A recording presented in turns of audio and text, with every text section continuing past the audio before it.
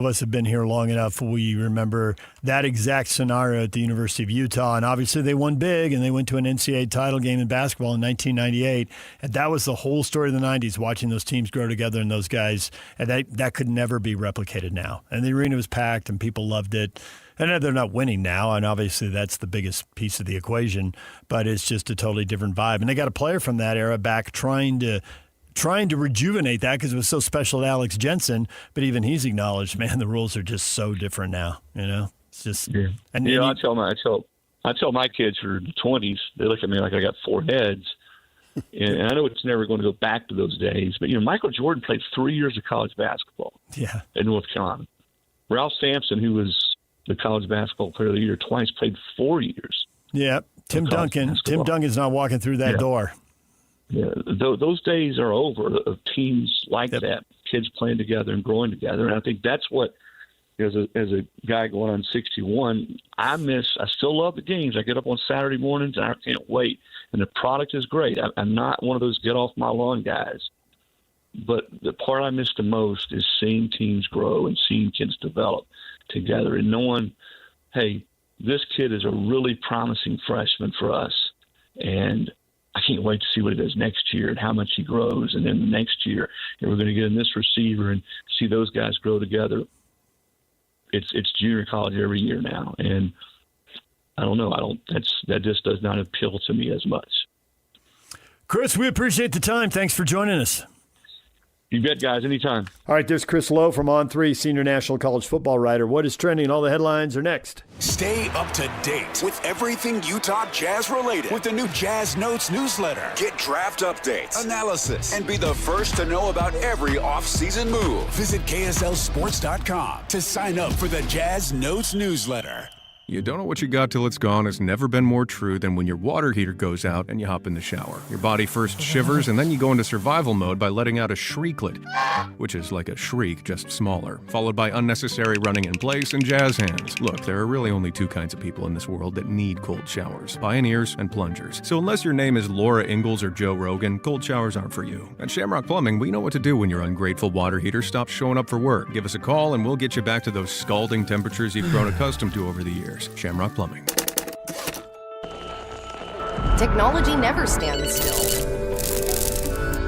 And neither does Lessels and IT. For 70 years and counting, we've helped businesses adapt, grow, and stay secure through every change. With experienced people and smart technology solutions, we make work easier, more productive, and more secure. Yesterday, today, and tomorrow. Let Les be here for you. Sometimes firefighting sounds like this. But most of the time, it sounds like this. And this. And even this. The first response to wildfire is prevention, not intervention. So douse your flames, keep your vehicles maintained, and let's fight wildfire together. FireSense is the first response. Hockey fans, let your voice be heard with the Utah Mammoth Fan Forum. Visit the Utah Mammoth page on KSLSports.com to connect with the team, other fans, and our KSL Sports insiders. Start chatting today in the Utah Mammoth Fan Forum on KSLSports.com. At University of Utah Health, we're mapping DNA to find the cause and the cure. Because 1 in a million is really just one. One person facing one incredibly difficult diagnosis. Looking for one thing: hope. Learn more at uofuhealth.org. Utah weather doesn't play defense, but your deck can. DuraDeck creates a 100% waterproof barrier for decks and rooftops, blocking snow, rain, and ice, while protecting the space below and extending your deck's life. Installed by certified pros and backed by a 15-year warranty, this is protection you can count on. Or are you interested in becoming a trained DuraDeck installer? Learn more at DuraDeckUtah.com. DuraDeck, built to outlast Utah. DJ, PK, and John from J. Brooks Jewelers. John, spring is here. That means engagement season is officially underway. If you're thinking about popping a question, this is your sign. That's right, DJ. At J. Brooks Jewelers, spring is always a favorite time of year.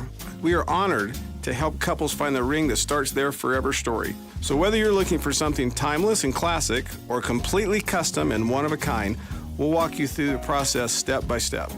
We take the time to understand your style, your story, and of course your budget, because the perfect ring should feel like a reflection of you. So from selecting the right diamond, from natural or lab grown, to choosing the setting that brings it to life, we're here to make it simple and meaningful.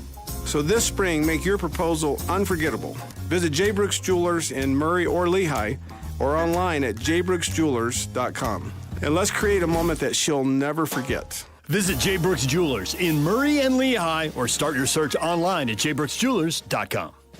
Tim Daly Mazda Southtown has financing as low as 0% on almost our full lineup of 2026 models, including Mazda CX-50s, Mazda 3 hatchbacks, and even our PHEV models. That's right, 0% on your favorite new Mazda. Get your new 2026 Mazda for as low as 0%. It's happening now at Tim Daly Mazda Southtown in Sandy. 0% excludes Mazda Miata and Mazda CX-5 models. APR for well-qualified buyers. OAC, 72 months at $13.89 per month for $1,000 finance with 0 down. Not available with any other offers. See dealer for complete details. The KSL Sports Zone and Beehive Meals are honoring people that impact youth sports in our communities. Nominate the youth sports volunteer you know for the Beehive Meals Hero of the Week at KSLSports.com/contest. 97.5 KZNS FM Colville, 1280 KZNS AM Salt Lake City, and KSL FM HD2 Salt Lake City Midvale. This is 97.5, the KSL Sports Zone. It's time to get your morning started with the news you need to know. News update. News update. This is what's trending with DJ and PK. Hashtag NBA. Hands back to Brunson, center. Hands back to Brunson, center court logo. Right wing, matched up with Castle. 3 to shoot. Brunson to the foul line. Pulls up for a floater. Front rim and in. And the Knicks have their first lead with 1:22 to go in the fourth quarter. 5.7 left. No timeouts remaining. Anunoby is handed the ball. Finds Brunson at midcourt. Launches a straight on 3. Missed it short. Tip by Anunoby. He put it in. Anunoby put it in. The Knicks take the lead with 1.2 to go. Anunoby out of nowhere. Bridges on Vassell. Hart on Castle. Robinson on Wembanyama. Pass toward the middle. Caught by Castle. Dropped by Castle. His shot is blocked by Hart. And the New York Knicks just pulled off the biggest comeback win in NBA Finals history. From down 29, they take a 3-1 series lead, stunning the Spurs, 107-106. What a beautiful mess of a game. The Knicks are up 3-1 after coming back from 29 down. How many people left, PK? Like that poor dude who hit the brake lights when Kirk Gibson's home run? Didn't look like there were many, though. But I don't know. I wasn't there. Yeah, so. Right. I figured it had to be somebody 40 rows up who left. You're right. The courtside stars were all there. They were gawking after the game. She was there. That's all that mattered. Nice. Where would you like to start in that missed 3 turnover salad disaster of a game? Well, I think you start at the end and go backward. Well, maybe the layup with 10 seconds left wasn't not only not the best idea, it wasn't even like the 14th best idea or the 41st best idea. Sure, you're assuming he makes both free throws. No, I'm not. I'm not that because I had just watched Wemby miss free throws. But I take my chances dribbling more time off the clock. Take my chances, baby. I'll risk it all. Oh, yeah. I don't know that the clock played, but I get the point. It was not the right move because it didn't go in. If it had gone in, it would have been, oh, great. No one would be talking about it. If Brunson came down and hit a 3 and they lost in overtime, no one would be saying anything. OG Wananobi, whatever you say his name, had a clear path. Yes. I wonder if they had like a 7'4" guy who would have been in the play and maybe be at the rim. Huh. But I needed him to guard Brunson. Yes, who he did intimidate Brunson into a low percentage shot. Right, because he knew that the lane would be wide open. There would be nobody there. Why were they doubling? If you got Wemby on him, you don't need a second guy on him. I don't know. So I don't know. He wasn't that. Who was it? Fox. He wasn't going to box out OG. In all the terrible things that happened. That was great by Anunoby to inbound the ball and don't stand there and be a spectator on the play. No, he ran right to the basket. All the way to the hoop. It was the Red Sea. It was a clear path. Yeah. And there was no foul. But there was mentally. Oh, mentally there were a million of them. Oh, my gosh. Wemby's 7-4. He gags on the 2 free throws. He gagged on the turnover in game 2. And then he's flat-footed in the biggest rebound that he could have ever gotten in his life. He's only 22, so he'll have plenty more. But he's flat-footed, and this man who's nothing but hustle goes flying in. Now, it worked to where it went. It came to him, right, yeah. But still. You got to give yourself a chance by getting in there and getting in the mix. Do I want my 7'4" guy guarding the shortest guy on the court? Well, he had 36 points and was killing you, so there is an argument that you actually needed to take him out of the play. But when the shot goes up... But they didn't take him out of the play. Wemby took himself out of the play. When the shot goes up, you got to turn around and go get the ball. You can't turn around and stare or jog. And he's flat-footed. Yes, he was. And he was 4 of 18 shooting the ball in the last 3 quarters. And then there were times where he's volleying and tipping. It's like, grab the ball and dunk it. You're 7'4". And he's playing below the rim, slapping at it. I didn't understand I think it they were at all. 3 of 17 from 3 in the second half because some nerds said you have to take threes. Taking terrible shots. Champagne took one as part of the Knicks' 10-0 run to start the third quarter and give him life. He's 1-on-2. He's got no rhythm. He's way behind the line. There's no offense. It's like 20 on the shot clock. They just throw the ball ahead, and he just launches it before his team gets there. It was horrific. Yeah, they were hot in the first half. But they were also getting great. Yeah, but they were getting great looks in the first half. Everything you say about, you can take them if your feet are set and if you're open. They got so many great looks. Legler was saying it. He wasn't jumping up and down. He's like, the Knicks have to get better contests. You're up 2-1 at home. Try to compete in the first 24 minutes. Great that you didn't roll over in the second half and, full credit for the comeback and all that. But you did it to yourself in the first half. That wasn't nearly a good enough effort. And the effort was way better in the second half. And I think whoever lost that game was inevitably going to say, man, we really butchered it. Now, it turns out the Knicks got the tip in and got the win, so they don't have to say that. But they would have said it if they hadn't gotten that because that was a terrible first 24. Sure, that's sports. And then the Spurs. Brutal. Sit here all morning and list all the things that went wrong. Fox throwing the ball out of bounds for no apparent reason. Fox throwing the ball to Hart for no apparent reason, and then Hart missing a layup or a dunk or not being able to pick between the two, whatever went wrong there. Blowing a tire with 2 minutes to go in a 1-point game. But in the end, the Knicks are up 3-1, and they're just a game away. LeBron James was asked about the inevitable GOAT debate surrounding him and Michael Jordan during a recent interview with Time, part of a wide-ranging interview. Quote, I'm not taking nobody over me, there's no question, but I think Michael will say the same thing. Rest is cold. Kobe will say the same thing. Magic will say the same thing. Bird will say the same thing. Shaq could say the same thing. The late, great Wilt, Kareem. I think none of us are going to take somebody else. If there's a general manager and he's eyeballing us all on the baseline with the number 1 pick, it's going to be hard not to take me, champ. Champ? I guess that's what he said at the end of his quote, yeah. Comma, champ, closed quote. Who cares? Lots of people because they like to debate this, but I get your point. At the end of the day, you get any one of these people that he just listed on your team, you're thrilled. And you're winning multiple championships. I'd have him at best 4th. MJ1, what about Bill Russell? No, didn't see him play. Not my era. There's 8 teams in the league. I'm not discounting what he did, but not for me. No, I put Abdul in there. I put Magic in there. I put Kobe in there. Yeah, I'm a Laker homer. I said it. There it is. All right, DJ and PK. #NFL. Well, now the details are out. We told you yesterday Patrick Mahomes reworking his contract, freeing up millions of bucks for Kansas City this year. I think it was about $10 million he freed up. It extended his deal through 2033. It adds $239 million onto the deal, and it raises the overall contract value to a record $504.75 million. And it might be renegotiated again. Who knows? Man, 3 or 4 more contracts like that, and he'll be in Cody Campbell territory as the richest Texas Tech alum. Move over, Cody. See how much of that he actually collects and how the deal gets reworked over time.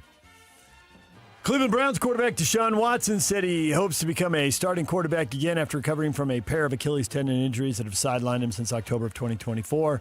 I think each and every person that walks into the locker room should have the mindset you want to start in this league. That's why we show up each and every day, to be able to go out there and be able to perform on Sundays or whatever day the game is. So, yeah, it's definitely the main focus of why I work hard to be able to come back. I'll give you one each and every, but not two. Two each and everys. You already covered each and every. You don't need to go back to each and every again because you have each and you have every. Right, so I'll give you one per statement, but not two. He's not going to start again, is he? Sean Watson? Well, Start it and keep it. Quarterback on the team, he should. Feels like Cleveland will rotate through quarterbacks here for a year and then draft again next year and start over again in that what is supposed to be a quarterback-heavy draft. DJ and PK. Hashtag college football.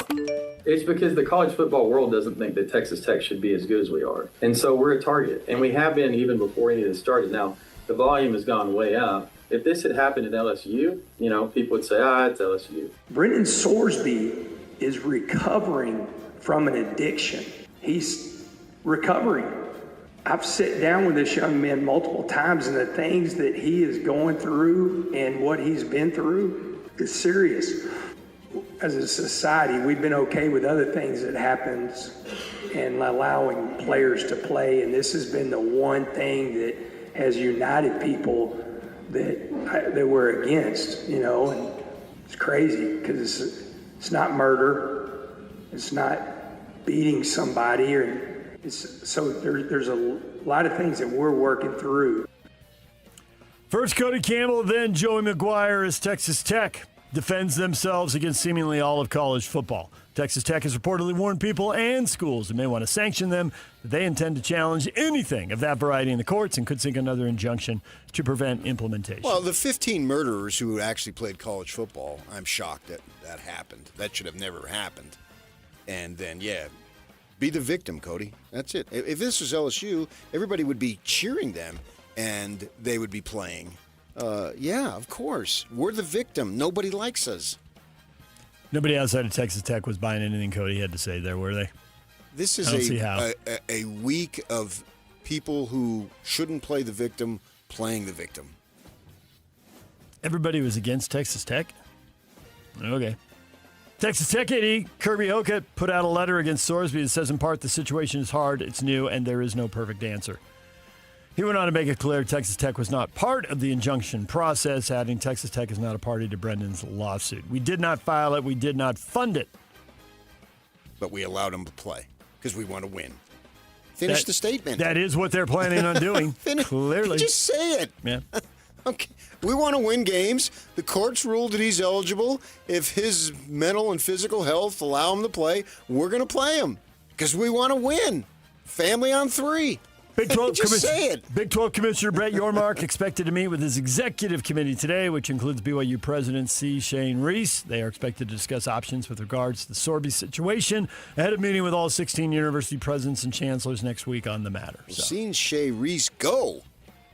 This is meeting number 2 out of 3. What will they do? Have a meeting. Yeah. I suspect the process is AD's made suggestions. Executive Council will come up with one or maybe a couple of executive council. It's I think it's a small group of the presidents, but not all 16. It's a group of 3. Shane Reese and the 2 Kansas waste schools. Of time. And then they'll tell the whole group what to do rather than have the whole group argue about every possible option. There's one option. 2, suspend them or don't. What about ban them from postseason play? What's the point at that point? Well, they want to play in the playoffs. It might intimidate them into not playing them during the regular season. I mean, it'll go to court, and then they'll find out if it works or not. No. That's he can play 12 games or 10, 13, but he can't play the final 2 or 3. That doesn't make any sense. DJ and PK. Hashtag Major League Baseball. Into the windup. Here's the pitch. Fernando swings, hits it on a line deep to left field. Bladay's going back. This one gonna go! A line drive, game-winning home run, just over the fence in left. And Fernando's second of the year, a game winner against the Reds. Bases loaded, nobody out. The pitch. Swinging. There's a high drive down the right field line, deep into the corner. It's a grand slam! I can't believe it! The 21-year-old Eldridge has electrified Oracle Park. It's a game-ending grand slam! Yeah, at that moment, they thought they had the best comeback of the day. Knicks hadn't done their thing yet, but the Giants were trailing Washington 9-1 going to the 8th inning. 5 in the 8th, 5 in the 9th. The walk-off grand slam down 10-7. They win at 11-10. Yeah, he's supposed to be their number one prospect, so. The future. Bryce Eldridge is his name, so we'll see what he's able to do. Shohei Ohtani's ERA is now up over 1. It went from 0.74 to 1.06. Gave up 4 runs, 3 earned. Dodgers lose to Pittsburgh 9-8. They had a 5-run lead.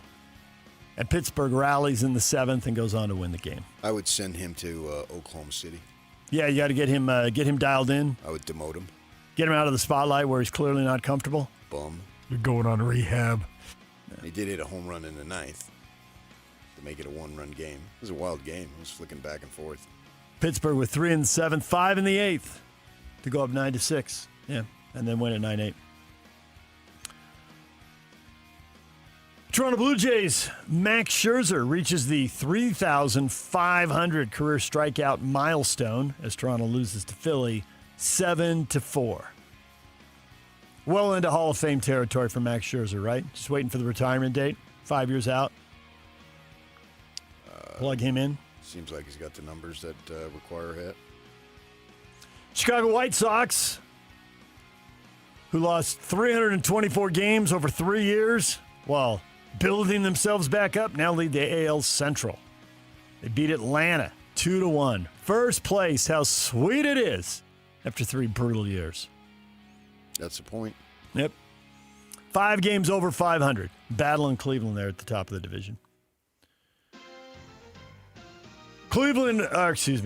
Kansas City Royals right-hander Seth Lugo took a 106-mile-an-hour line drive to his forehead off the bat of Brandon Nimmo in their 6-4 loss to Texas. He was able to get up and leave the field without assistance.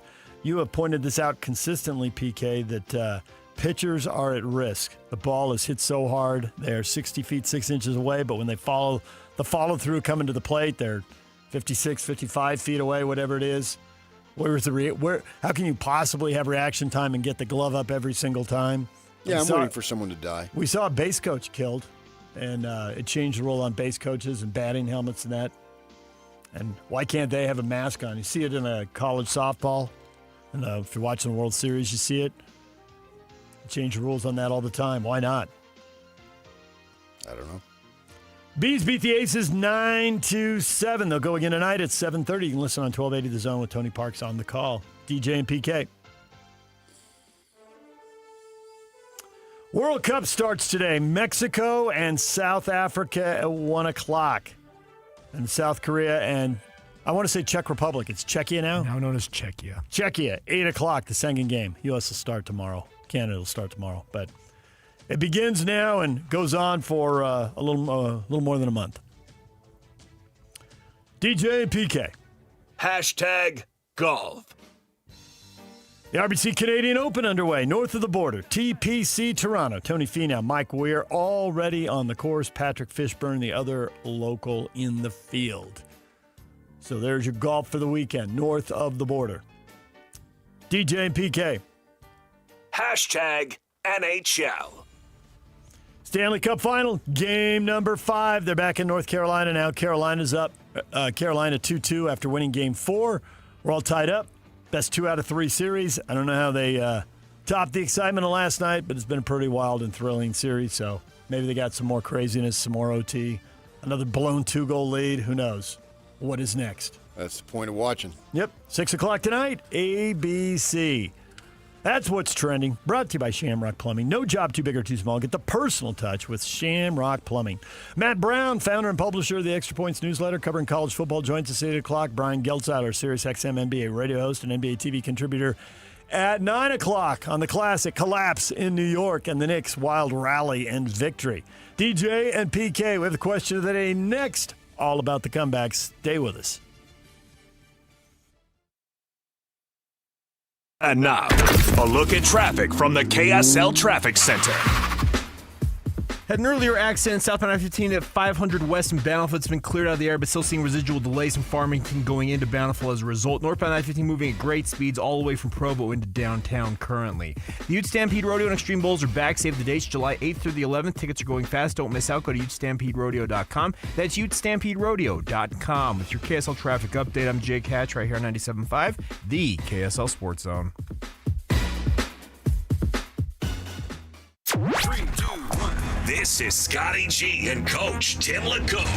Come on, this is a guy that fully admitted that he had gambled. He had over $90,000 worth of bets, many including games that he was playing in, teams that he was on, teams that he had insight into game plans, and the injunction is granted. You will see Brandon Sorsby unless an appeal is made, and they're banking on the fact that this injunction will remain in effect until something can happen, and that won't be until after the season is over. So Brandon Sorsby may be playing college football, folks. The problem in a nutshell is this.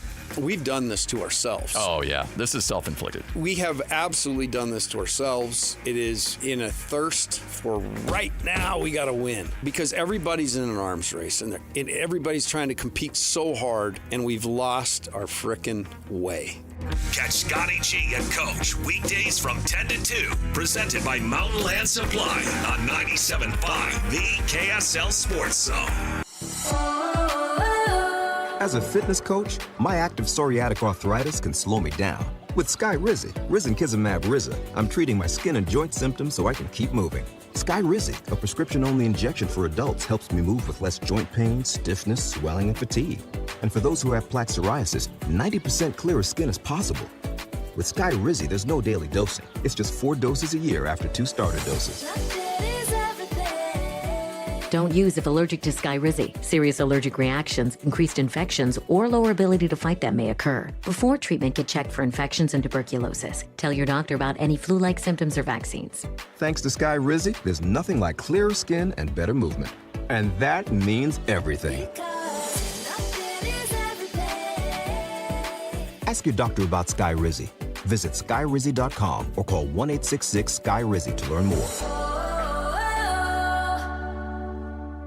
Has your doctor told you it's time to lose weight? Is your blood pressure up, your cholesterol keeps climbing, or you're already on medication and wondering, is this just my life now? Been told you need a procedure or surgery but have to lose weight first? That's where most people get stuck. At SLC Fat Loss, we help people lose 20 to 40 pounds naturally in about 60 days without injections, prepackaged meals, or extreme workouts. But more importantly, we help you keep it off so you're not stuck wondering what problem is next. Imagine lowering your blood pressure, improving your health, and taking pressure off your joints. Because if nothing changes, it's more medication or bigger problems down the road, especially if you have a family history of health issues or feeling the effects of getting older. Alex Curie here. I dropped 65 pounds in just 60 days. That was 2 years ago on Salt Lake City Fat Loss. I've kept it off. You can do it too. SaltLakeCityFatLoss.com. Many clients lose 20 to 40 pounds in about 60 days. Schedule a free consultation and take control of your health. Go to SLCFatLoss.com. That's SLCFatLoss.com. Results may vary.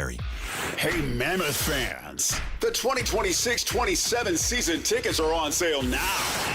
Be there for every goal, every hit, and every moment of the next season. Season ticket members get the best seats, the best value, and exclusive perks all season long. Call or text 801-325-PUCK. That's 801-325-PUCK to reserve your seats today. Don't miss a moment next season. Tusks up. This is Nate Orchard from Advanced Window Products. When you live in Utah, your windows do a lot more than let the light in. They protect your home from freezing winters, blazing summers, and everything in between. That's why Advanced Window Products builds every window for your local climate. No middleman, no out-of-state delays, just factory direct quality, custom made for your home. Imagine a quieter home, a warmer home, a cooler home. Our high-efficiency vinyl windows are engineered to lower your energy bills and boost your comfort all year round. And installation is done by our own certified in-house crews, never subcontractors. That's why why Utah homeowners give us 5-star reviews. Right now, take advantage of our anniversary sale. For a limited time, get $2,500 off when you buy 10 or more windows. Call 801-850-9100. That's 801-850-9100. For 40 years, Advanced Window Products has been the name Utah trusts for custom replacement windows and sliding glass doors. Advanced Window Products, built here, installed here, trusted here. Call 801-850-9100 for that $2,500 off, or visit us at advancedwindows.com to schedule your free in-home estimate. I don't need to explain to you that water runs Utah, that we didn't get enough last year, or that Utah is one of the driest states in the country. But I will tell you, slowtheflow.org has tons of tips for saving water. Head to the website to learn how you can keep Utah beautiful and livable. The KSL Sports Zone and Beehive Meals are honoring people that impact youth sports in our communities. Nominate the youth sports volunteer you know for the Beehive Meals Hero of the Week at KSLSports.com/contest. This is Utah's best coverage of the Utes, Cougars, Jazz, and Mammoth. Here we go. From the guys who have been there for all the biggest moments in Utah sports history. You're listening to DJ and PK on 97.5, the KSL Sports Zone.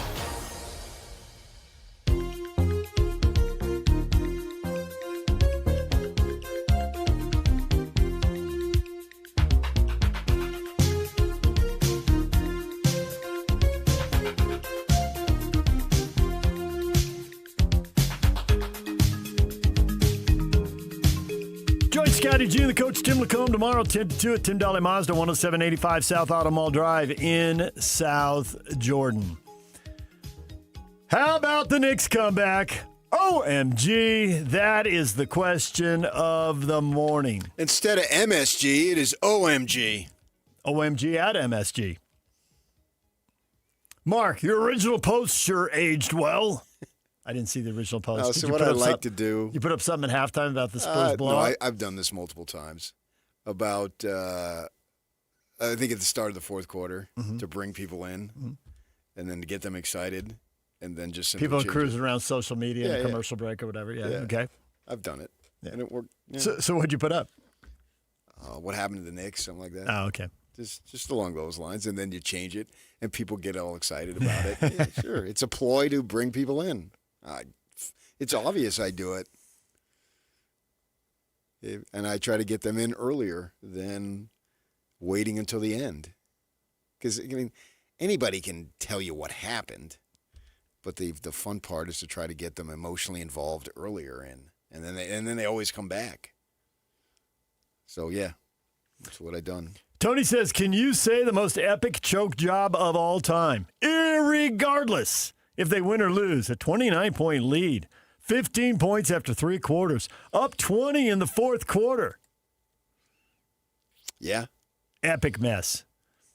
If you want to go that way, and when Wembanyama missing the 2 free throws, I mean, in a game like this, everything counts, right? It's all magnified. You can I don't know that you can put one play over the next as, that was more important. But that's a big one. That's the kind of thing when that happens, I'm sitting there like, well, the basketball gods aren't going to let you win after you do that. Although, to be fair, when Fox threw the ball to nobody in particular at midcourt and Hart took off and missed the layup that would have given the lead with 2 minutes to go, I thought, well, when the basketball gods, they're not going to let you win after you do that. Yeah, he got Somebody's in between laying it up and dunking it. Yep.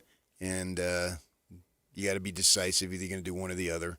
And he took off and wasn't quite ready, close enough to dunk it, and so he was a little awkward there. But yeah, that would have been a massive play. That would have been a massive play, but he gets past because they won the game.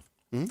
As far as all-time collapses, isn't Mets, Red Sox, Game 6, little dribbler up the line through Buckner's legs? Because it wasn't just that play. I mean, that's a play one remembers, but it was everything that happened in the inning leading up to that.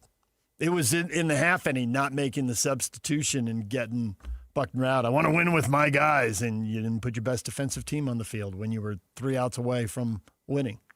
So I always thought that was up there as an all-time collapse. Okay. This has to go up there as an all-time collapse. Yeah, no question. The people were going to the Super Bowl, the Falcons, all-time collapse, 28-3 over the Patriots in the Super Bowl. I couldn't recall one play from that game. There's a big 2-point conversion in it. But you're right, it's a blur in the comeback. But those are 3 that came to my mind right away. Sure. The Fine. Houston Oilers went to Buffalo and blew a 35-3 game. Rats. In the playoffs. Matthew sees all the positives in it. What an epic game. The atmosphere was electric in the fourth quarter. Watching Seinfeld at the end was awesome, along with Adam Sandler. Celebrities gawking. Fired Matthew up. Well, in that moment, outside of the proximity to the court, they're just fans. Yep. Now, they have the wherewithal and the financial means to get as close as possible to the floor. The rest of us don't. But other than that, we've seen that plenty of times where they are just Joe fan, Mary fan.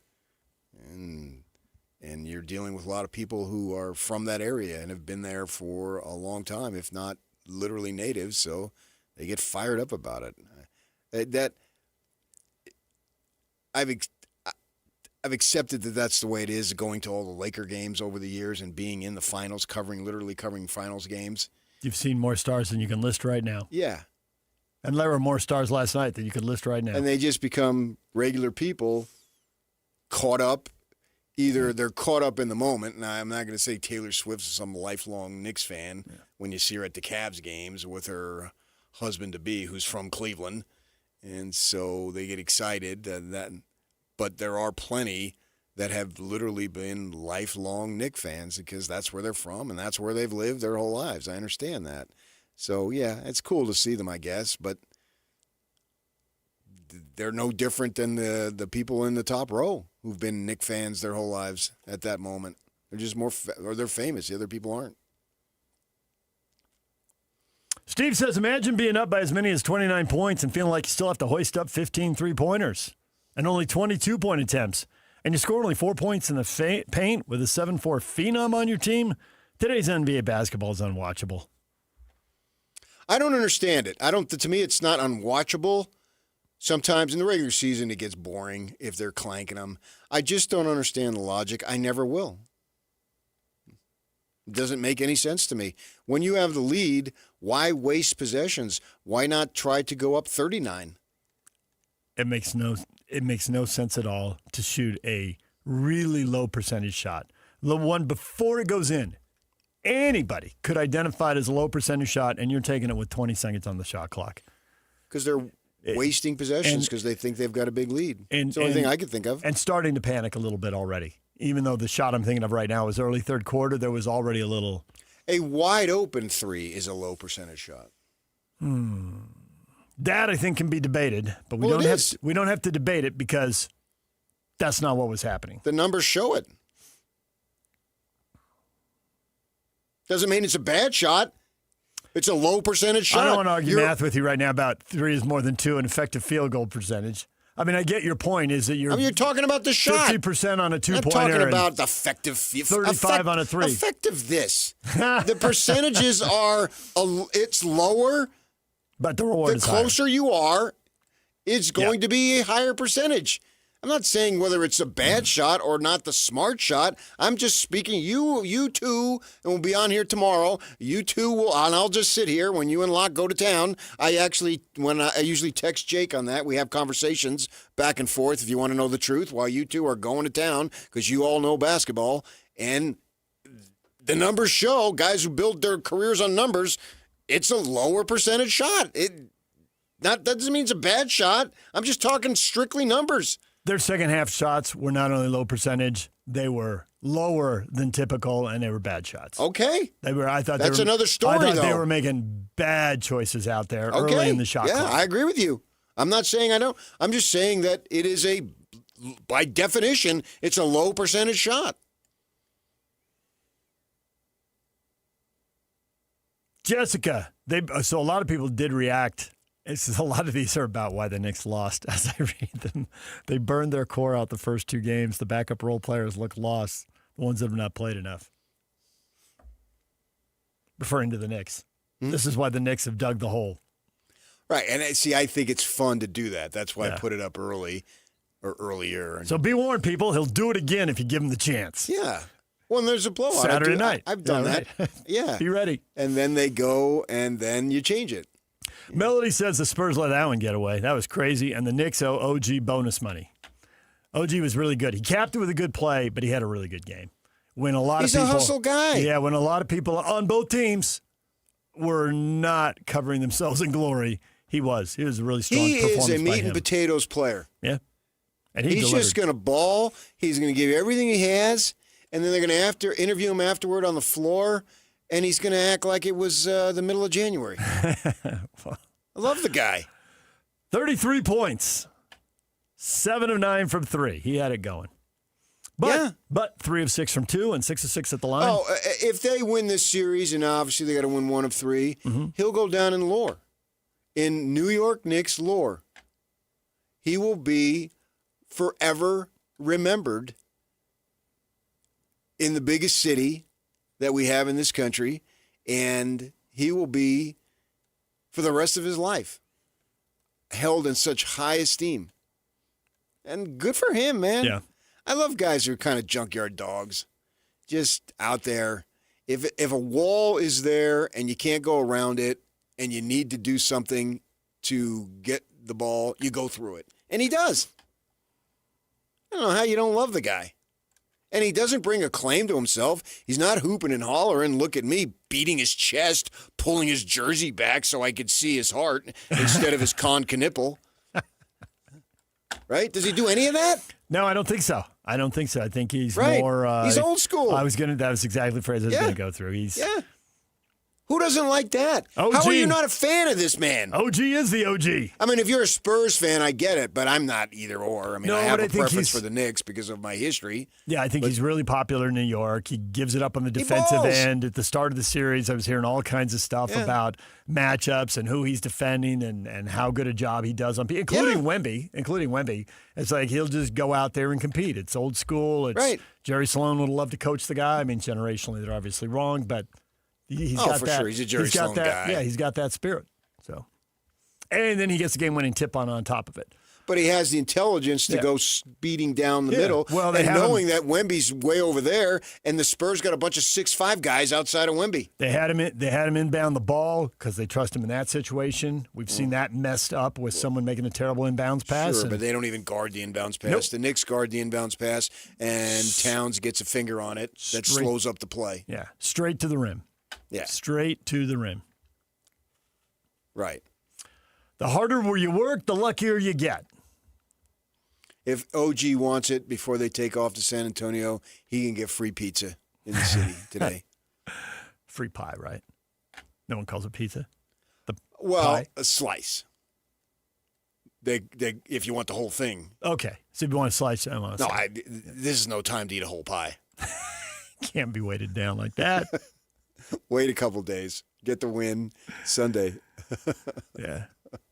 He is, for the series now, he's averaging 24 points a game. He's shooting 58% from the floor and 55% from the three-point line and 91% from the free throw line. Guy's a baller. Wow. Having a series. I appreciate what he brings and what he does. I just like the fact that he works. And the Knicks fans are really appreciating it right now. I just love that he works. So the stats are great. There's no doubt about it. These stats that you just read are great. But they love him for all the other stuff he does and the way he'll play at the defensive end of the floor and on down the Never line. give up. Nope. That's what you want, man. And then this way, if you lose, well, you got nothing to be ashamed about. I don't think. You left it all out there. Yeah, and he does. Yeah. And then he just stands there. Yeah, well, the lane was open, and he's playing 37 minutes a game, and he's had 2 turnovers in the entire series. And that's why he inbounds the ball. They can trust him. He's not going to cough that thing up.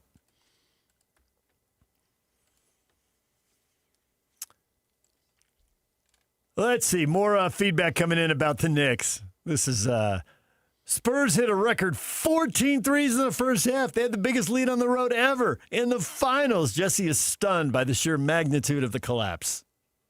Well, I think we all are. I can see that. You could say it as many different ways with as many different stats as you want. Actually, sure, we're stunned in a sense, but as it's happening, you're not stunned. No, the whole time because you don't go from 29 to 2. Well, At 29, I was thinking as the lead hit 25 and then it bounced around, it was starting to head back to 20. I was thinking how many times you sat here and said, a 20-point lead in the NBA isn't safe anymore. If the guys are if they're cold from 3, it's a disaster. But if they got any kind of a roll at all from 3, you hit 4 or 5 of them and you're right back in the game. And you know they can. It's part of the lure why they keep shooting. As long as the other guy isn't. Right. And the Spurs took the lead. I mean, when the lead was going double digits, I think it was like 31-20 or something at one point, and there was a graphic up. They said they're 6 of 8 from 3. And then I think it was 31-17. And I think the Knicks at that point were like 2 of 6 or 2 of 7 from 3. Kind of a normal number for the Knicks. A little cool, but not a big deal. I was thinking, well, the difference in the game right now is 4 3-pointers. This is 12 points. It'd be 19-17, and nobody think anything of it. And the problem at that point was the Knicks had a ton of lethargy, and the Spurs were getting great looks. They were passing the ball 3, 4, 5 times again, wide open shots. Well, sure, they were great front runners. So when the Knicks played better defense in the second half, I mean, to their credit, the best thing the Knicks did in this, you got to keep playing. But at 29, I got to remember thinking, well, we are well beyond PK's 20-point margin. You just don't see 29-point leads at. But they went on a 10-0 run early in the third, is back to 20, and there's still a quarter and a half That's what I'm saying. It's not really a 29-point lead because that 10-0 run just eliminates that. So fast. Yeah, and so then you got to go from that point, and then you go from that point. And it's stuck at 15 for a good while. Right, basically. But 15 and a quarter was that's what I'm saying. doable. It's doable, yeah, especially at home. You got the crowd and everything. We see 35 to 20 quarters, so it could happen. Yeah. And the Knicks have a history. They did it against Cleveland, and so they know to keep playing. And San Antonio has a history, this particular team, and maybe its youth, of gagging. The Spurs scored 30 points in the second half. Yeah. 30 points in 24 minutes. Totally opened the door for the Knicks. And the Knicks scored 58, and it turns out to be just enough. I did think that one of the better takes I heard, and I don't know who to credit it to, but me.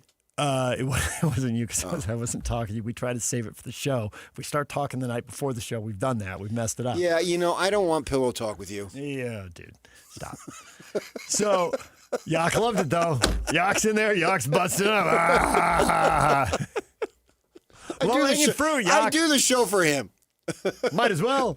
He's the classic Utahn. Might as well. He's also not joking that he legitimately texts me when you and Locke get on these diatribes. Oh, I know. I see him over there doing it. Yeah. He literally asked me, "How are you today?" So the thought was that some of the blame for this, obviously Wemby deserves some blame, and Fox. Wemby's the best player. He misses 2 massive free throws. He's 4 of 18 in the last 3 quarters.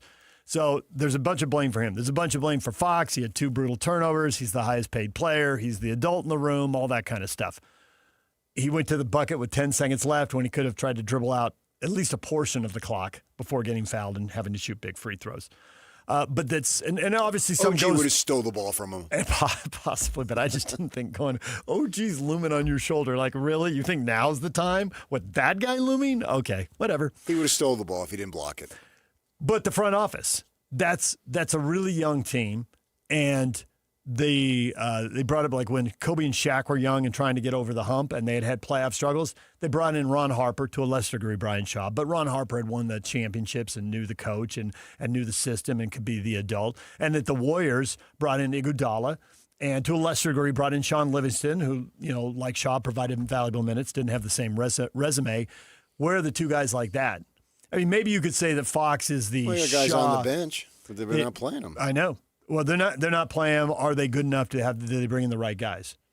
I mean, Olynyk's sitting over there. He's a big, not a guard. Did they bring in the right kind of guard? And will they need to add somebody like that in the offseason? And then they sit Harper, which makes no sense. They've done it multiple times. I know. This Mitch Johnson, he's not going to go down as an illustrious MJ. On your list of great MJs, he's going to be ways down the list. You got Michael Jordan. You got Michael Jackson. Magic Johnson. That's 3. He's 4th at best. All right, DJ PK, it's 97.5, the KSL Sports Zone. Matt Brown at 8 o'clock. Stay with us. And now, a look at traffic from the KSL Traffic Center. Southbound I-15 is still seeing delays from Farmington into Bountiful.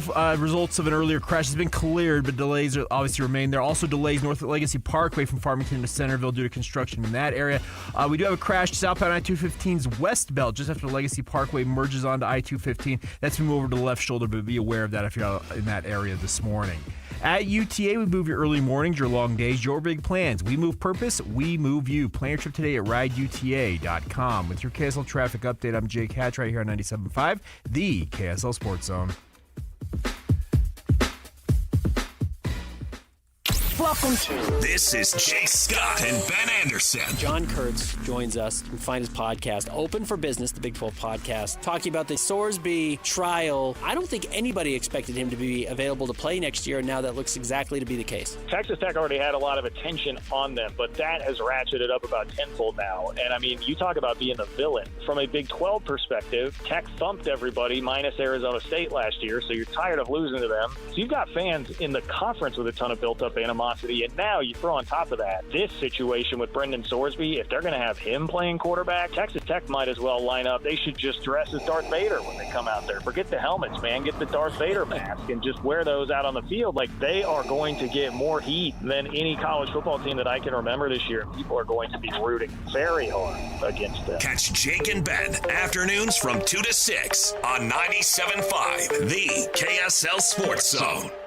Tim Daly Mazda Southtown has financing as low as 0% on almost our full lineup of 2026 models, including Mazda CX-50s, Mazda 3 hatchbacks, and even our PHEV models. That's right, 0% on your favorite new Mazda. Get your new 2026 Mazda for as low as 0%. It's happening now at Tim Daly Mazda Southtown in Sandy. 0% excludes Mazda Miata and Mazda CX-5 models. APR for well-qualified buyers. OAC, 72 months at $13.89 per month for $1,000 finance with 0 down. Not available with any other offers. See dealer for complete details. As Americans, we love to try and fix our own stuff. It's as American as Paddington Bear. We pride ourselves in going to the hardware store and knowing exactly where to find the tools we'll only use once. But every once in a while, we bite off more than we can chew. When once all the screws are stripped, wires crossed, and hairs grayed, isn't there a certain charm to admitting you need an expert? And don't worry, there are lots of things that need help, but don't like to admit it. Things like self-checkout machines. I feel like I'm doing most of the work there. Autocorrect, again, most of the work. Also, the French. So if you've general custarded yourself into a bad situation, give Shamrock Plumbing a call. We're here to help. The biggest event of the year, Monster Jam World Finals, returns to Salt Lake City, Utah, July 2nd through the 4th. The most trucks and all the best drivers in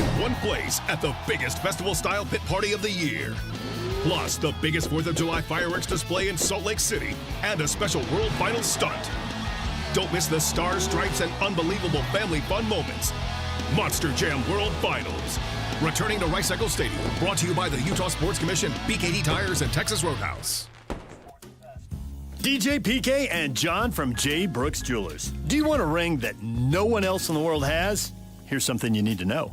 That's right, DJ. At J. Brooks Jewelers, we're a full custom jewelry house, which means that we design and create your piece start to finish right here in Utah. From the first idea you may have seen online to the very final polish, everything is done in-house by our expert team of artisans. So when you work with our custom stylists and our highly skilled artisans, there's no mass production and no middlemen, just true craftsmanship and collaboration. We'll sit down with you and talk through your vision, show you design concepts, and bring your dream piece to life with precision and care. So whether it's an engagement ring, anniversary gift, or heirloom redesign, we love creating something that tells your story. So if you can imagine it, we can make it. So come see us today at J. Brooks Jewelers in Murray or Lehigh and begin your custom journey today. J. Brooks Jewelers, your locally owned family jeweler. Summertime is here, and Tim Hughes back with my friends Greg and Mike at Replenish Landscape Garden Products.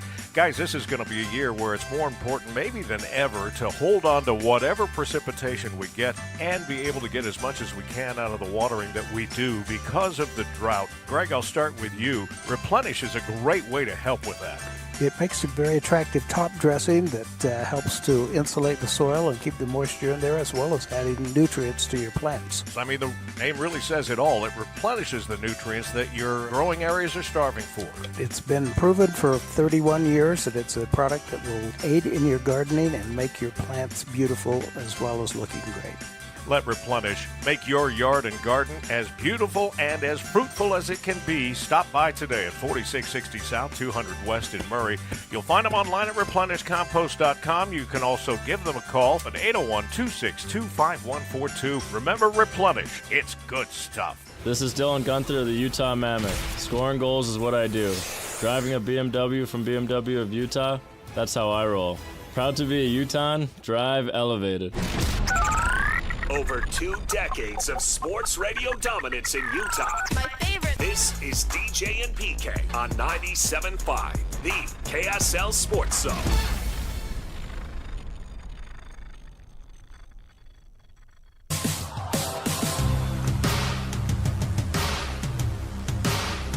All right.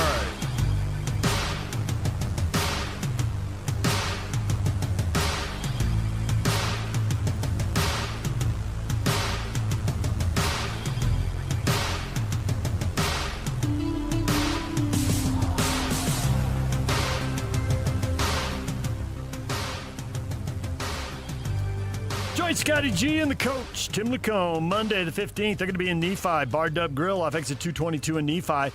They'll be doing their show live on location from 10 a.m. to 2 p.m. I thought about stopping there. I wasn't sure exactly which exit it was. I was going into the summer games and coming back. Well, and then put in your phone, Bar W Beef. I should have. I know. I should have. You got that GPS thing in your phone. Take it right to the front door. It occurred to me as smartphone. It occurred to me as I was driving through town, but I was racing there to get there for the live shot, and then I came back and went through there early Saturday morning. When you became a sports specialist. Yes, it was on the sports specialist. Sports specialist David James. Yeah. Say it with some gravitas there. Don't just spit it out. Hackneyed blowhard PK. Joining us now. Join us 9 to blow through the stop sign in Jeremiah Jensen's eyes at the Rose Bowl, Patrick Kinahan. Wind him up and let him go. How about Big Vic? This is his darkest moment. He's only 22 years old, but he's running around. I'm in your head, I'm in your head, I'm in your head. And then you go to the free throw line, you clank two. Yeah, and then you're standing flat-footed in the biggest defensive rebound of in your career. This iteration of the Spurs. Do you have to tell some Mitchell Robinson that you're in his head? Nope. Multiple times? Taunting up and down the floor? Taunting the basketball gods. You're Big Vic, and he's Mitchell Robinson. You don't even make eye contact. Don't even talk to him. It's not worth your time. You're you. You're you. You're about, I don't know, probably you can play 15 more years, so you're 20 years away from your Hall of Fame induction. How embarrassing. Yeah, and he's out there trying not to hurt a broken finger. And he's Mitchell Robinson, who the whole goal is to actually shoot a free throw that's above 10 feet, so it has a chance to go in. Hack a Mitchell Robinson there early in the third. Was it late third? It was third quarter. Anyway. His free throws are fast break opportunities for the other team. Keep your eyes up and get your hands up because that rebound might hurt somebody. He might as well do a shot put thing where he twirls around 3 times. Yeah. Staggering at the free throw line. And Big Vic is telling us he's in his guy's head, who's a nobody. He's in the NBA, but still. You're right, Big Vic. And it's going to come back to haunt you. People are going to mock this moment. And then you're at the free throw line, and you can't even make one. You just take the OG Anunoby attitude. Just head down, keep plowing forward. Celebrate after you win. Bottom line is you don't mess with people from the metropolitan area. It doesn't turn out good. Not the tri-state area. You can mess with Connecticut. But the metro area, more New York and Jersey. I'm talking a grimy area. The people from the grimy Not your areas. Beautiful upstate stuff. Yeah, not where you're one of the 10 richest counties in the world. Somewhere where the sun never hits the pavement all day long because the skyscrapers are so big. Yeah. If I ever see where I grew up, if I saw a blade of grass, I wouldn't know what it was. Then how'd you play all that baseball you tell us about? Because that's the perception, but it's not even close to reality. You get 30 miles out, you're in the country. It's just like here, people can't get past, they don't understand. Hey, I live 10 miles from Snowbird. I can go in the woods, in creeks, and so forth, in canyons, in minutes. It's hard for people to imagine that, but that's what you got there. The first time my sister-in-law came out, she said, We just went through like 5 different microclimates in like 35 minutes. How did that happen? And my family, we've never once discussed microclimates. I was surprised when she used that word. It always stuck with me. Like, ooh, we're talking microclimates. That's the educated. That's literally the first time I met her. The highfalutin society that you grew up in. She's like your sister with the advanced degrees. But you super grew up smart. with 2 college-educated parents. I grew up with 0. I did. Yeah. That's a difference between me and you. True story. Yeah. That's where my perspective is looking up. Your perspective is looking down. That's not true. And who's looking down now? Are the Spurs out of it? Because I could say no, they're not. You have to somehow block it out. You have to muster that inner strength mentally. Well, what they're telling themselves now, whether it works or not, is they're going to have 2 days to get really mad at themselves, and they'll have their crowd amping them up. We've seen plenty of times where they're 0-2, where a team's down 3-1 and they're coming home. And, yeah, you're not going to lose every home game forever. I mean, you're going to – so they win Game 5. Now they're coming back to the Garden saying we just have to get this because the Knicks want no part of a Game 7 back in San Antonio, which no team in that position should. So you got to figure out at that point how to win Game 6 at the Garden, and you can pull the shocker. So you can talk yourself and rationalize yourself into it. But if you're the Knicks, I mean, come on. The Spurs have folded. They'll fold again. They won a Game 7 on the road. We've had 2 closeouts on the Game 7s that the road team has won. It's not anybody's game, but if I'm a longtime Knick fan, I do have a little bit of history there going way back as a youngster. This is no time to celebrate. Agree with that. Finish. What was Kobe's line? Finish the job. Job's not done. That's what he said. Job's not done. Right. Oh, but you're up 3-1. You got another one. Job's not done. And with that in mind, I think you were up 2-0 when he said that. Okay. You are fortunate to we always say, well, you got to steal one on the road. Well, they've stolen 2. Game 2 and Game 4. And you have to think, I'm not one to act like the Spurs are dead. As long as you learn from these things, and even if it's not this year and you get a title next year or the year after, that's okay. Because if you go through stuff for the first time, you shouldn't be at your best. As long as you learn from it. That's a metaphor for life, really, that if you have a difficulty and you make some mistakes, you do some dumb things, if you learn from that and turn it into a positive, okay, I can live with that.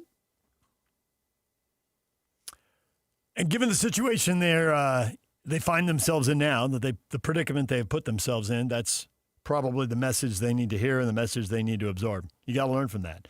Right. You're taking a little longer view, and you can because you're doing a sports talk show, not coaching the team.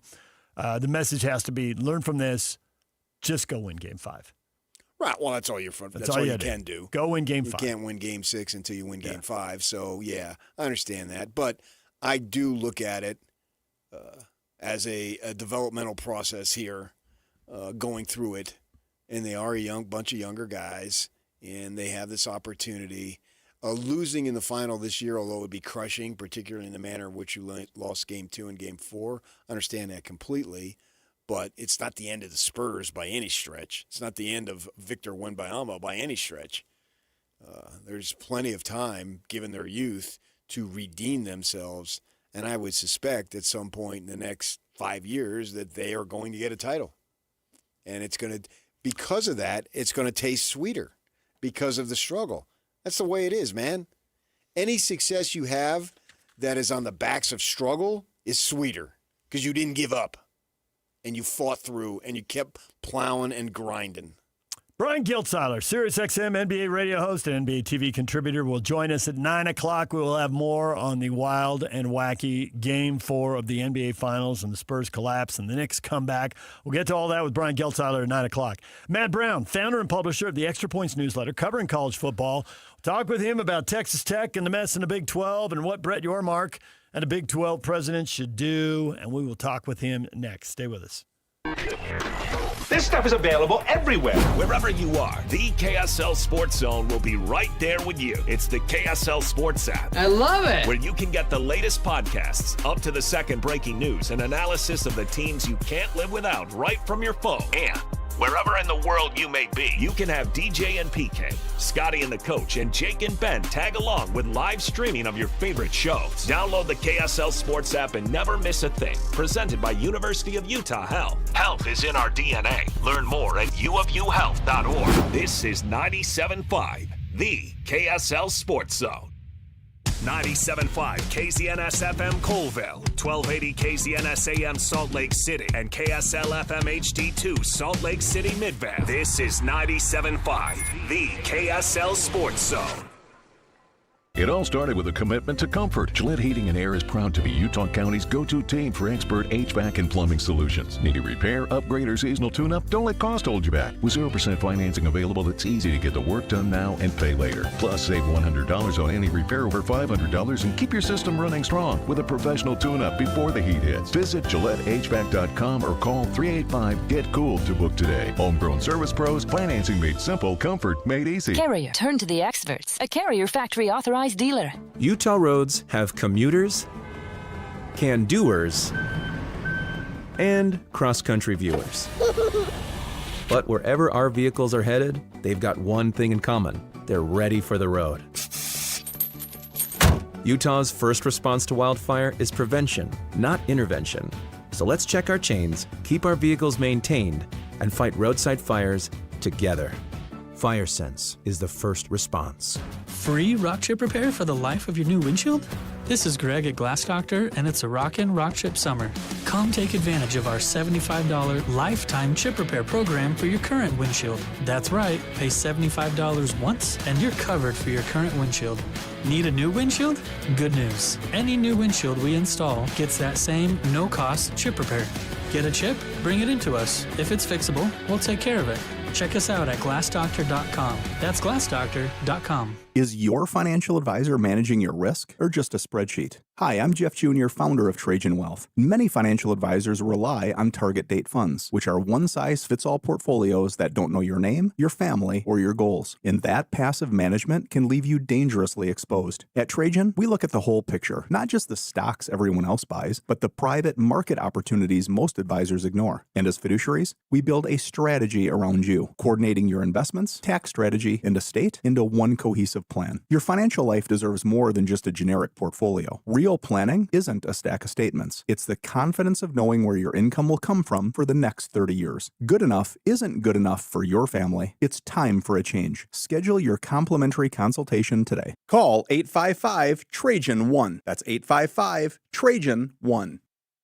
Advisory services through Trajan Wealth, LLC, an SEC registered investment advisor. Private equity investments require accreditation. Other services through Trajan Estate and Trajan Tax. Additional disclosures at TrajanWealth.com. Summer savings are happening now at Paris RV, starting with the Forest River Rockwood Hardside High Wall Series A101 RV for only $13,995 or $159 a month, $499 dock fee and $0 down. Or the Forest River XLR Boost 2017B Toy Hauler for $39,995 or $399 a month, $699 dock fee and $0 down. Or load up into the Gulfstream Conquest Class C 6237 LE for $74,999 or $599 a month, $899 dock fee, and 10% down. Come see me at Paris RV. Paris RV is your locally owned, family-run RV dealership. We strive hard to find the very best RVs for the price. With 4 locations, over 1,000 RVs in stock, 42 service bays, and 4 super parts stores. We're sure to help take your family on the best RV vacation. Check out our perfect family bunkhouse trailer, the 26BH, that sleeps 9 for $19,995 or $227 a month, $0 down. Life is short.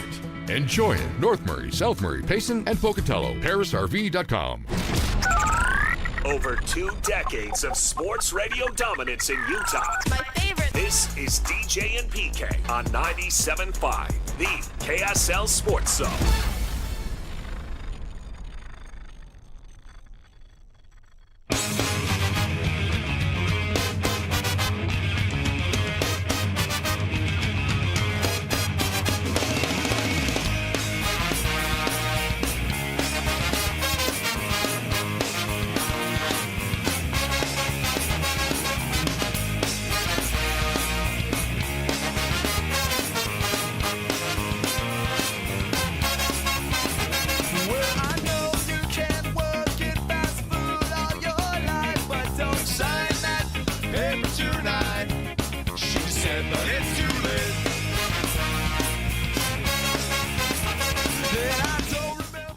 BJ and PK, it's 97.5 KSL Sports Zone.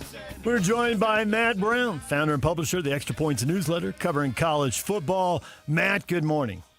Good morning. Thanks for having me, fellas. Thanks for coming on. We've had you on before. We follow the stuff you do. We see all the stuff on social media, people referencing stuff you do. We probably have about 100 different things we could ask you about. We could keep you here the rest of the show. But if we don't ask you about Texas Tech right out of the gate, we are completely losing the plot.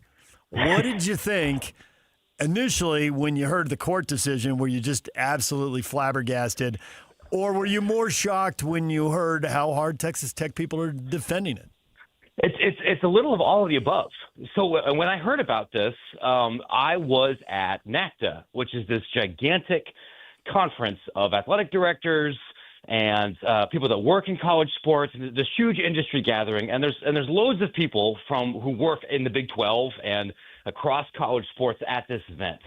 And I could see, like with my own eyes and ears, people who are not prone to profanity or who are not prone to anger being more viscerally upset about this decision than anything I can remember in my career. Like more than Michigan sign stealing, more than any of the other specific athletic scandals. I mean, I'm putting Baylor and Penn State aside as something completely different, but a lot of legitimate fury about this. I am a little surprised to see how quickly and how publicly institutions like Nebraska and Georgia and potentially the Big Ten and SEC are saying we don't want to play these guys anymore. But that isn't something that's really happened over the last couple of decades. But the overwhelming sense that I got from talking to ADs about this over the last 2 days, which is a lot of what I've been doing, is I cannot believe that a judge ruled this. And I cannot believe even more that Texas Tech thinks it's okay. If this is not the line that we can all agree on, then clearly one does not exist. Oh, come on, Matt. It's not like they murdered anybody. You know, that line of whataboutism was not effective when I would give that to youth ecclesiastical leadership or my parents when I was a teenager. And I think when you're pulling that out, it is a sign that you really did do something wrong. That's something that you might expect from a congressman who's been caught cheating on a spouse, or not some kind of principled defensive behavior. I think that is ridiculous, and quite frankly, somebody who works in higher education should know better. A lot of people would like a way out right now. What is the easiest way out? Or forget easy way out, embrace the more difficult hard way out. What do you think? There are no easy ways, right? And there's no easy ways, I think, about any of these existential questions that we've been talking about in college sports these last couple of years. If there were easy ways, we definitely would have done them now. One of the hard ways is the Big 12 conference office and Big 12 presidents and ADs have to get together and decide what kind of legal exposure are we comfortable with, knowing that there's a billionaire with lots of time on his hands on the other side of the table to try to enforce something. The NCAA may be barred from by a court or a legal order from saying the guy can't play, but that doesn't mean the Big 12 can't say that or the university can't say that. And so that's one potential angle here. But if you throw that out the door, there aren't any easy solutions, and mass collective action could very well be brought with other lawsuits. I know the popular talking point right now is like, well, if we had just passed this Protect College Sports Act, none of this would be happening because the NCAA would have the authority to be able to make this ban and there'd be no problems. I have talked to some attorneys that work in this world and a congressional staffer, and there's some doubt even about that because this is about a private contract, not necessarily about NCAA regulatory rights. I really don't think there's an easy way out of all of this beyond somehow the hearts of man changing and realizing, maybe I shouldn't be betting 900 times a day on professional sports or on the teams that I'm involved with. Yeah, for sure. If we extrapolate in terms of this kid actually playing, what does that mean? What would open the door, sort of a Pandora box for training now, or it's not training, gambling, I should say, going forward? Because where do you draw the line? I legitimately, I think there is no line so long as you are financially prepared and have a jurisdiction to sue over it, right? I saw one of the Big 12 football coaches, I think a little bit facetiously saying, well, we're going to have to bring in some guys from Vegas and teach our guys how to gamble, and we'll kind of decide as a collective when we're going to play hard or not so we can maximize the spread, because it's my job to prepare our athletes and help them. That, I think it's a little ridiculous. But what this will show is that any rule, meaning as long as you're not breaking federal law, is not really able to be enforced. There are lots of practical reasons why betting on your team or betting on college football, if you are a college football player, is very stupid. And psychologically can mess with your performance, but not any real penalty, again, so long as you don't commit wire fraud. I don't know how widespread athlete behavior would be for this, but what really worries me, and I've said this in Extra Points, and I've said this on the air, and I know this is not a super controversial take in this market, but I am legitimately way more worried about gambling as an existential threat to college football than I am about anything about budgets, NIL, player compensation, labor classification, or the law. Because as soon as a meaningful number of fans no longer feel like every game is on the up and up, there's no more industry. And everything else can be difficult and challenging, but there are solutions to it. If people don't trust the product, you're back to boxing, which has been mostly irrelevant in mainstream American culture now for the last 70 years. I wonder, and I don't think it's likely, but I wonder if there is somebody with a longer range vision in Sorsby's camp. I mean, he wants to play this year and get the $5 million. He probably, like every other college player, wants to play in the NFL. The NFL has to be watching this hubbub and think, oh, we are going to draw a line when he comes to us. We're not getting sucked into this. And they've shown that because they've got the collective bargaining agreement and the antitrust stuff, they can and have suspended people before. If you're playing the long game for the NFL, if you think you're that good, and there's probably a question about whether he's that good or not, but you could go to the NFL right now and say, hey, I'm thinking about not playing. This is too much. What's the deal? Have his lawyer set up. You're going to suspend him for a year. We'll just take it. We'll say all the right things and make you look good. He's going to have to sit out at some point anyway, and it might set him up better in the NFL. And NFL teams might think, oh, well, the kid's really growing up here and realizes he has a problem. I need to focus on myself for the next year. Yeah, I've got the legal right to do this, and I have a hard time believing after going all the trouble of doing this that they'll do anything other than try to play. But I do think the NFL's waiting, and they're going to drop the hammer. Yeah, I think the argument that you're making here, I think could have very plausibly made sense 2 months ago. Yeah. But my understanding is that the deadline to file for the supplemental draft and whether we're going to have one or not is already passed.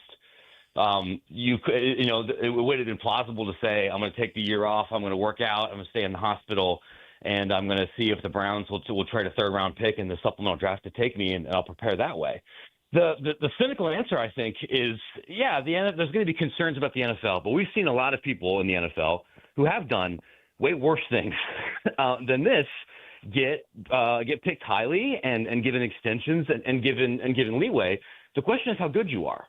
And I actually do think there is something to the idea that even if Sorsby is a top 8 NFL quarterback prospect in his class, maybe higher, that the psychological toll of all of this and then the enormous pressure and bullseye that's going to be on his back whenever he plays could damage his stock significantly. Because it's one thing to say, to get drafted on a hypothetical potential. But then if your last year of college tape is bad, if Texas Tech with their schedule, which is certainly not very strong, performs worse than they did last year, then you're looking at I made $5 million this year, and now I'm a 5th-round pick, and I'm on the Buccaneers or something. I don't have much of a career. That's the gamble. $5 million is a lot of money to turn down, though, especially given how much you might have lost in gambling. Cody Campbell, the Texas Tech billionaire booster, chairman of the regions and all that stuff, he views himself as sort of a statesman in terms of reforming college athletics and has access to people that most folks don't have. But through this, I think it's damaging his reputation and, most importantly, his credibility. What do you think? Unquestionably, right? Like this is not a secret, and I'm saying this as someone who's covered the political developments of the Protect College Sports Act pretty closely. I've talked to a lot of staffers on the Republican and Democratic side preparing that bill. Campbell's influence was massive. I mean, I'm not saying he wrote the thing, but his voice was recognized more than anybody else's. And because he has more money than most of these senators to put out television ads and to lobby, he is enormously connected with these college reform efforts. Ones that I think, if they happen, will disproportionately benefit schools like Texas Tech. And there was a time when I think you could claim, yeah, I may be in favor of Texas Tech, but I'm not as conflicted as the Big Ten or the SEC or some of these other lawmakers. I can't be bought. Whatever kind of credibility you want to have as a statesman goes out the door when you show up on Dan Dakich's show and try to insinuate that the college football world is angry because they want to keep Texas Tech down and that they would somehow excuse this behavior from LSU. Like, that's the kind of stuff that you would expect to see on one of the bad 247 message boards. Yeah, it's fan stuff. Yeah, like this is not something that you expect from a guy who's trying to do something very difficult, right? Which is thread a complicated bill through one of the most politically divided times since the Civil War, and to get 60 votes. I think it'll be easier for someone to look and say, you know what, this guy can go to hell, and ignore it because of the stuff that he's doing here. So one of the difficult things about being a billionaire in this country is that no one is around you to put their arm around you and say, I love you. You need to log off. Yeah. And that's what he's doing. He refuses to log off. Yeah, he just comes across as a fanboy. And I know a lot of stuff, things can change quickly in sports, but right now I just get the feeling like, forget influence. I don't think anybody wants to be in a room with him. I mean, I'm talking other presidents, other ADs. I think it goes back to what you said earlier about that visceral reaction people have. People who don't swear are swearing. People who don't get loud, get loud. People who don't get angry. I don't even think they want to be in a room with him. I think the influence is gone. Yeah, it's the money in this isn't a partisan statement, right? But like if you have enough money in politics, people who really don't like you will find a way to swallow their pride and show up for a picture or a dinner. But the last 48 hours have not crowned him, and for that matter, I think the university in glory. You look at what Kirby Hocutt put out as his official statement. He's the athletic director, and it's like, I recognize that people feel really conflicted about this. It's difficult. We want to support this young man. He needs structure, trying to be kind of more high-minded and professional. And then you got your football coach saying, I didn't kill anybody. And then you've got your booster, regent / owner saying, like, y'all are just haters. I'll see you in court. It kind of undermines any kind of high-minded argument that they're trying to make, Yeah, I agree 100%. I think if the Big 12 can come up with some form of suspension that is certainly stiffer and more penalized than 2 games that they'll win if I'm quarterback, that if they can do that, and then Texas Tech continues to fight it, which is what they're basically saying, that the public then is going to view this as, well, we are trying to win football games at all costs, and whatever the crap you do, we're not going to let you do it, because the essence isn't to help a young man, it's to win football games. And their message then becomes worse and worse the longer this goes, and maybe they might say, my gosh, we are running up against this here. Sorsby, sorry, son. We want to help you, but it's just not worth it, because what's going to do to our rep and our integrity as a football program and a university is going to take a major hit. And we're already buying most of our team. And last year it was just their defense. They literally had guys that were most of the guys were just there for one season. And we had a kid, a producer who served his mission in Lubbock, and he said nobody goes to Lubbock on purpose. They go for reasons, whether you're called there or you're lured there by the money. So the point being, in a roundabout way, is Texas Tech is going to look bad the longer they try to resist efforts to not have this happen. I'm sure that that's true. I think the cynical answer here, though, is we have a lot of years of data to show that a lot of institutions are willing to make that gamble and say, so what?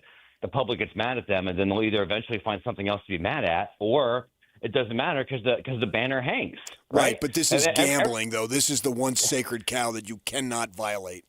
Yeah, well, that would be what every athletic director in this conference thinks, and many coaches, and we'll see. I think many other institutions would have reached the exact same conclusion that you just described there. Texas as a whole is different. If there's one thing generational Texans really do not like, it is being told what to do by somebody who is not in Texas. Regardless of, I mean, even if it's like, hey, go brush your teeth. Like, no, screw you. I don't want my teeth rot out. Go Texas. There's a little bit of that, a little bit of that here too. And they think that they have an opportunity to not only win a championship, but potentially put themselves in position to be in a super league, right? That if you don't win now, you're risking existential harm because, like you said, you don't go to Lubbock on purpose. West Texas is beautiful, but it's also kind of like Mars. And that you're not in this massive television market like other places. I don't agree with that thinking, but if you're already this pot committed, I can understand why somebody associated with that program would just say, screw it. Lord knows that people at LSU have made that calculation before. People at Baylor have made that calculation, Michigan, Ohio State. It's certainly not unique to Texas Tech. I do wonder, and you make a very good point about Texas and Texas's attitude towards the rest of the world. I got a friend from college living in Dallas now, and I've got a family on my wife's side from there. That's not the first time I've heard something like that said. Yeah. So I totally back you up on that, but I do wonder inside of Texas, and back to your earlier point about there's no one to tell a billionaire to log off. I don't know Texas politics, but running the Board of Regents there, do you answer to the governor or the state legislature who might have ties to Texas or Texas A&M? I mean, is there literally someone who can tell Cody and Texas Tech, hey, knock it off? Or maybe there isn't. Maybe they really are, a country unto themselves out there in West Texas.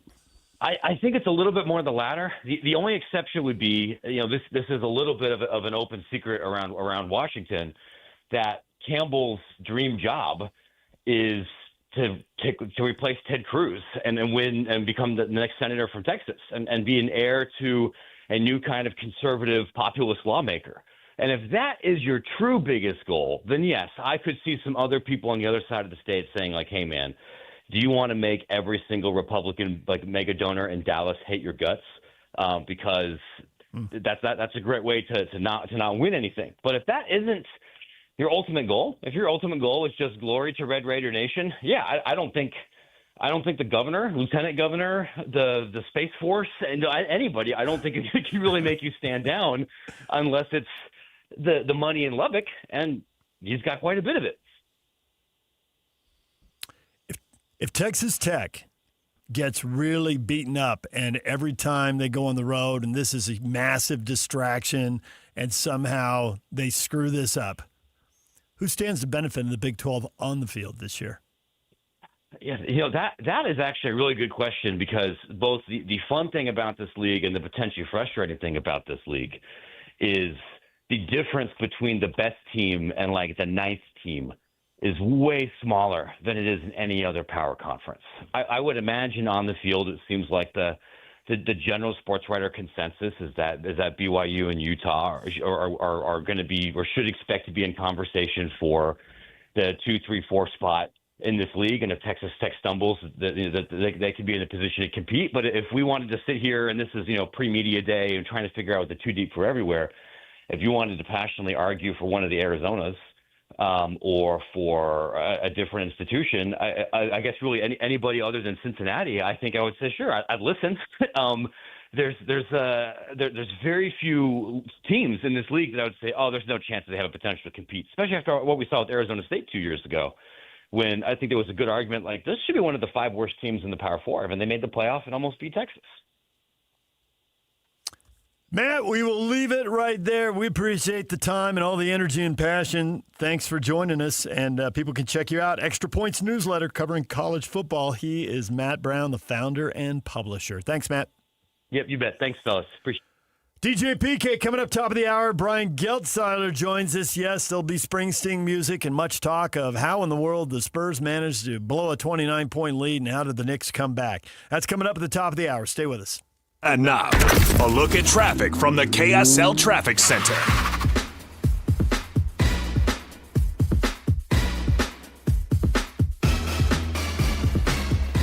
Got a new accident southbound I-15 just after Beck Street, North Salt Lake. That is adding to the delays in Bountiful all the way into downtown right now. Another crash southbound I-215's West Belt just as Legacy merges with I-215, having delays over there all the way to over to I-80 currently. And then northbound I-15 looking pretty good, but a little bit of slowing between 53rd South and I-80 at this moment. Looking for a new ride? Doug Smith offers great savings on new and used vehicles, big selection, great prices, and great people. Visit them in American Fork, Spanish Fork, or Linden, or go to heydoug.net. With your KSL traffic update, I'm Jake Hatch right here on 97.5, the KSL Sports Zone.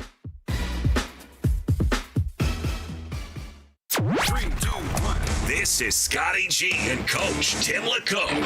Shehan Jayaraja, CBS, joins us. We're all shocked. I know everybody's shocked. The only people that seem to be happy about this is Brandon Sorsby and Texas Tech coaches and fans. How shocked are you that this went down the way it did? I thought that the case that the NCAA laid out was pretty reasonable. In sports in general, right, there is a bright red line around one thing, and it's that you do not gamble on sports and that you do not gamble on your own games. This is something that impacts the perceived integrity of the sport. The idea that there are people on the playing surface who could be manipulating the game for whatever reason, right? And so that to me remains, in my eyes, a bright red line. This is really one of the first instances in sports, period, professional, college, any level, that we've seen it impacted like this. Catch Scotty G and Coach weekdays from 10 to 2. Presented by Mountain Land Supply on 97.5, the KSL Sports Zone. Ryan Reynolds here from Mint Mobile. I don't know if you knew this, but anyone can get the same premium wireless for $15 a month plan that I've been enjoying. It's not just for celebrities. So do like I did and have one of your assistants switch you to Mint Mobile today. Visit mintmobile.com/radio.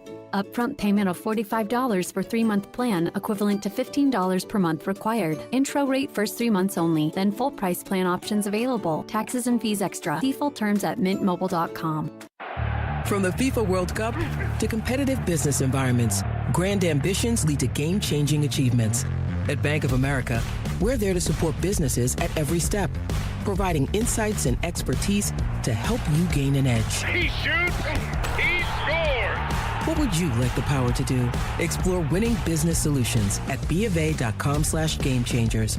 Bank of America, official bank of the FIFA World Cup 2026. Okay. I've got to tell you about something that honestly surprised me. I went down to Peach Doors and Windows to check out their showroom, and these are not your big box store doors. We're talking solid core, reinforced, high-security doors that look like they belong on $1 million home. And here's what hit me. Most break-ins don't happen through windows. They happen through the front door. And a lot of doors, they're basically decorative cardboard with a handle. Peach installs doors that are built to take a beating. Heavy-duty hardware, reinforced frames, real security, but they still look absolutely stunning. Whether you're building $1 million home or you just want yours to look like one, your front door is the first impression and the first line of defense. Do yourself a favor. Go see their showroom. Feel the difference. Visit peachdoorsandwindows.com or stop by their showroom today. Upgrade the door. Upgrade the home. Simple as that. Sometimes firefighting sounds like this. But most of the time, it sounds like this. And this. And even this. The first response to wildfire is prevention, not intervention. So douse your flames, keep your vehicles maintained, and let's fight wildfire together. FireSense is the first response. Hey Utah, Jimmer Fredette here. You remember Jimmermania? When the building got loud, the tempo sped up, and you could feel something special was about to happen? That's the same kind of energy you get behind the wheel at BMW of Pleasant Grove. Quick acceleration, sharp handling, total control. Whether you're hitting I-15 for work, making the school run, or heading out for the weekend. Because great driving is like great basketball. Quick decisions, smooth moves, and confidence when it matters. And if you know my game, you know that I love the three-pointer. Catch it, rise up, let it fly. In a BMW, it's the same feeling. Smooth, precise, and dialed in. Like you're pulling from deep, and you know it's money the second it leaves your hand.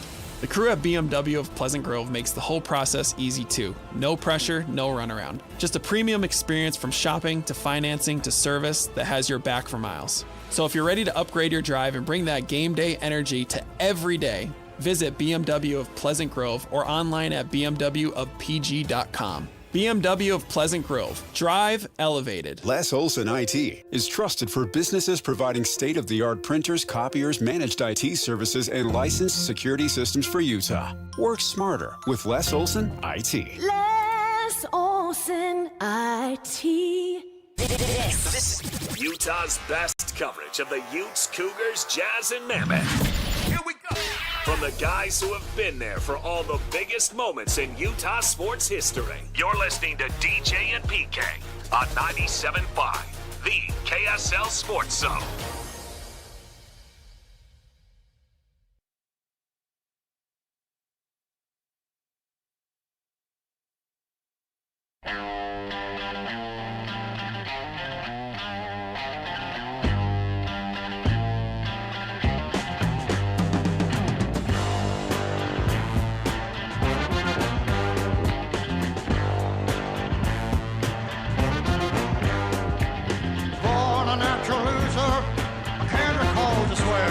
DJ and PK, it's 97.5, the KSL Sports Zone. Welcome in. We are talking NBA hoops and college football. PK, would you prefer to zig or zag right now? Oh, I think the we big got two story segments. Is NBA. That was a sensational collapse by the Spurs and the Knicks, who showed no signs of life whatsoever in the first half and made a complete mess of the opening 24 minutes. Do not get penalized for that. They get off the deck and come back and win the game on OG's tip-in. Multiple things to regret there. Would you like to rank the regrettable things you saw from the Spurs? Well, you got to box out the most ferocious offensive rebounder on the Knicks roster. Oh, Giannotti. The guy who plays with the highest level of energy. Who had 4 rebounds in the whole game. The fourth one was the most important one. And you just can't let your 7'4" guy. I don't see why he was guarding Brunson. I think Brunson knew, hey, Jack went up here. Wemby's 25 feet from the basket. Well, he's not going to be able to get back. And there's going to be plenty of time for us to get an offensive rebound. I think he jacked it up because at that point the clock's down to 3 or 4 and he didn't see any way forward. It's like, let it fly now. This is the best look I'm going to get. Well, he could have passed it. Yeah, he could have. You're right. He could have. Nobody really had anything going in that moment, but. Because they were all underneath the basket. It was clear. Take the shot. Allow for an offensive rebound. Let it fly. Yeah. And he did. And that's what ends up happening. I don't understand why the Spurs wanted Wemby so far from the basket. They don't have a bunch of tall guys outside of him, relatively speaking. They're all tall. I think they were worried about Brunson's shot more than the rebound, and I think that Brunson was killing him in the second half, and so they said, all right, make the guy shoot over somebody who's literally a foot taller than him. And sacrifice the offensive glass? Yes.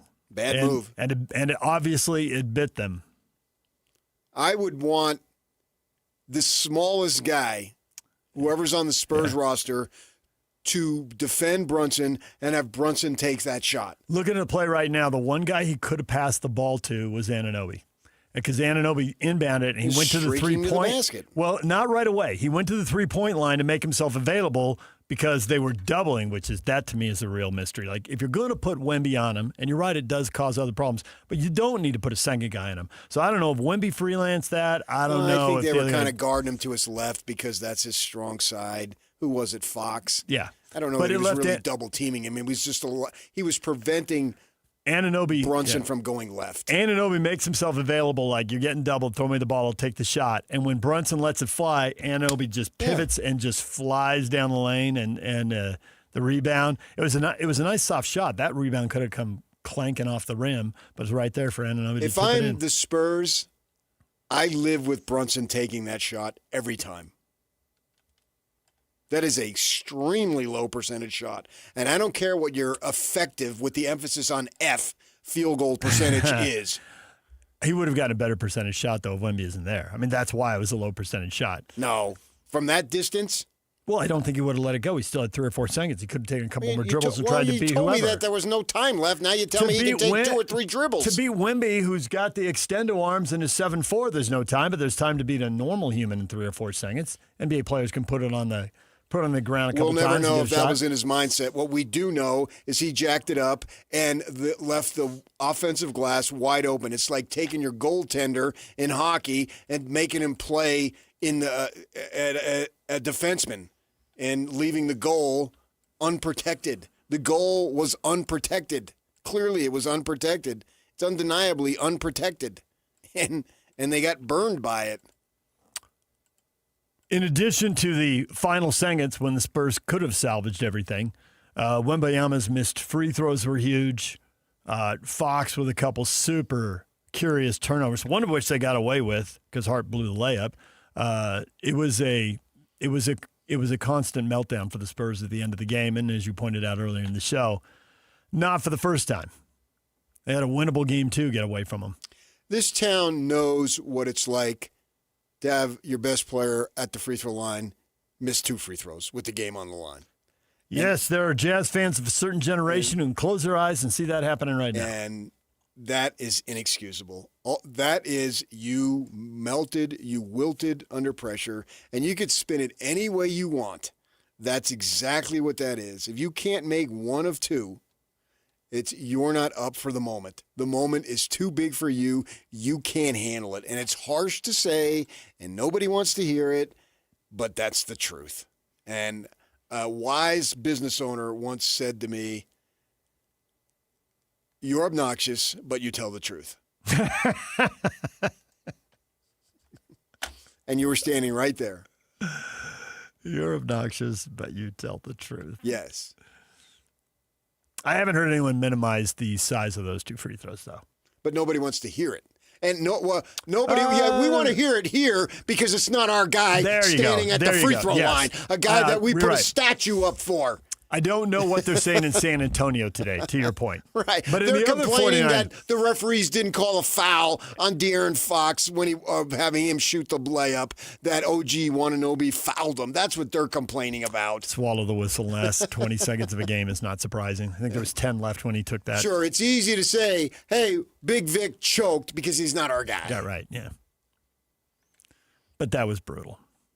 Yeah. The pressure was massive. And especially because he'd been sitting on the floor calling somebody out on the other team. Pointing to his head, running his mouth. I know. And then, don't do that. Karma, it's going to come back and bite you right in the butt. Don't do it, and you're from France. Can't you? Name me a tough guy from France. Is it not a form of encouragement?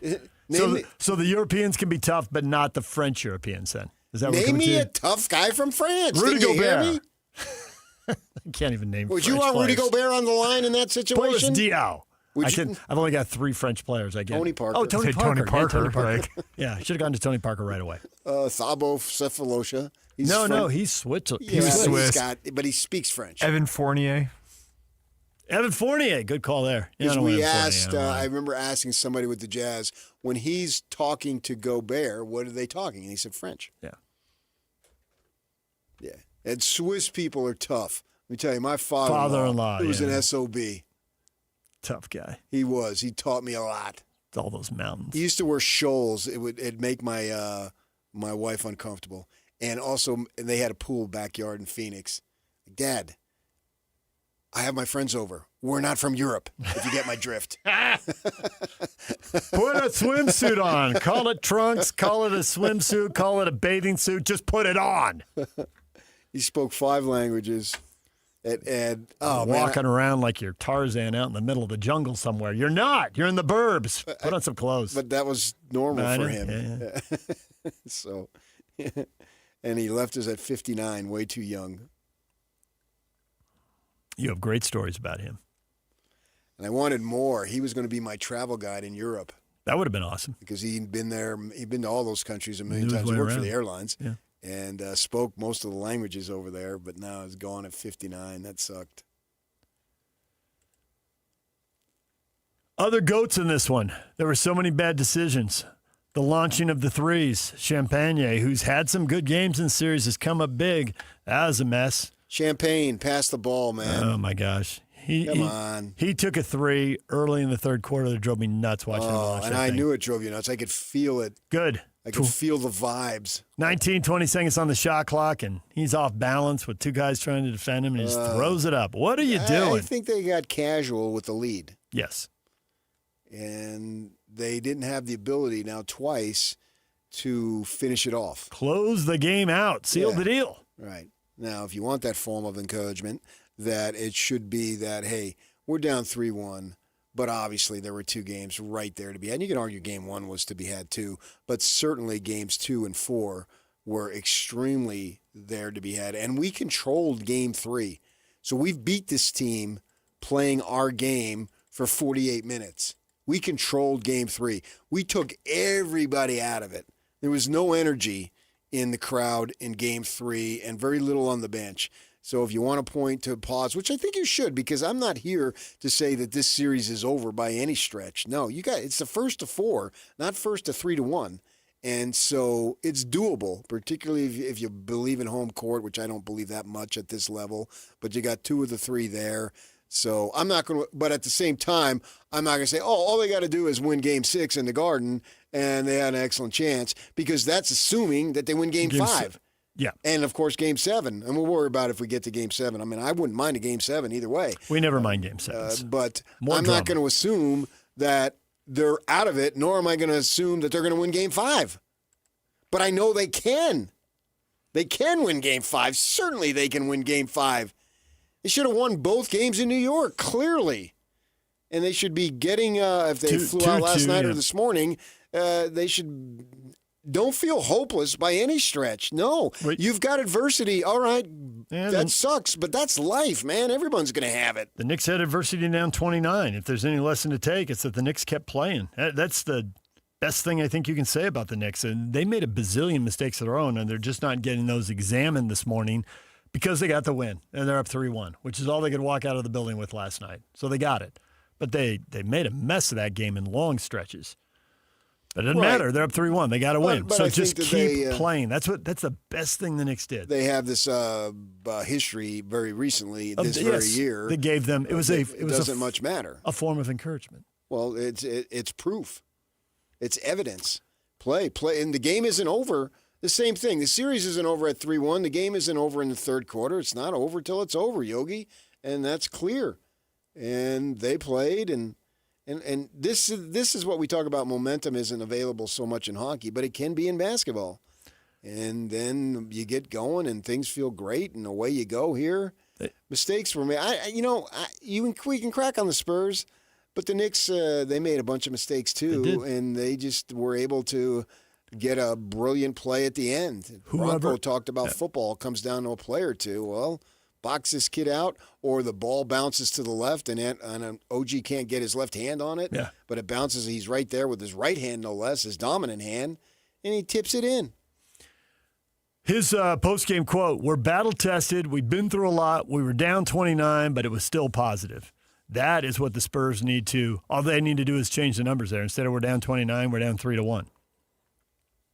But the rest of that quote is what the San Antonio needs to embrace right now. They need to embrace it, but at the same time, don't ignore it. Don't make excuses for it. Use it as a motivator and a lesson to be taught that you learned the hard way. And a lot of times lessons are learned through negativity. It is hard lesson. It is a hard lesson. Okay? And you blew it. Don't run from it.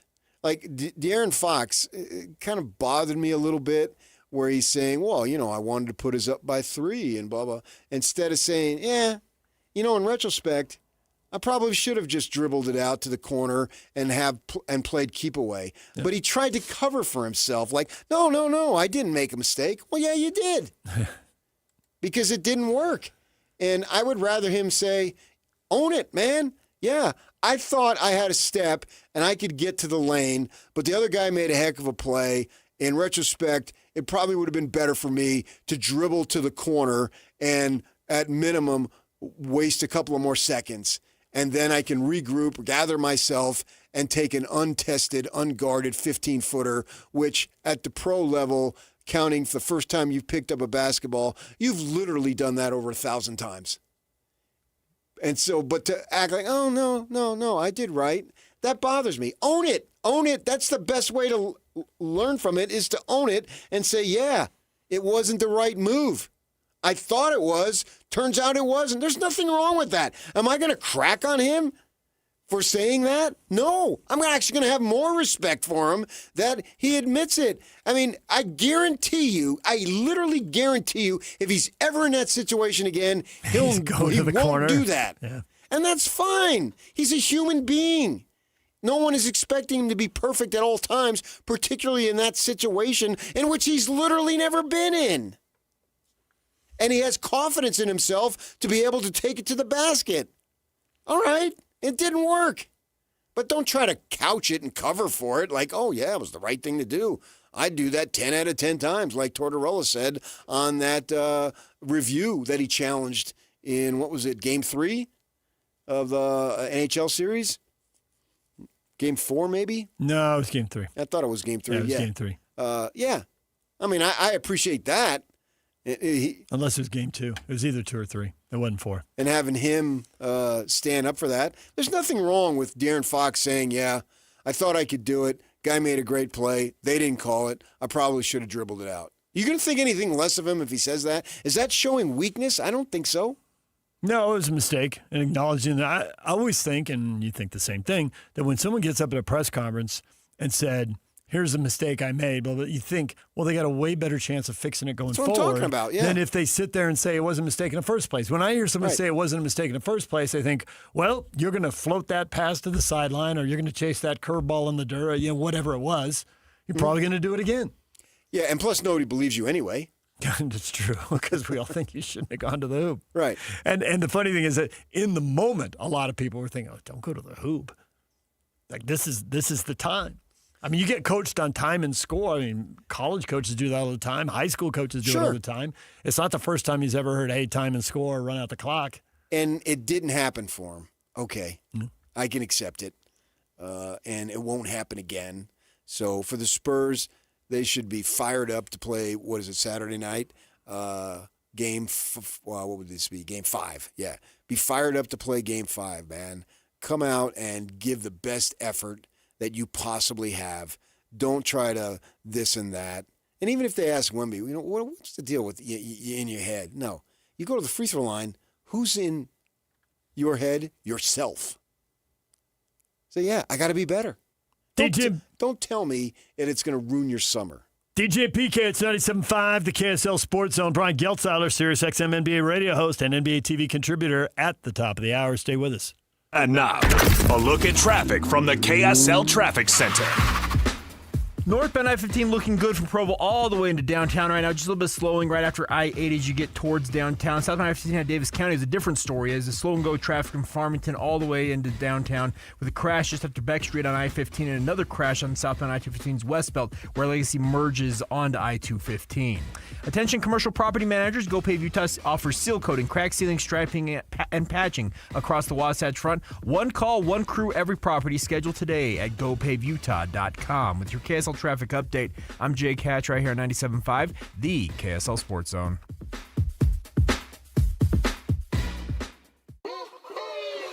For Jazz fans, it's been a rough few years. Well, those days are behind us as the Utah Jazz finally struck gold in the NBA Draft Lottery. Picking second. As the Jazz prepare to draft a potential superstar with the number 2 overall pick. Nobody will bring you better coverage of the NBA Draft than the KSL Sports Zone. For all the breaking news, high-profile interviews, and player analysis leading right up to draft night, keep it locked on your exclusive home of Utah Jazz basketball. 97.5. The KSL Sports Zone. What a game it was last night between the Knicks and the Spurs. Can you believe it? Excitement for sure. Now, winner gets to enjoy it. Good for them. How about you? Compare that to your life. What a working life you've been able to do. When it comes to that point where you're working 40, 45 years, you want to have that joy too. And you're going to need some cash to do it. That's why I'm telling you about the folks at Trajan Wealth, because they can help you with your retirement plan and your investments. And also, too, they can help you with all the other stuff that goes involved with it. Can a tax person help you? Give them an opportunity. Set it up by giving them a call. The phone number is 1-855-TRAJAN-1. 1-855-TRAJAN-1. Offices are Draper and Farmington, which means they got you covered north and south. Website, very comprehensive, also has you covered. Check it out, too. TrajanWealth.com is the website, TrajanWealth.com. Advisory services through Trajan Wealth, LLC, SEC-registered investment advisor. Additional services through Trajan Estate and Trajan Tax. Actual client, paid advertisement. Additional disclosures at TrajanWealth.com. DJ, PK, and John from J. Brooks Jewelers. John, spring is here. That means engagement season is officially underway. If you're thinking about popping a question, this is your sign. That's right, DJ. At J. Brooks Jewelers, spring is always a favorite time of year.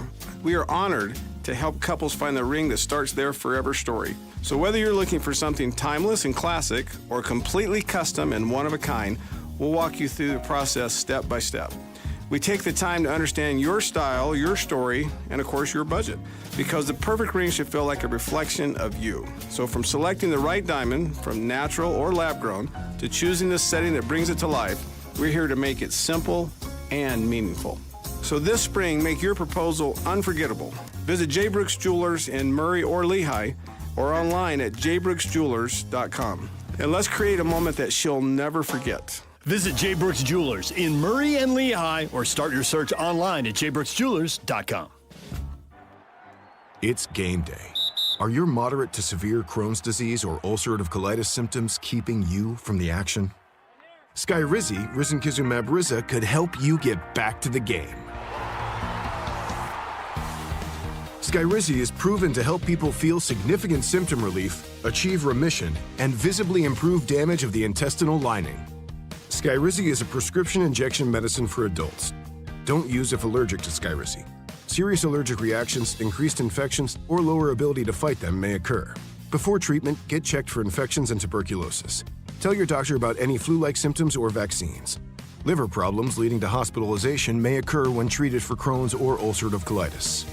Control is everything to me. Ask your doctor about Skyrizi, the #1 prescribed biologic in Crohn's and ulcerative colitis combined. Learn more at skyrizi.com or 1-866-SKYRIZI. Buy gold and put some silver in your pocket. I know what you're thinking. Everything's expensive right now. How am I going to buy gold? It's Ron Paul. Nowadays, a lot of things are out of your control, but there is something you can do right now to diversify your retirement, and it doesn't cost you anything out of pocket. My friends at Birch Gold Group will help you convert an IRA or 401k into an IRA in gold, a time-tested hedge against inflation. Plus, in honor of America 250, Birch Gold is going to give you a special America 250 1-ounce silver round for every $10,000 you purchase by July 2nd. Text the word SECURE to the number 989898 to get a free info kit from Birch Gold and claim eligibility for this limited time offer. Again, text the word SECURE to 989898 today. Free rock chip repair for the life of your new windshield? This is Greg at Glass Doctor, and it's a rockin' rock chip summer. Come take advantage of our $75 lifetime chip repair program for your current windshield. That's right, pay $75 once, and you're covered for your current windshield. Need a new windshield? Good news. Any new windshield we install gets that same no-cost chip repair. Get a chip? Bring it into us. If it's fixable, we'll take care of it. Check us out at glassdoctor.com. That's glassdoctor.com. Nobody brings you better coverage of the teams you're passionate about than these guys. Try some more. This is DJ and PK on 97.5, the KSL Sports Zone.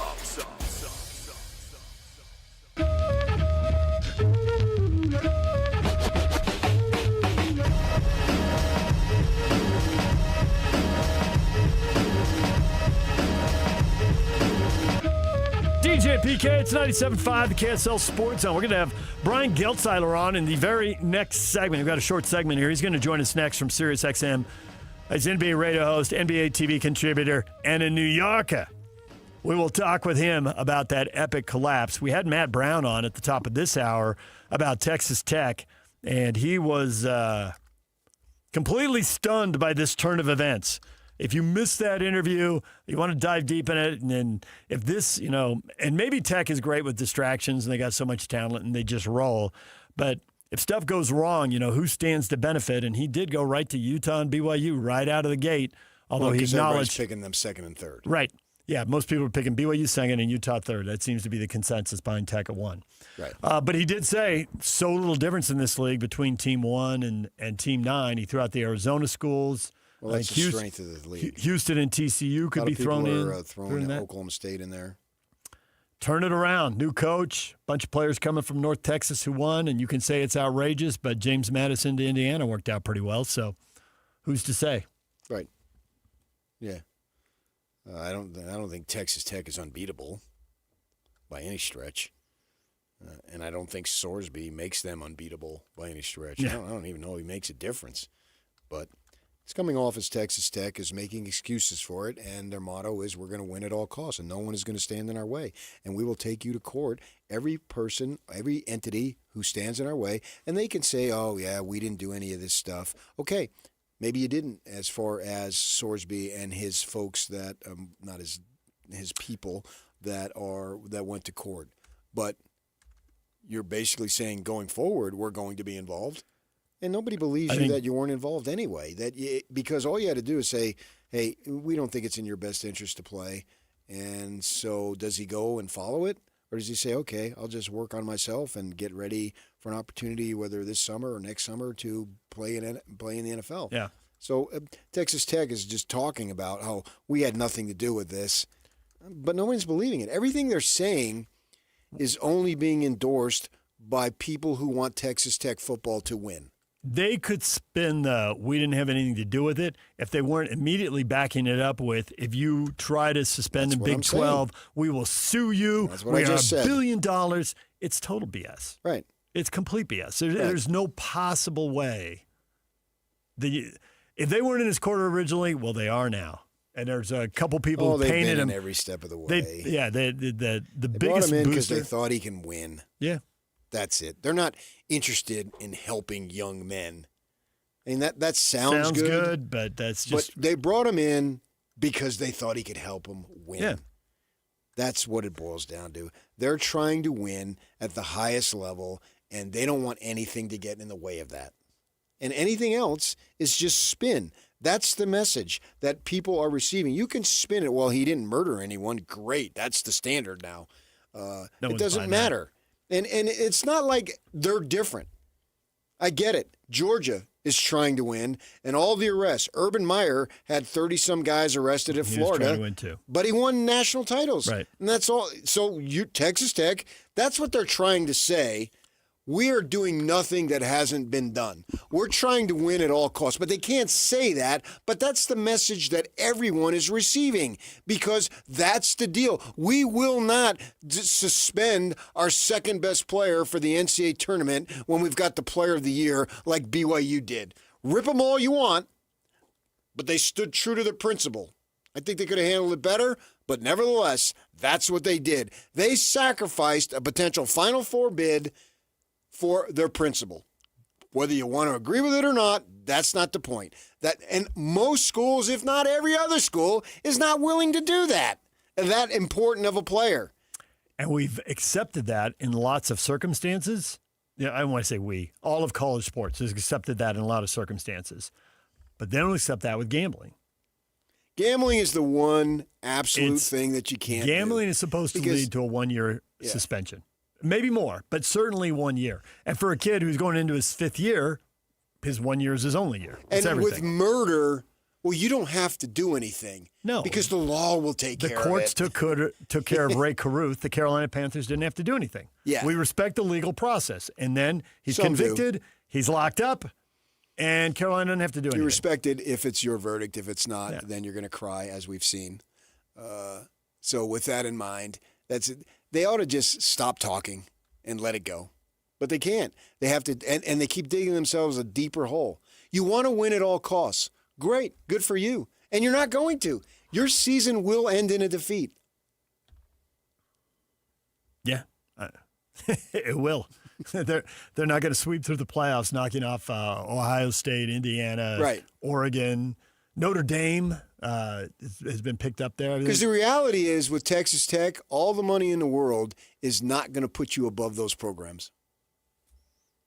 It's all the money in the world to you in the Big 12, but they are also sitting on, quote unquote, all the money in the world. Right. Oregon has been throwing all the money in the world at football Yeah. for 35 years probably now. Yeah. Their first Rose Bowl, I think, was 94. So, assuming they threw money at it for a few years to ramp up to the Rose Bowl. Right. And they haven't gotten to number 1. They've gotten to number 2 or 3, but they haven't gotten to number 1. Turns out that's really hard to do. And they're going to make everyone's going to be against them along the way. All this stuff coaches tell us about no distractions is because they've seen how distractions can tear a program apart in ways that aren't immediately visible, but they're still factually a problem. Sounds like a massive distraction. Sure. DJ PK, Brian Geltzeiler from New York on the NBA Finals, the historic collapse, the unreal rally. Next, stay with us. Want to get the latest info on Utah's newest sports franchise? Sign up for the Utah Mammoth newsletter. Get exclusive analysis, plus the latest news and notes on the Utah Mammoth. Sign up today at KSLSports.com for the Utah Mammoth newsletter. 97.5 KZNS FM Colville, 1280 KZNS AM Salt Lake City, and KSL FM HD2 Salt Lake City Midvale. This is 97.5, the KSL Sports Zone. Hockey fans, let your voice be heard with the Utah Mammoth Fan Forum. Visit the Utah Mammoth page on KSLSports.com to connect with the team, other fans, and our KSL Sports insiders. Start chatting today in the Utah Mammoth Fan Forum on KSLSports.com. For 250 years, the beating heart of the USA has been the people who call this land home and the communities we make here together. America First Credit Union is proud to have been a part of those communities for 87 years and proud to help our members realize their financial dreams. So come join us in celebrating and succeeding the way Americans always have. Together. Federally insured by NCUA. It all started with a commitment to comfort. Gillette Heating and Air is proud to be Utah County's go-to team for expert HVAC and plumbing solutions. Need a repair, upgrade, or seasonal tune-up? Don't let cost hold you back. With 0% financing available, it's easy to get the work done now and pay later. Plus, save $100 on any repair over $500 and keep your system running strong with a professional tune-up before the heat hits. Visit GilletteHVAC.com or call 385-GET-COOL to book today. Homegrown service pros, financing made simple, comfort made easy. Carrier, turn to the experts. A Carrier factory authorized dealer. Fire up summer with Mountain Land Supply. Right now, when you purchase any Blackstone Select griddle or pizza oven, you'll score a $50 Mountain Land gift certificate. Plus, you'll be entered to win B's Sweet tickets for Wednesday, July 22nd. Don't miss your chance to upgrade your backyard cooking and enjoy a night at the ballpark in style. Visit Mountain Land Supply today for the hottest Blackstone deals of the summer. Offer valid May 1st through June 30th, 2026, or while supplies last. Purchase any Blackstone Select griddle or pizza oven to receive a $50 Mountain Land gift certificate and one entry to win B's Sweet tickets for Wednesday, July 22nd. Limit one gift certificate and entry per customer account. You do not have to be present to win while supplies last. Bar Dub Grill is where roadside classics meet ranch-raised flavor. Sink your teeth into juicy, handcrafted burgers made with premium Bar W beef straight from the local Utah farm. From the bold cowboy barbecue burger to the sweet and savory Aloha burger, paired with crispy cowboy fries, hand-spun shakes, or signature spud nuts. Soft, airy, and unforgettable. Bar Dub Grill delivers honest eats with cowboy swagger. Bar Dub Grill in Nephi with easy access right off exit 222 in Nephi. Lanny went to college and racked up huge debt. A little bit over $100,000.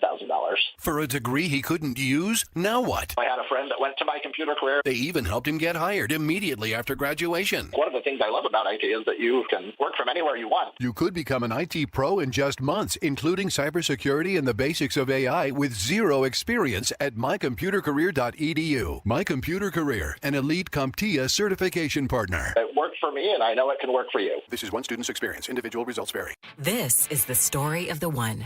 As a maintenance engineer at a beverage manufacturing plant, he starts his day knowing every line is ready to run because Grainger delivers the industrial-grade products he needs to keep mixers, conveyors, and packaging equipment moving. With Grainger's vast selection of bearings, belts, and motors, he keeps operations running smoothly, so nothing grinds to a halt. Call 1-800-GRAINGER, click Grainger.com, or just stop by. Grainger, for the ones who get it done. Utah roads have commuters, can-doers, and cross-country viewers. But wherever our vehicles are headed, they've got one thing in common. They're ready for the road. Utah's first response to wildfire is prevention, not intervention. So let's check our chains, keep our vehicles maintained, and fight roadside fires together. FireSense is the first response. Nobody brings you better coverage of the teams you're passionate about than these guys. Try some more. This is DJ and PK on 97.5, the KSL Sports Zone.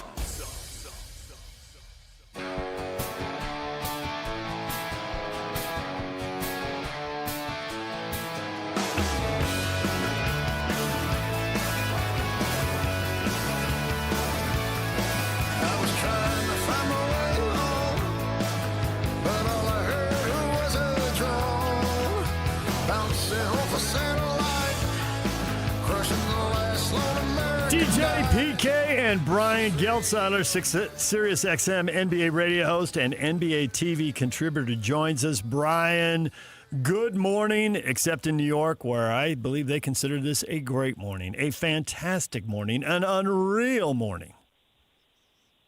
Good morning, guys. Heck of a basketball game last night, huh? I'd say so. In terms of a critical analysis of it, where do you start?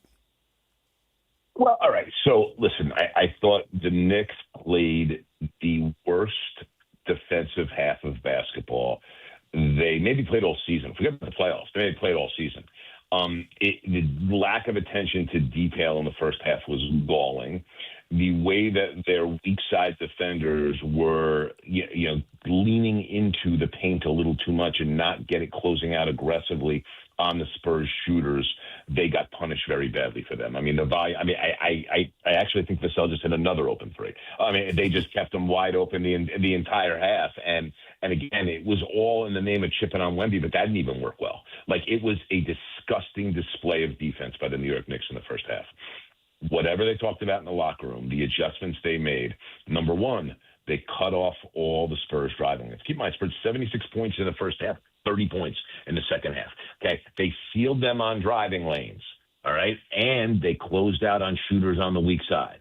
And that took advantage of the Spurs' immaturity because the number one reason the San Antonio Spurs are down 3-1 in this series, and we can give the Knicks all their flowers, okay, but they also have won 2 games by 1 point apiece. That took catastrophic mental errors from the San Antonio Spurs to get the Knicks those wins. The number one reason the San Antonio Spurs are losing the series 3-1 right now is for the volumes of time that they forget that they have Victor Wembanyama on their team on the offensive end of the floor. And you have guys taking one-pass threes. Champagny had a 3 towards the end of the third quarter. And I tweeted this out at the time, guys. You keep taking those kinds of threes in transition, and it led to a long rebound and an easy Brunson transition layup.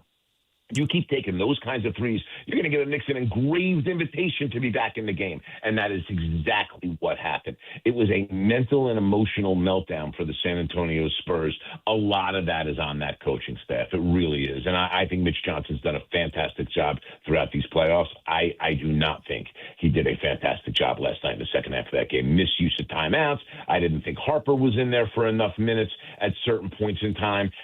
Just a gross lack of discipline. Here's the other thing. Okay. They did such a good job in game 3 of harassing Jalen Brunson and bringing the ball up the floor with Castle and Harper doing that. Can somebody on that side explain to me that you ended up with Vassell and Champagny spending so much time on Brunson in the fourth quarter? And listen, Mike Brown, I give him all the credit in the world. And I thought he was going to do this with either McBride or Alvarado, whoever was playing better. And McBride was terrible, so he did it with Alvarado. He actually had an extra ball handler on the floor and sacrificed shooting to be able to help Brunson out getting the ball up the floor if he needed it, and he didn't need it. Here's the other thing. How is OG Anunoby able to get the open looks he's getting when the Knicks played the majority of the fourth quarter with two non-shooters on the floor with Hart and Alvarado? And I know Alvarado did hit a three late. Alvarado was terrific down the stretch of that game. But you can't exploit the Knicks better than that and have two non-shooters and load up on Brunson and Anunoby. I just thought the Spurs, the meltdown emotionally and mentally went from the coaching staff directly to the roster, to the players. And De'Aaron Fox was supposed to be the veteran influence with the mistake of mistakes, not dribbling that ball out. Listen, OG had 3 transition blocks over the last 2 games. He thought he had a good 3 steps ahead of him. Just the fact that OG was even in the backcourt with him would have indicated dribble the ball out and make him chase you. He could have, listen, if he got away from Anunoby, he could have killed the entire rest of the clock and the Spurs win that game. So it was a variety of things, but that's kind of my synopsis, boys. Sure.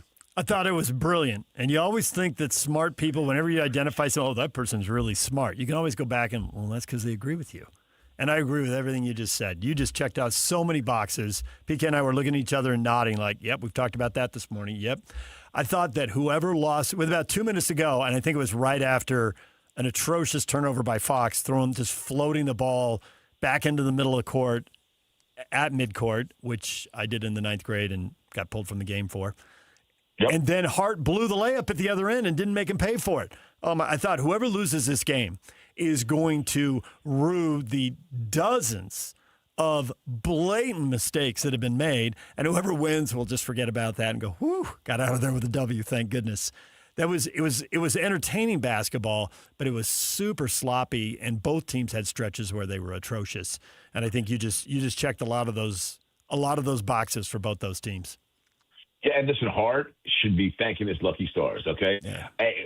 Josh Hart, you know what? Go buy OG Anunoby an expensive watch, okay? Because when he was able, he took Hart off the griddle. Because you talked about the missed layup. How about the missed box out on Castle and he had a foul? Yeah. And that's not Josh Hart. Josh Hart he's one of the best rebounding wings in the league.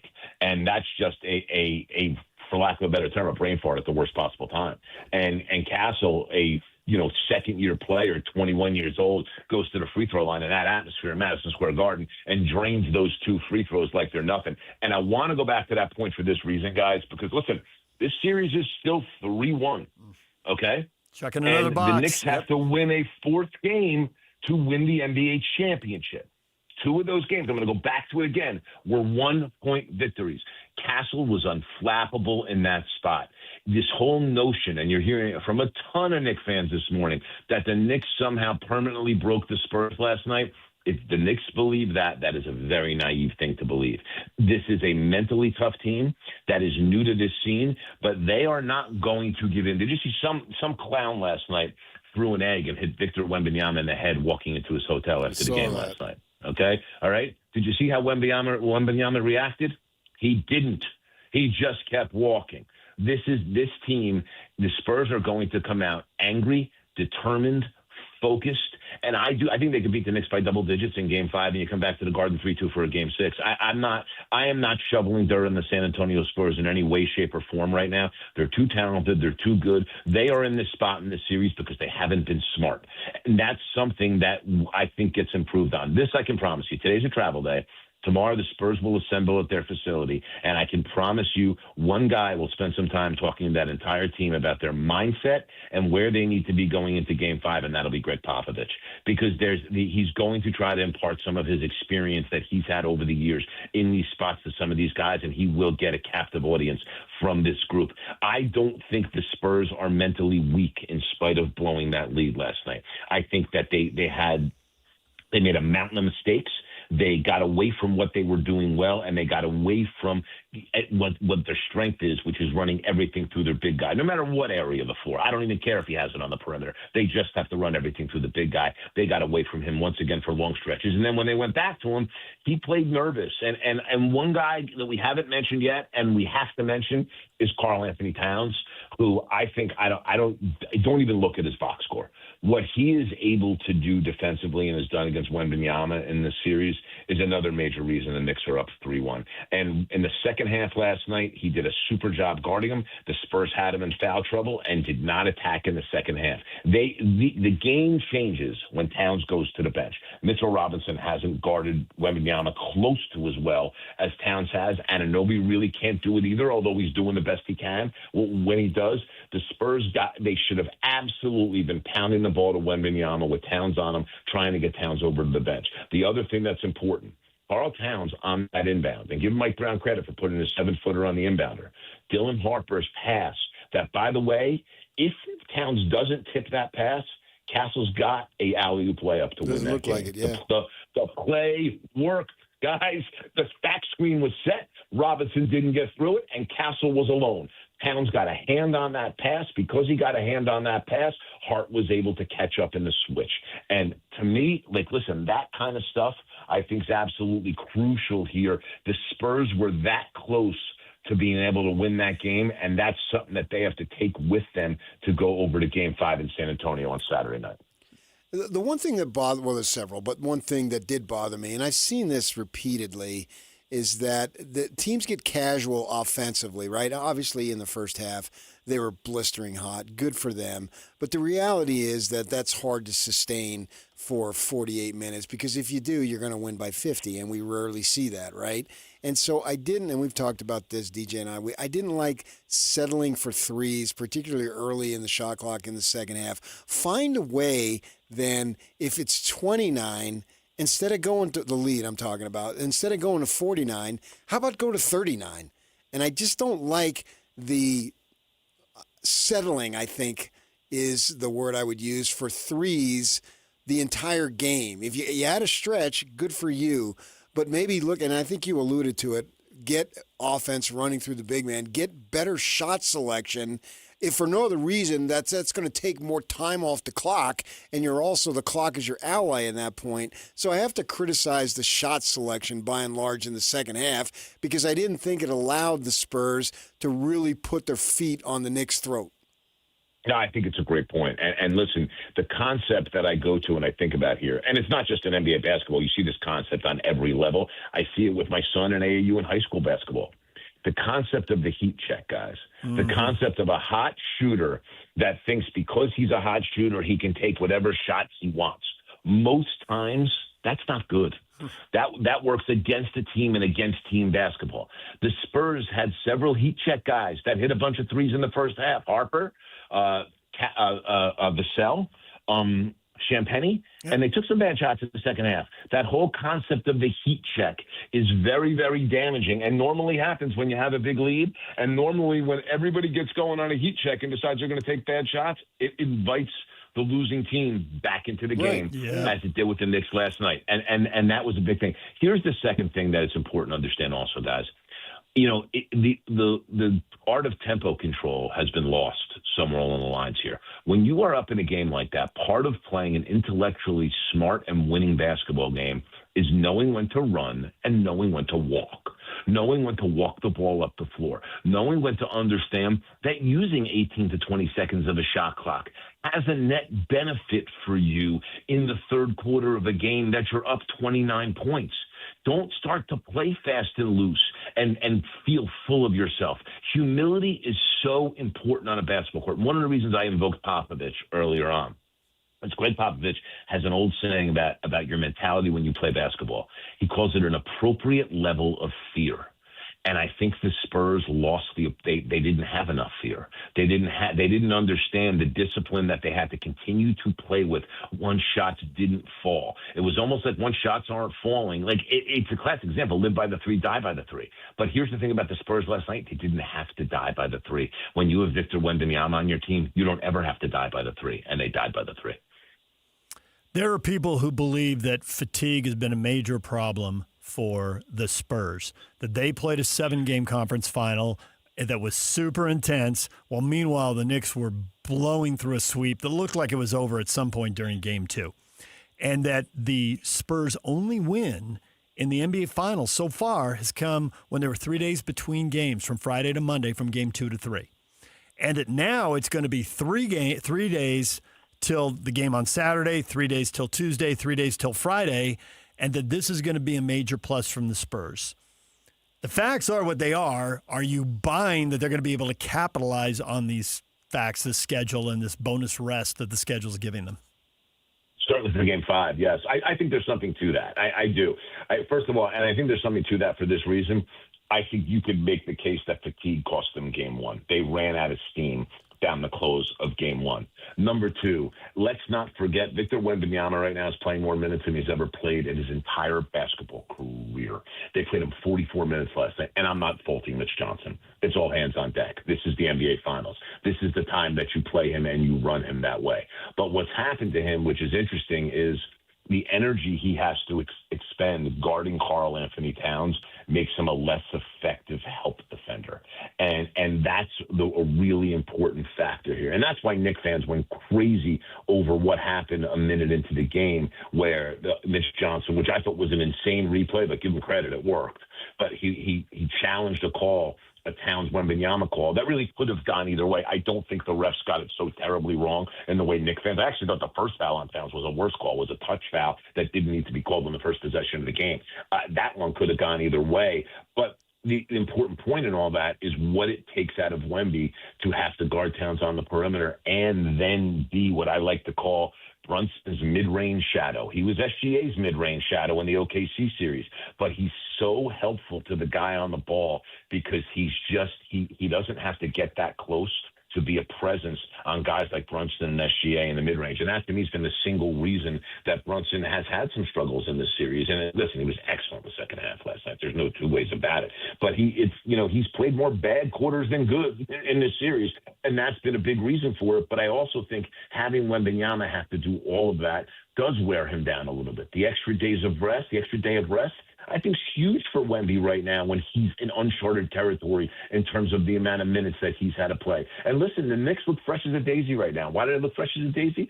They had the benefit of 2 8-game vacations in the middle of the playoffs. And by the way, it's not a gift, boys.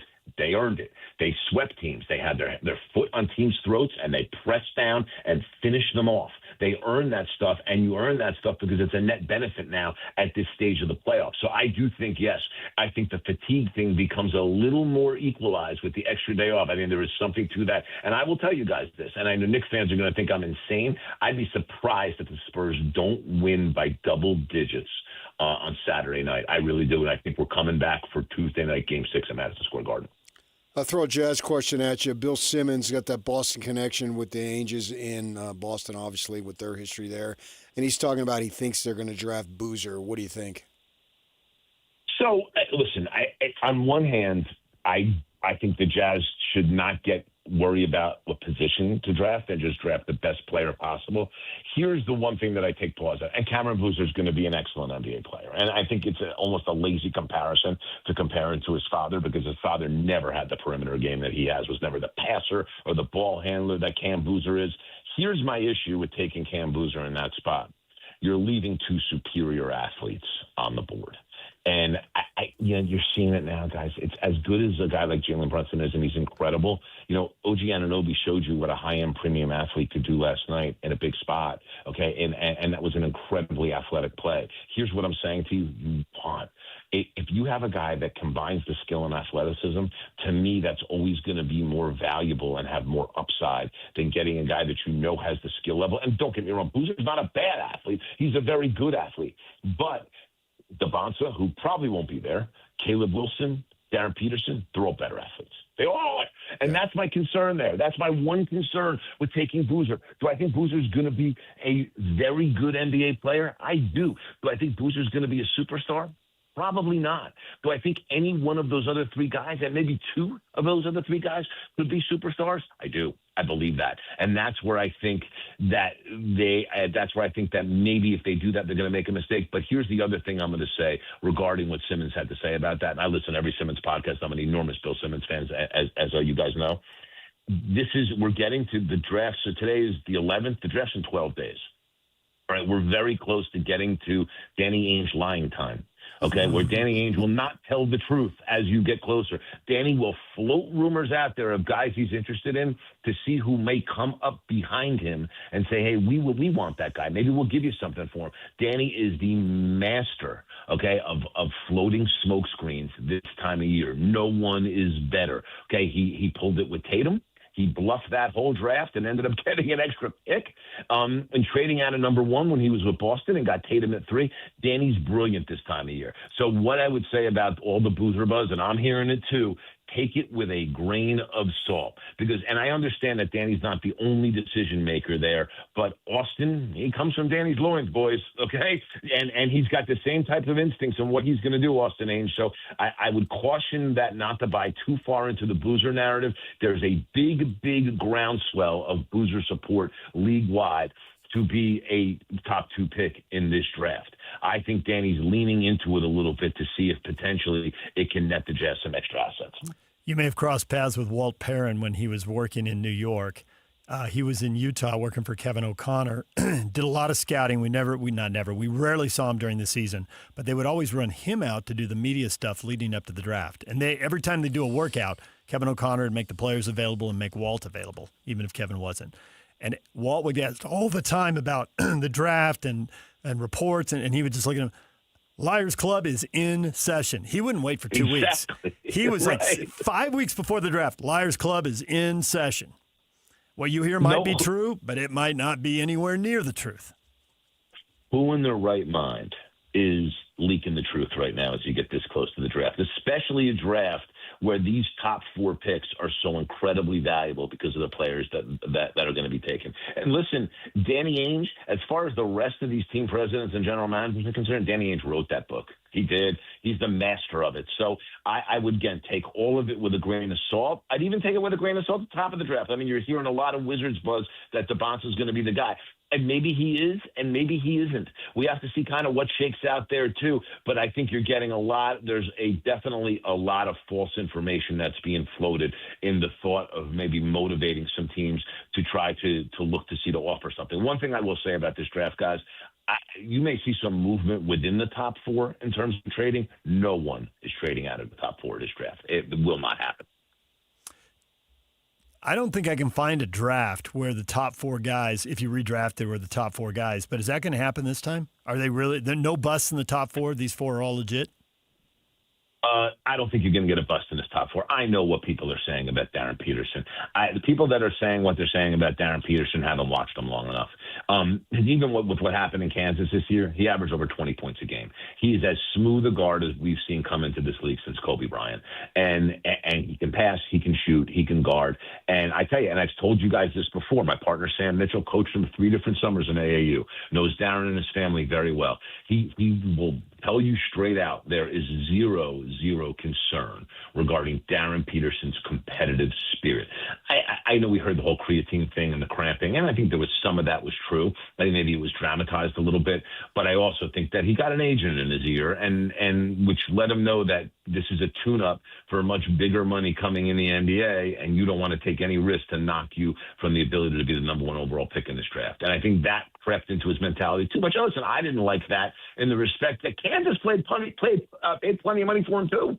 So like he owed them something there as well. My point being is I do think that so much of this with Peterson is overblown, and I think you can end up in a scenario where, these 4 guys all end up within 5 years being on one of the top 3 All-NBA teams. I think that all 4 of them have the potential to be that good.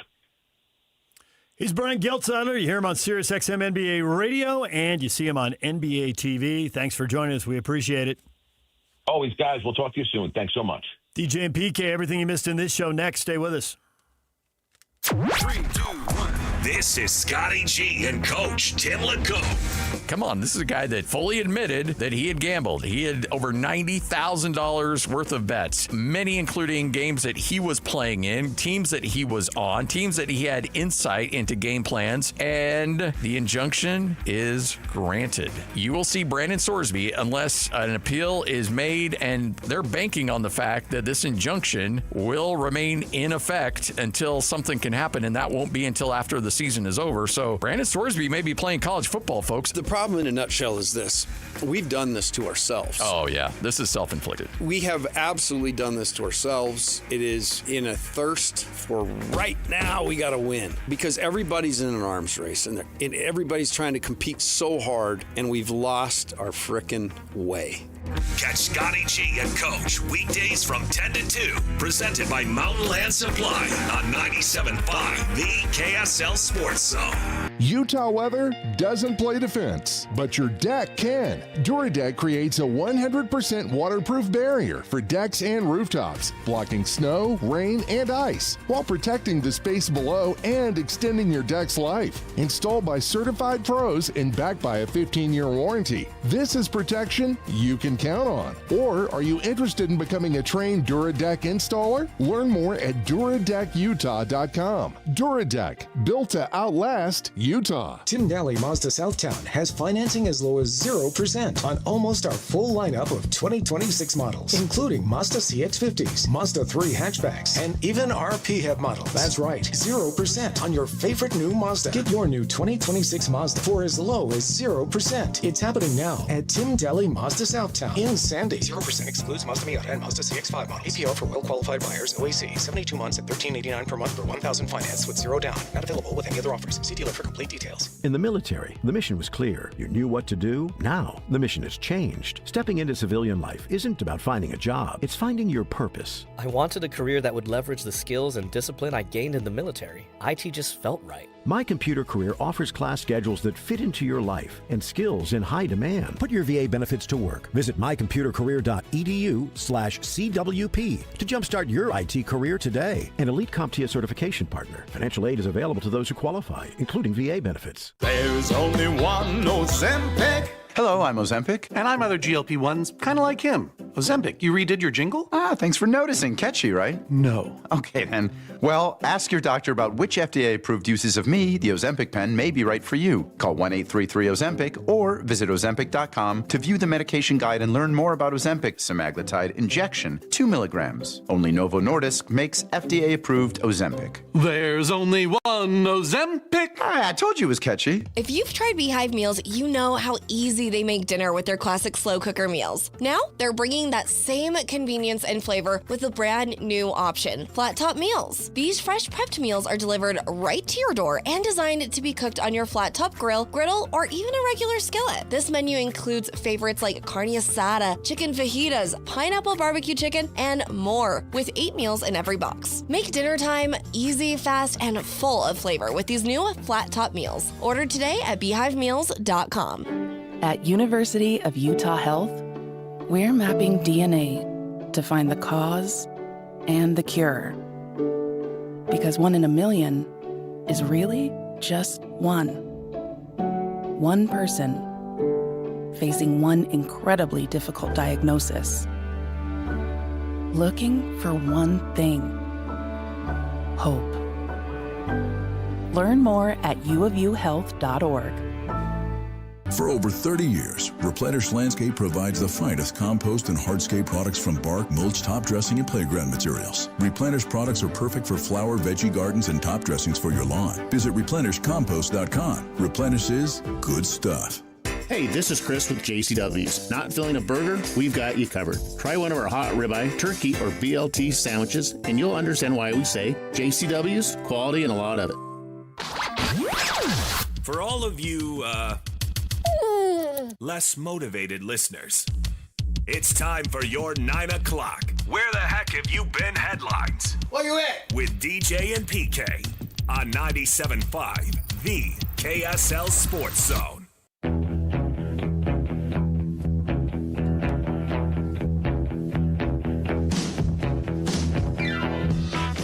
Hands back to Brunson, center court logo, right wing, matched up with Castle, 3 to shoot, Brunson to the foul line, pulls up for a floater, front rim and in, and the Knicks have their first lead with 1:22 to go in the fourth quarter. 5.7 left, no timeouts remaining. Anunoby is handed the ball, finds Brunson at midcourt. Launches a straight on three. Missed it short. Tipped by Anunoby. He put it in. Anunoby put it in. The Knicks take the lead with 1.2 to go. Anunoby out of nowhere. Bridges on Vassell. Hart on Castle. Robinson on Wembanyama. Pass toward the middle. Caught by Castle. Dropped by Castle. His shot is blocked by Hart. And the New York Knicks just pulled off the biggest comeback win in NBA Finals history. From down 29, they take a 3-1 series lead, stunning the Spurs, 107-106. Slacker Radio headlines are brought to you by Trajan Wealth. Call Trajan Wealth today, your local trusted financial fiduciary. Call them at 1-855-TRAJAN1 or visit their website at TrajanWealth.com. Yeah. Yeah. That was good, deep, and guttural, PK. They're the best. Are the Knicks the best? Or are you buying what Brian Geltzauer just told us? It ain't over yet. This could still be messed up. Oh, I think so. It's not the first of three. It's not 3-0. You win Game 5, it's a series again. Lose Game 5, I believe the series is over. Thank you for that analysis. I'd like to argue with that, but that's a fact. Well, obviously if they lose, the series is literally over. But I do think it's a series again. Now, it's not just, they go to Game 6. No, that's not the point I'm making. If they win Game 5, I see no reason why they can't win Game 6. So when I say it's a series again, I mean literally, obviously it is. But what I mean is that at that point, I would go 60-40 Knicks because they only have to win one and the others have to win two. But then if you get to Game 7, then I'm probably going 60 Spurs.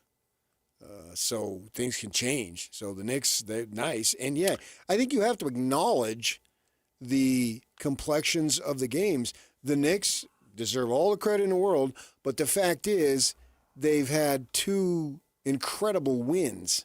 One was sort of standard, and you could say, that's because the Spurs were tired. If you want to go down that road, fine. I won't object to it. So they were able to get a game based on scheduling. That, as Brian pointed out, the Knicks had the right to get that because they swept and you went 7. So that's on you, not anybody else. It's not on the league. It's not on anybody but yourselves. And you could argue, that's because Oklahoma City was better competition. I understand that. That's all true. But nevertheless, that went 7 games and the Knicks had time off. Well, that's going to wash at some point, and I think we're there now with the days off and so forth. So I still think this has a chance to be a 7-gamer.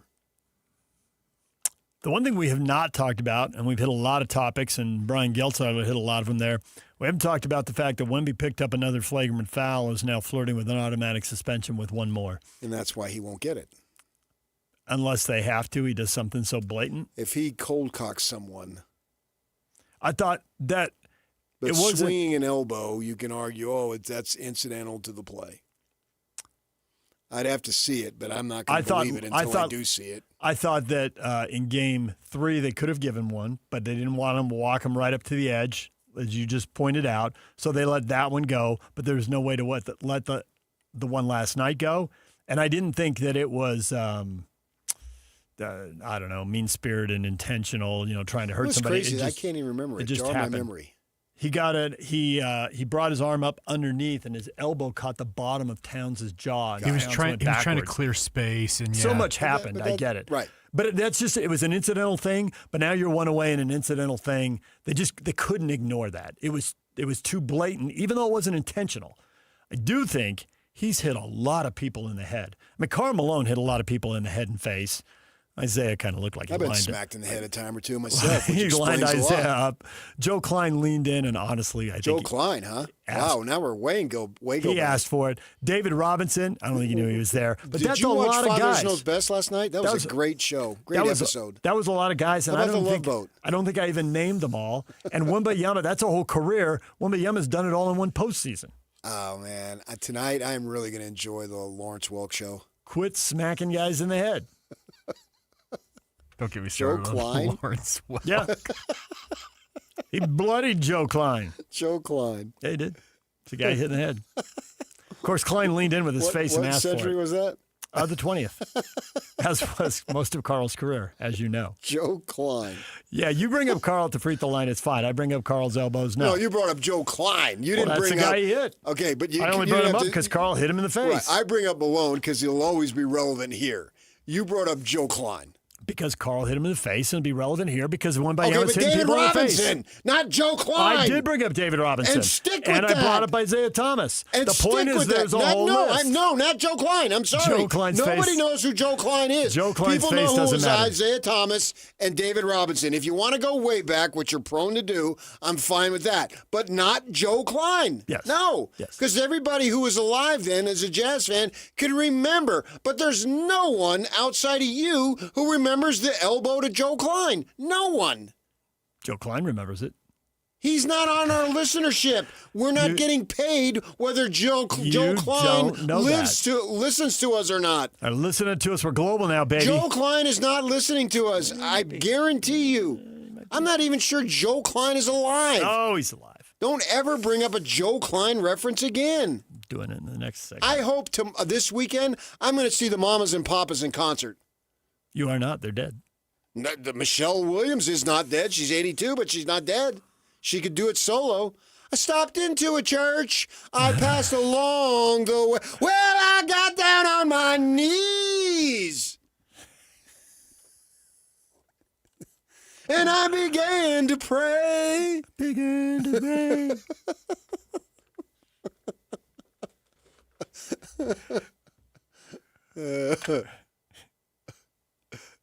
Anything else you'd like to say about the game? Victor Wembanyama, quit hitting guys in the head. I think that if the Spurs can get intensity to the manner that I saw Joe Klein do it, I think they got a shot. Because you want to talk intensity, Joe Klein was the guy. All the leaves are red, and the sky is great. We have Texas Tech news. Yes, we do. Interrupting the Mamas, Papas, and Joe Klein to bring you Texas Tech news. California dreaming, man. Albeit we're It's going a classic. Yeah, It is I a know. classic. We're going to the Lone Star State, though. But the Office of Texas Attorney General Ken Paxton has now sent a letter to the Big 12. It states that any sanctions against Texas Tech over the Brennan Sorsby situation would be treated as, quote, unlawful and would lead to legal action. So they've got the AG working on their behalf. We want to win. And you're telling me some Fort Worth judge wasn't in on it either. No, we got the who's Attorney been General retired for thing. 20 years. Where did the Attorney General go to school? Doesn't matter. Sure it does. No, it doesn't. It'd be awesome It's if from you went to Texas. Texas Tech. Doesn't matter. Yeah, but a lot of people in Texas, there's a lot of jealousy inside of Texas. Texas is big. Yes. Yak, did you ever live in Seattle? No. Did you ever live in San Francisco? No. Who's your favorite baseball team? Seattle Mariners. Who's your favorite football team? San Francisco 49ers. It don't matter. It does matter. It's emotions. You latch there's a on to lot of something emotions, for isn't whatever reason, and away you go. Plus, it makes yourself look good. Oh, I'm going to be tough guy against little 5'2" who weighs himself every day, Brett Yormark. He weighs himself every day. He told us that. All right, so. As if a lot of people don't step on a scale every day. But he's the one who thought it was newsworthy I to step tell on a us. scale every day. I thought I was right on this initially, and I was. So Ken Paxton graduated from Baylor with his undergrad, his Juris Doctorate, University of Virginia. His Juris Doctorate. He got a Juris Doctorate from the University of Virginia. Friggin' Thomas Jefferson. I've been to the University of Virginia. I walked the campus. Me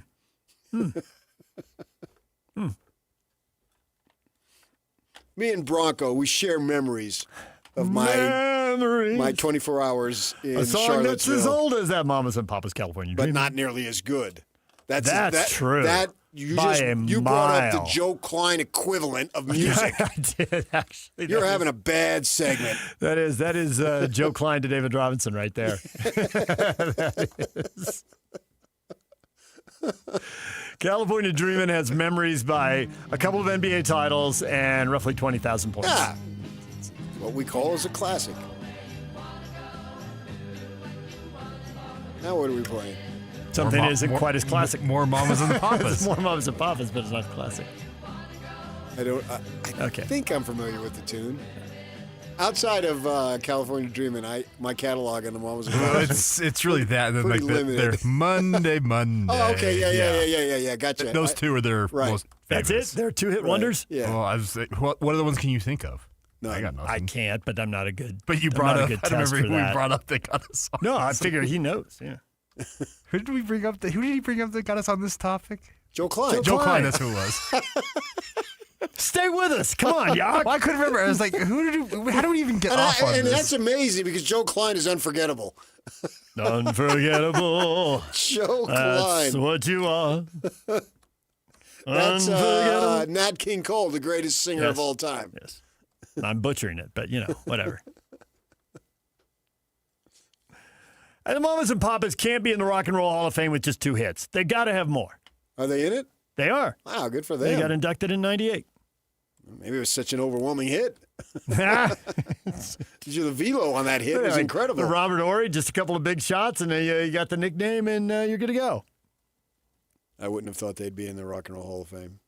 I once had a discussion, an intense discussion, with a certain football coach, the best band not to be in the Hall of Fame. And what's that? He came up with Jethro Tull. So then, of course, I have to come up with 2 or 3 others for the sake of argument. Who'd you come up with? Man, I don't remember. This is going back. I think I said Thin Lizzy. I can't remember. Okay. This is several years ago, but it killed a half hour texting each other. It's clearly in the off season. One note on this with Ken Paxton is he is running for U.S. Senate in Texas, and this could be a way to, Aha! Duh. Don't mess with Texas. Duh. I support Texas He's Tech. going police right now. I don't know whether to keep singing songs. No, I'm not. Do-do-do, Not intent. All I want to say. But it was more duh than da. Okay. If I slipped into the genre of da, that was my mistake. I meant more duh. Okay. Anything else you'd like to talk about besides Texas Tech and the NBA Finals? Got a Stanley Cup final tonight. See what Game 5 holds for us. It feels like a letdown after Game 4 of the NBA Finals. That was quite the adrenaline rush, even though there was some horrific basketball being played. It was wildly entertaining Well, and I would competitive. want to see maybe one of these teams can come down from 10 goals. Nice. We've seen a bunch of blown 2-goal leads. Maybe someone can blow a 3 or 4-goal lead. Well, the nature of the game, I don't know that it's really a blown. Vegas almost did it. They were up 4-0, and then it went to OT, but Vegas won, so they got out of there. Yeah, I feel bad for Bryce Eldridge, though. He's the youngest player of all time to hit a walk-off grand slam, and he's just not getting overlooked. He's getting overlooked. The Giants were down to the Nats 9-1. Came back to win 11-10. 5 in the 8th, 5 in the 9th, and his grand slam in the 9th, walked it off and won it. Shohei Ohtani, you sent him down to Oklahoma City to the minors. His ERA went from 0.74 to 1.06. He gave up 4 runs, 3 earned. Dodgers lose to Pittsburgh 9-8. We're not paying him all this deferred money to get raked. You and your 1.06 ERA are humiliating us. What have you done for me lately? This is sports. There it is. I don't care what you did last year. Well, lately, you hit a home run, right? You did a home run in the 9th inning. And they were down brought 'em to 9-6, got it to 9-8. Yeah. Yep. And home run number 2 for Fernando Tatis. A low screaming line drive that barely cleared the wall. And the Padres won on a walk-off. That's all you got to do. Yeah, there you go. All right. Patrick Mahomes, we told you yesterday his contract got reworked. Turns out he is now owed $504 million, $500 million through 2033. They extended it, pushed some of that money out, probably won't this time. I wonder why his wife's always smiling in every picture I see of her. Life is good, man. And his incentives can push it to $522 million. Well, I hope he comes back healthy and does his thing for a few more years. He's fun to watch. Yeah, but do they have a good enough team around him? Or Well, are you looking at I'm talking about him doing his just thing. being fun? Be a playoff team, the Super Bowl I mean, we stuff. saw Aaron Rodgers do it. He won 1 Super Bowl. Yeah. Not like he's, but he was fun to watch. And that's why my new favorite quarterback, without question, is Jackson Dart. Who are the Chiefs chasing in the AFC? Denver? Everybody. Buffalo? More than that? Those are the top 2 in my mind right now. But I mean, they didn't make the playoffs, so they're literally chasing They are everyone chasing a who lot did. of teams. Yeah. All right, DJ and PK, it's 97.5, the KSL Sports Zone. Your feedback's next. Stay with us. And it's all over almost here. Don't go nowhere. Welcome to This is Jay Scott and Ben Anderson. John Kurtz joins us. You can find his podcast, Open for Business, the Big 12 podcast, talking about the Sorsby trial. I don't think anybody expected him to be available to play next year, and now that looks exactly to be the case. Texas Tech already had a lot of attention on them, but that has ratcheted up about tenfold now. And, I mean, you talk about being the villain. From a Big 12 perspective, Tech thumped everybody minus Arizona State last year, so you're tired of losing to them. So you've got fans in the conference with a ton of built-up animosity, and now you throw on top of that this situation with Brendan Sorsby. If they're going to have him playing quarterback, Texas Tech might as well line up. They should just dress as Darth Vader when they come out there. Forget the helmets, man. Get the Darth Vader mask and just wear those out on the field. Like, they are going to get more heat than any college football team that I can remember this year. People are going to be rooting very hard against them. Catch Jake and Ben afternoons from 2. They should just dress as Darth Vader when they come out there. Forget the helmets, man. Get the Darth Vader mask and just wear those out on the field. Like, they are going to get more heat than any college football team that I can remember this year. People are going to be rooting very hard against them. Catch Jake and Ben afternoons from 2 to 6 on 97.5, the KSL Sports Zone.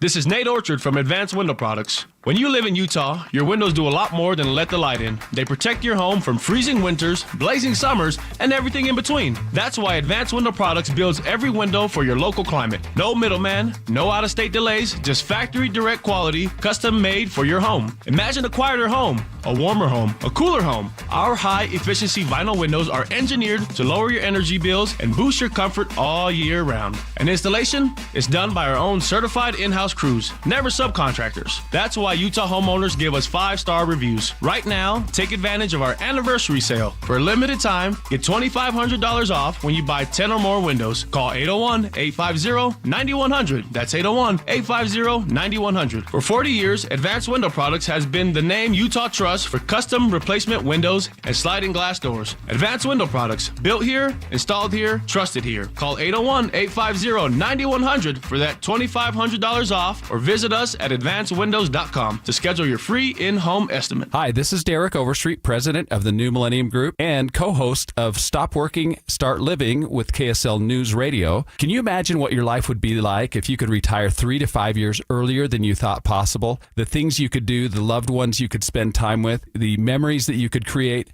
That's what our team at the New Millennium Group does. We'll walk you through the entire process every step of the way. If you'd like to get a copy of the 5-step proprietary plan that will help you retire 3 to 5 years sooner than you thought possible, give us a shout right now. 888-999-6370. That's 888-999-6370 or utahsfinancialplanner.com. Listen, most of our listeners right now have a tax problem, not a money problem. There's not enough money in Social Security Medicare as it is. Let us show you how you can significantly reduce your taxes. That's 888-999-6370. 888-999-6370 or utahsfinancialplanner.com. Have you ever looked in the mirror and just didn't feel like yourself anymore? Maybe your clothes didn't fit the way they used to, or you don't like how you look in them. Honestly, it's more than that. It's how you feel walking into a room, avoiding photos, skipping events, not feeling as confident at work or even with your spouse. Over time, that starts to wear on you. But here's the truth. Losing weight is one thing. Feeling confident again and keeping it off, that's what really matters. At SLC Fat Loss, we help people lose 20 to 40 pounds naturally in about 60 days without injections, crazy workouts, or prepackaged meals. More importantly, we show you how to keep the weight off so you can feel comfortable in your clothes, confident going out, and actually like what you see in the mirror again. Alex Curie here. I dropped 65 pounds in just 60 days. That was 2 years ago on Salt Lake City Fat Loss. I've kept it off. You can do it too. SaltLakeCityFatLoss.com. Many clients lose 20 to 40 pounds in about 60 days. Schedule a free weight loss consultation and start to feel confident again. Go to SLCFatLoss.com. That's SLCFatLoss.com. Results may vary. I'm Jordan Bristol, Miss Utah. For 100 years, Miss Utah has empowered women to lead with purpose, service, and excellence. Join us June 18th through the 20th at the Capitol Theater as we celebrate a once-in-a-century milestone at the Miss Utah competition. Watch 52 contestants from across the state compete for scholarships, showcase their talents, and inspire the next generation of leaders. This is more than a competition. It's a legacy of empowering women, Visit missutah.org to learn more. Help maintain fun at Lagoon. Join their maintenance and construction team. Now hiring full-time year-round ride maintenance technicians and HVAC technicians. Great benefits and career opportunities. Apply at lagoonpark.com/jobs. Must be 18 or older. And now, enough of us. It's time to hear from you. From all your texts, tweets, and posts. This is the best feedback of the day. Ooh, I was there. That's the best game of my life. With DJ and PK on 97.5, the KSL Sports Zone.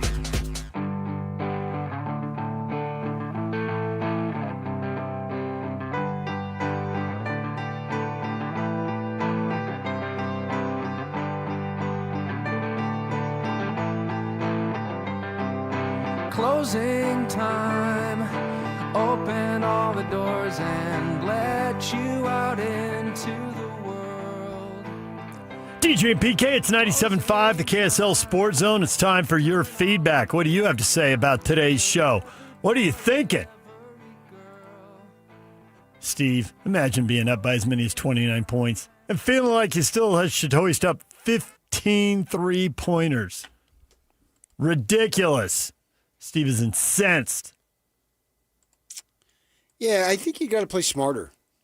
Yes. And I'm of the class of people who I think it's very large. Don't be tentative. The prevent you from winning and all that stuff. But I think in this case it's a little bit different. There was no need, particularly when you've gone cold, which is understandable. No team is hot from 3 for 4 quarters. So you can be aggressive without taking an early shot. When the quick shot bugs me, the stand in the center court circle and dribble the clock down to 5 bugs me. You're stalling your momentum. It's going to be way easier to get a stop. Run your offense. When the Spurs run their offense, when there's 4, 5, 6 passes, they move the ball side to side, they get good shots on the Knicks. I mean, the Knicks can defend them for a while, but they get good shots, and we've seen that throughout this series. Well, if it's an early shot in the shot clock, but it's a good shot close to the basket and percentages are strong, take it. And they have done that. They've caught the Knicks sleeping. That's actually when they've hit Wembanyama with some lobs. The Knicks are ready for the whole side to side. He cuts to the hoop and yeah, I mean, if you've got a lob to him, take it. I don't care if there's 1 or 23 seconds left. But just be smarter. Don't be cautious to the point of, well, we've got the lead. We've got to hold the ball. That's not what I'm saying. But 3 of 17 and 12 of the 17 were taken with more than double digits, at least double digits on the shot clock. Too early. Yeah, and I'd have to investigate literally every shot, and I don't remember every shot. Sure. You've called up a couple of them. We can do that. But you got to be smart. And so I would say play a little smarter. Mitch Johnson said a thing in the postgame. I didn't see it because I went to bed, but I saw it this morning in my preparing for the show, was, hey, we're down 3-1. I'm not taking anything away from the Knicks, but we think the 3 losses were on us more than the 3 wins were on the Knicks. And I can see that mindset. Certainly 2 of them are inarguable. Those games were had. Now, you don't know that if Wembanyama doesn't throw that ball off of Castle's back, that they actually win the game. But you can see where they're going. You have the ball. You have the lead, blah, blah, blah, blah, blah. Statistically, if they did the ESPN, what do they call it, prediction to win thing? Win probability. Yeah, there you go. That it would have been extremely high. So I get where he's coming from. That's why I still think this thing is a series. And the Knicks have an opportunity to really break a lot of celebrities' hearts. Who'll be more crushed? Spike Lee, Jerry Seinfeld, John McEnroe's a Larry hardcore. David, John McEnroe, Derek Jeter, or Taylor Swift. Hey, Timothy Chalamet. Come on. Timothy Chalamet. I don't know that Swift Jenner? is a long time. Kylie. Okay. Wait a second. You never, ever get your Jenners confused. It's just the Kardashians I should be getting confused. You might be able to get something that rhymes sort of with Jenner confused. Should we just end the show now? I mean, we could. It's 9:57. You have to know that. Who is that, Yak? Timothy Chalamet? No, the gal. Kylie Jenner. You have to know that it's Kylie, not Kendall. You have to. You ask which one. That was a setup. I know it was. I just liked it. Let me enjoy it, will you? Well, there might be some people out there who didn't know. That's true. They don't realize it. I can see the look in your face. I know you could. I wasn't saying it for you. You can't forget the name of what's her name? Wait for it. Wait. It just dawned on me that would be a bit that would work. There are people who go to work between 7 and 7:30, and they just don't know this about you. Well, get on the podcast, That's why you podcast it. Hey, and if you did miss the podcast today, that was Matt Brown was good, founder and publisher of Extra Points newsletter, talking about Texas Tech and everything that's happening there and where that's going and how appalled and aghast the rest of college football is and how much Texas Tech does not care. Brian Geltzeiler joined us, Sirius XM NBA radio and NBA TV contributor. He was really good on the NBA Finals. Made a lot of good points. Yeah. And I thought they were good because I agreed with about 99%. The one thing he said I didn't agree with is when he was talking heat checks, he was running through players, and I was fine until he said Champagne because that guy was never hot. He was 2 for 9. He was 1 for 7. His heat check was from he was acting like it, but he was heat checking from Game 3. Right. Yeah, I didn't think he was heat checking from the first half. Was the first half of Game 3? He was. Yeah. He hit like 3 or 4 in a row. Yeah. Unreal. But they're paying him $3 million, and so he's not expected. He's a role player. He's not expected to do that. I'm fine with a every heat game. check as long as it's a good shot. But that's the nature of heat checks as they aren't. It's a bad shot, but because I'm so hot, it's okay to take this. So that's built going to within the cool heat your check. heat check then. That's exactly Geltzeiler's point. Exactly. Exactly. And that's enough exactlies. We fret about our biggest celebrity, Fat Joe. Come on. Fat Joe. He got shout out from Mike Brown. Mike Brown. Fat Joe's with the looking chains good. and the reflections and all that He got the stuff. biggest shout out of the night. Yeah. All right. That's going to do it for us. For Jake Hatch, for Patrick Kinahan, and Joe Klein, I'm David James. He liked that. That was good. All right. I liked it too. Stay with us. Coming up, the coach. I know, but he only reacts to you. He didn't like to react to me. The coach, Tim McComb, Scotty G, next right here in the zone. All right, show's over. I'm tired. Goodbye. Well, until we meet again. And be sure to join us at the same time tomorrow. This stuff is available everywhere. Wherever you are, the KSL Sports Zone will be right there with you. It's the KSL Sports app. I love it. Where you can get the latest podcasts, up to the second breaking news, and analysis of the teams you can't live without right from your phone. And wherever in the world you may be, you can have DJ and PK, Scotty and the coach, and Jake and Ben tag along with live streaming of your favorite shows. Download the KSL Sports app and never miss a thing. Presented by University of Utah Health. Health is in our DNA. Learn more at uofuhealth.org. This is 97.5, the KSL Sports Zone. America First Credit Union has everything you need to get your money working. And for a limited time, new members get a $150 cash bonus for opening a checking account and $200 more for enrolling in and using direct deposit. If you're ready to do more with your money and get up to $350 cash, head to americafirst.com and become a member today. Subject to membership eligibility, terms, creditworthiness, changing conditions. Additional requirements may apply. Federally insured by NCUA. Equal Opportunity Lender. Picture this. You pull into your driveway, and for the first time in a long time, you will love what you see. Beautiful new siding, bright, energy-efficient windows, gutters that protect your home year-round, and a deck that makes the backyard feel brand new. Not someday, not after one more year. With RGS Exteriors, the home you've been wanting can start today. Hi, Tim Brown here, RGS Exteriors. My family has been building and improving homes in Utah for 5 generations, and taking care of homeowners is something we take very serious. With over 1,300 5-star Google reviews, 21 Best of State awards, and our 10-year workmanship warranty, homeowners know they can trust RGS. Over 200,000 families across Utah have trusted RGS Exteriors with their home, and so can you. Schedule your free estimate today at 801-280-3110, 801-280-3110. A family office is a team built to handle the 3 biggest financial responsibilities a family faces: wealth management, tax strategy, and estate planning. Most firms only manage your investments and refer the rest out, hoping everyone stays aligned. At Trajan, we built something different. Your wealth, tax planning, and estate planning are handled together inside one firm under one roof. There's no guessing whether your CPA, advisor, and estate attorney are truly in sync, because our team works together every day on your behalf. When your financial life becomes more complex, your advice should become more coordinated, not more fragmented. One plan, one trusted team. Call Trajan today, 855-TRAJAN-1. That's 855-TRAJAN-1. Trajan Wealth, an SEC-registered investment advisor. Additional services through Trajan Estate and Trajan Tax. Additional disclosures and accreditation at TrajanWealth.com. Technology never stands still. And neither does Les Olson IT. For 70 years and counting, we've helped businesses adapt, grow, and stay secure through every change. With experienced people and smart technology solutions, we make work easier, more productive, and more secure. Yesterday, today, and tomorrow. Let Les be here for you.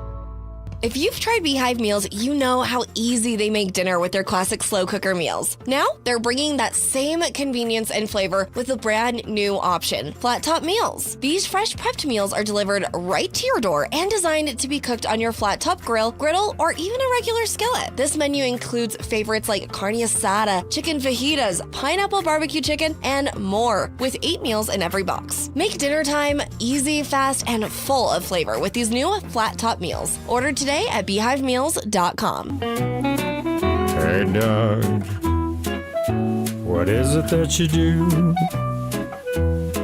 'Cause everybody's buying a car from you. Hey, Doug. The new 2026 Outback is here with a new body style, increased roof capacity, ground clearance, and updated technology features. Visit Doug Smith Subaru today to see it for yourself. Hey, Doug.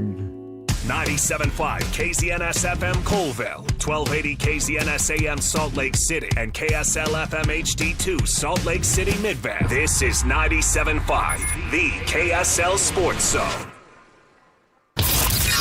Hey, it's 10 a.m. and this is Utah's best sports radio. Say my name. You're locked on to Scotty G and the coach, Tim LeCaux, presented by Mountain Land Supply on 97.5, the KSL Sports Zone.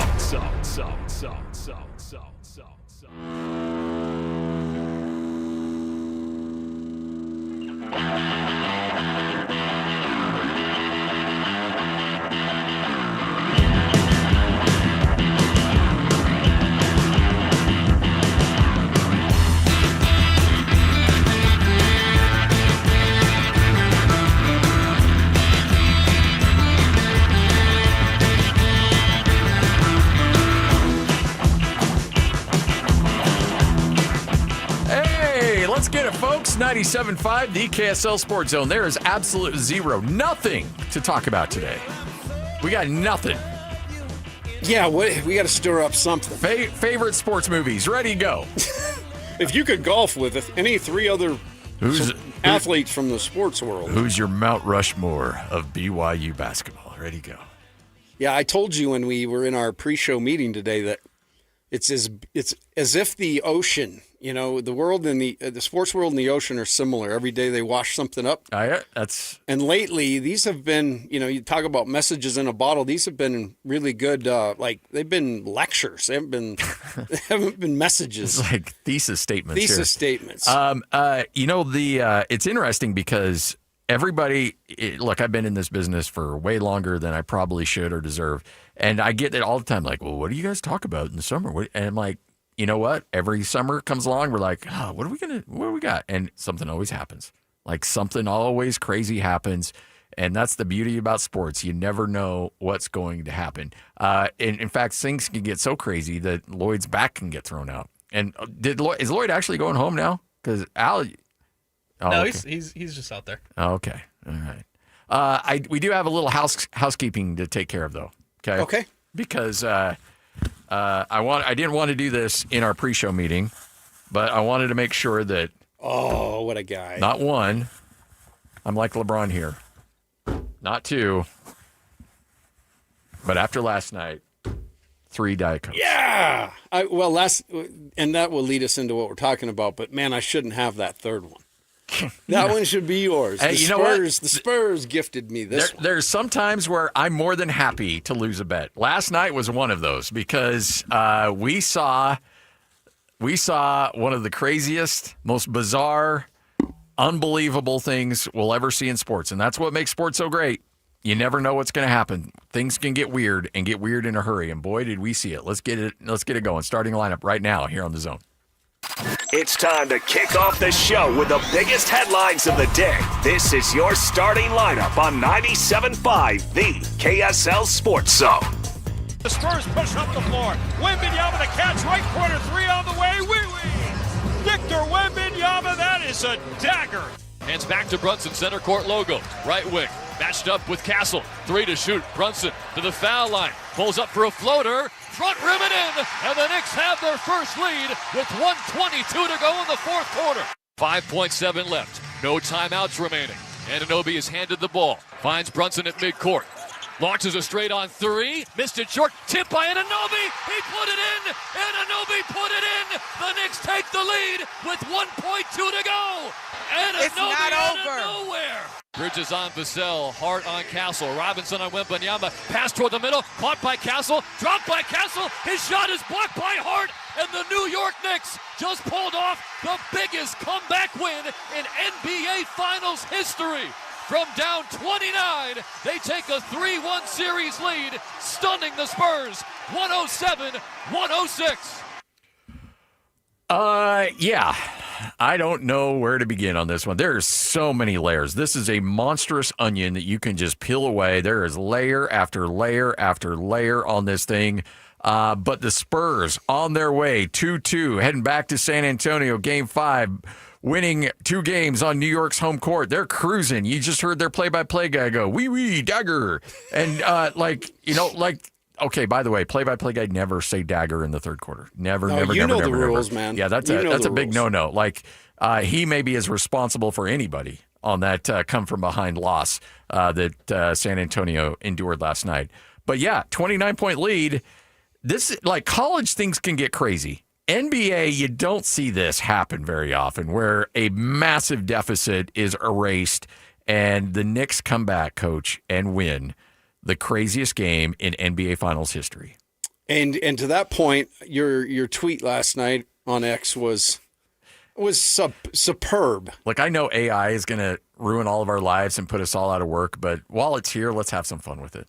So if you didn't see it, it was our guy, Matt Ryan. Yeah. Who, of course, we were talking with Lloyd today, and he is in a tad bit of pain. So I don't know that blood's getting all the way to the top of his head. He injured his back. Yes. And he's literally walking around like a question mark. But he was like, why didn't you put Donovan on it? And, of course, the Falcons came back. That's the Falcons gave up the largest comeback in Super Bowl history. And last night we saw the largest comeback in playoff history, NBA. So had Matt Ryan giving Victor Wembanyama a hug. Consoling. Yes. But you're right. There are a ton of angles. And I will say that San Antonio went in there with the right script. Oh, yeah. Yep. Even down to the pregame. When I heard Mitch Johnson's pregame, I thought, let me rewind real quick because we talked about this yesterday. The Knicks lost the other night, but could they lose? Did they actually lose twice because the Spurs got in their head? And so that fast forward to Mitch Johnson saying, hey, we can't get any more physical than we did. Now it's just a matter of how do we deal with the physicality? How do we execute through the physicality? So while the Knicks were still caught up in some retaliation and emotion from the previous game, the Spurs hit the ground running, and they didn't get caught up in any of that stuff. Nope. They focused on running their stuff, and man, did they run their stuff. They shot the lights out of the ball, made more threes and a half than any other team in NBA playoff history. So there was one little strand in my mind is like, okay, this is going to be monumental to come back from. But one thing that is always apparent in comebacks, did the other team really, did they empty their pockets? Yeah. And I felt like the way they shot the ball in the first half, there was a good chance of that, and also knowing their fatigue. Yeah. And you're right. The fatigue factor, I think, hit them like a ton of bricks. And it just feels like, look, you've been on sidelines. You've probably been on both sides of those types of games. I actually have. Those, probably in those playing games in back-to-back years. So when you feel it, when you feel your team starting to click and it's starting to go, I can't imagine how cool that feeling is. But then on the flip side, when teams are coming back on you and you're throwing everything in the kitchen sink, you're talking to your guys, you're trying to, but there's just nothing to go. That's got to be the most helpless feeling on the planet. I can't imagine, because you always kind of talk about the look in guys' eyes on the sideline. And when you get them in a timeout, that's one of the assistants' jobs is survey the scene, read the room, who's locked in and who's maybe out to lunch. And you can see that if you just watch. And I would love to have seen how those looked in the first half for the Spurs, because like I said, man, they were extraordinary on the offensive side, on the defensive side. And again, they played with just business-like purpose. They left all the other stuff. It was Mitchell Robinson that throat punched Wemby, and got a technical. But it just, to me, the fact that the Spurs shot the ball so well and that the Knicks were struggling, the fact that it was in New York, I know how much pride those guys have. They've shown it. Yeah. They won 13 straight games. So, I think the ingredients were there, but then the script had to play along. And part of that is the Spurs had to lose the script. The shot making definitely died down in the second half. And so did their execution. And so did their decision making. And so there's parts of this game that you could feel it start to slip. But I tweeted right before the start of the fourth quarter, they got this thing to 15. It's striking distance now. So it's game on. I mean, the Knicks are in a position to come back and win this game. I felt the momentum obviously completely going in their direction. But, the play that just keeps coming back to me is that layup. The number of times you're in that situation in basketball where they call it time and score. Yeah. You've got the ball. The clock's your friend.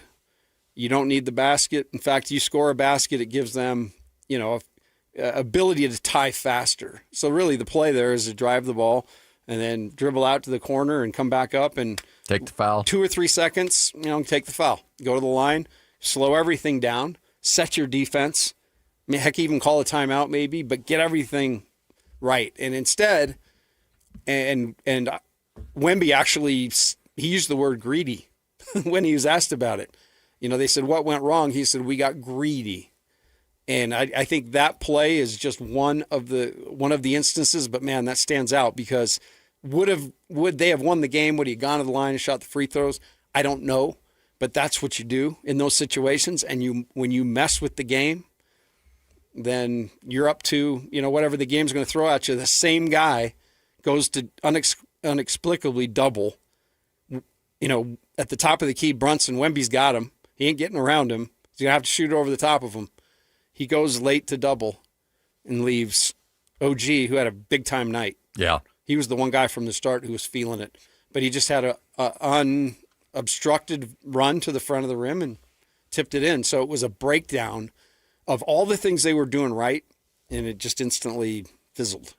So let's back up a little bit, talk about your Victor comments. If you're guys in that locker room, especially one in particular, and you hear Wemby say this, what's that like? I think it began before that. Can't really explain it right now. I don't know. I think it's just, execution, greediness, some sort. We clearly weren't the most hungry in the second half. De'Aaron Fox, don't do it. Don't do it. I think everybody watching that game was screaming. Even if you're not a San Antonio fan, you're like, bro, what are you doing? What are you doing? No.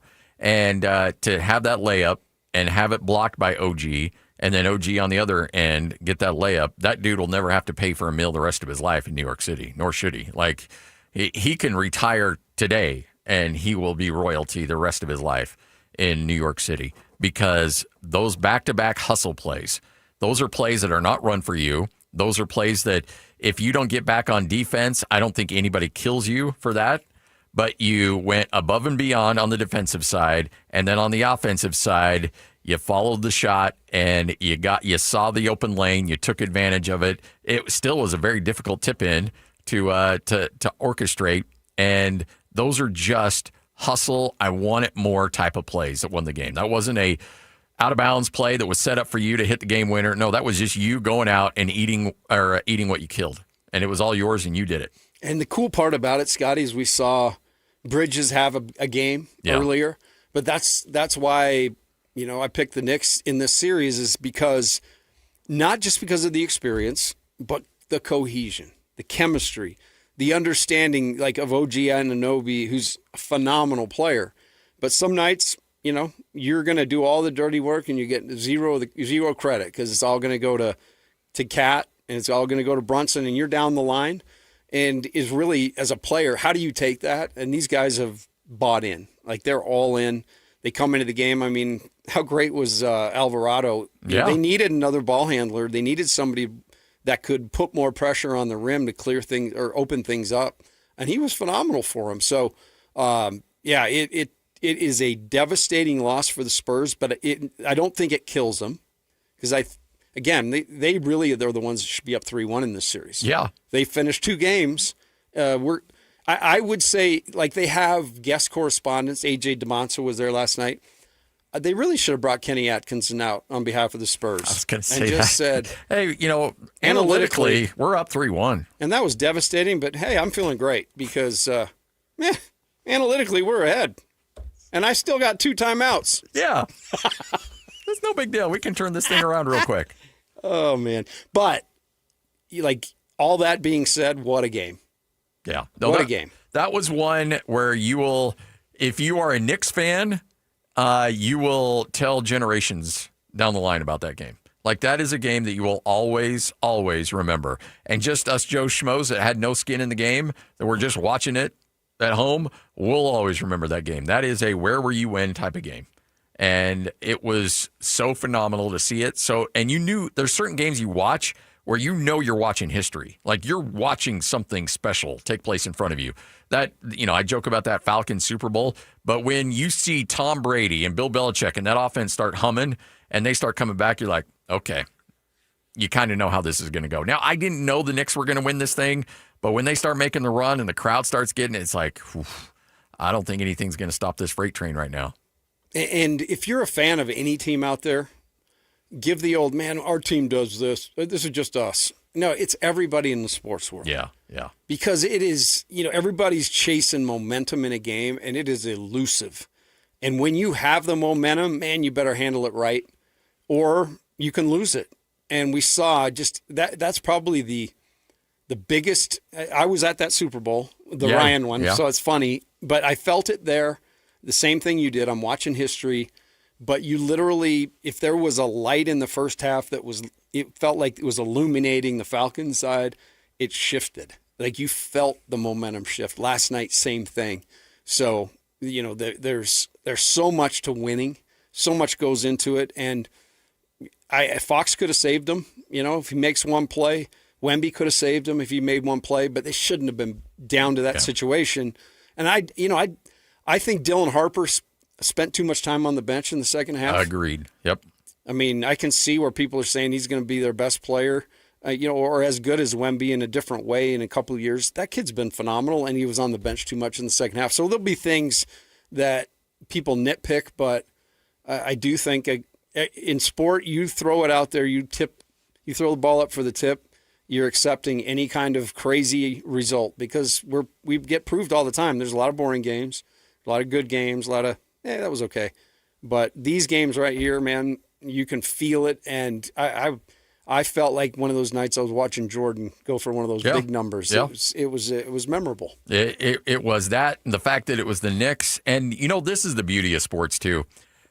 You know, you're watching the post game, and every Knick fan, whether it was, you know, Ben Stiller or Larry David or Taylor Swift on courtside, or the guy that was in the upper of the upper. Well, I probably won't include T Swizzle in that, but the other diehard Knick fans. That lady that was on like Law and Order SVU or whatever. She is in it now. Oh, she is definitely in it. She is a Knicks fan. Yeah. And, you know, so you got those people that are on courtside, and then you got Joe Schmuckatelli, who got a second mortgage to get into the top of the upper bowl, and they're all just sticking around because they're all feeling the same thing. How cool was that? Like, sports is the giant unifier. It's so cool. I mean, it's just a special moment last night. Nobody cared about Trump. Nobody cared about anything else last night. It was just like, hey, for one night, we're all one big happy fan base, and that was really cool to see. As much as the Knicks can be obnoxious, and by the way, whoever's throwing eggs at Wemby, knock it off. Come on, don't be better. That's probably going to leave. That's worth a win for the Spurs. So if you threw that egg, that's not smart. No, that's not smart. Yeah, let's not get that guy angry. No, and he's going to wear the robe. Oh yeah, absolutely. He'll wear that robe for Game 5. He'll get a fresh cut and wear the robe. Yeah. So I just, all right. So let's talk a little bit about from a standpoint, and this is where I love talking to you as a coach because you've been in these huddles. Are there what are the conversations you're like in practice about crashing the boards like that, or about is there OG sees that and he takes advantage of it, but there's got to be, I got to imagine, conversations, whether high school, college, or the NBA, to be like, hey, follow that shot. There's going to be opportunities there. And that's just muscle memory for these guys, right? Oh, totally. And honestly, if you want to break that play down, like Brunson, to his credit, he shot the ball maybe a count early, but he shot it because he saw Fox coming. Yeah. And he instantly knew, just like in hockey the other night when we saw that goal from the top in the power play, he put it on net. He just put that thing up there knowing I've got a numbers advantage and I've got OG with a free run. Like, he was able to process that all in that moment. Again, Wemby had Brunson, Brunson was either going to make or miss that shot because Wemby was going to contest the heck out of it. If he made it, it was going to be fantastic, unbelievable. But Fox didn't need to come over there. He wasn't offering any help. We call it no man's land. You never want to be caught in no man's land. You want to be affecting the play. So his way of affecting the play, unfortunately, was, he opened up something for OG. But you got to give Brunson credit because in my mind, he could have, worked Wemby a little bit, but he saw that instantly, and that's the plan. 2 on the ball. Anytime you see 2 on the ball, that was a perfect time for him to shoot it, and OG timed it great, and it's fitting because he deserved that for the way he played all night long. He was the one guy all night long that had it going. So there is a stat that I'd completely forgotten about. The nerd of all nerds when it comes to NBA stats. His name's Kirk Goldsberry. But back in 2012, he ran the numbers on Kobe Bryant missed shots, and he came up with a formula called Kobe assists, which essentially means there will be certain players that will attract so much attention that it will leave for made baskets off of missed shots. And he ran the numbers and found out 15% of Kobe Bryant's missed shots were turned into offensive rebounds and scores. Wow. And so because there's so much attention, like you mentioned, Fox comes out for Brunson shoots it, and that's essentially a Kobe assist because guys are out of position because they're so worried about one guy that it allows for somebody else to get an offensive rebound to put back in the win. And that was the case last night. Whether obviously it wasn't designed by San Antonio for Fox to do that. It was just him like, oh, that's their big guy. I got to go chase him down, and it leads to that bucket. Yeah, I've always tried to explain, people talk about guys' impact on the court, and so much of it is obviously what we're going through right now in this draft process. There's the height, the weight, all that stuff. There's that component, and then there's their skill set. And depending on their skill set, imagine they're a magnet, okay? And everybody else on the floor, or the defense is actually pulled.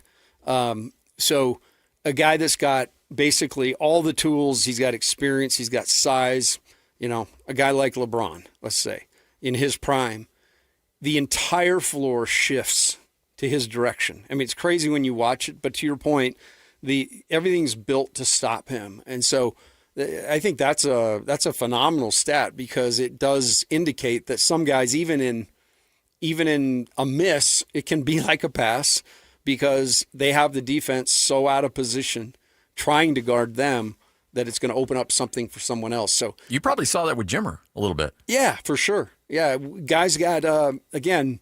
Or it was a fast break going the other way on a long rebound. Yeah, sometimes. But what I was going to say is I think the key to it is guys get amped up to play those guys. They're on their spot, but then they do a little bit more just to try to help, and that extra help, that over help, that's what kills you in those scenarios.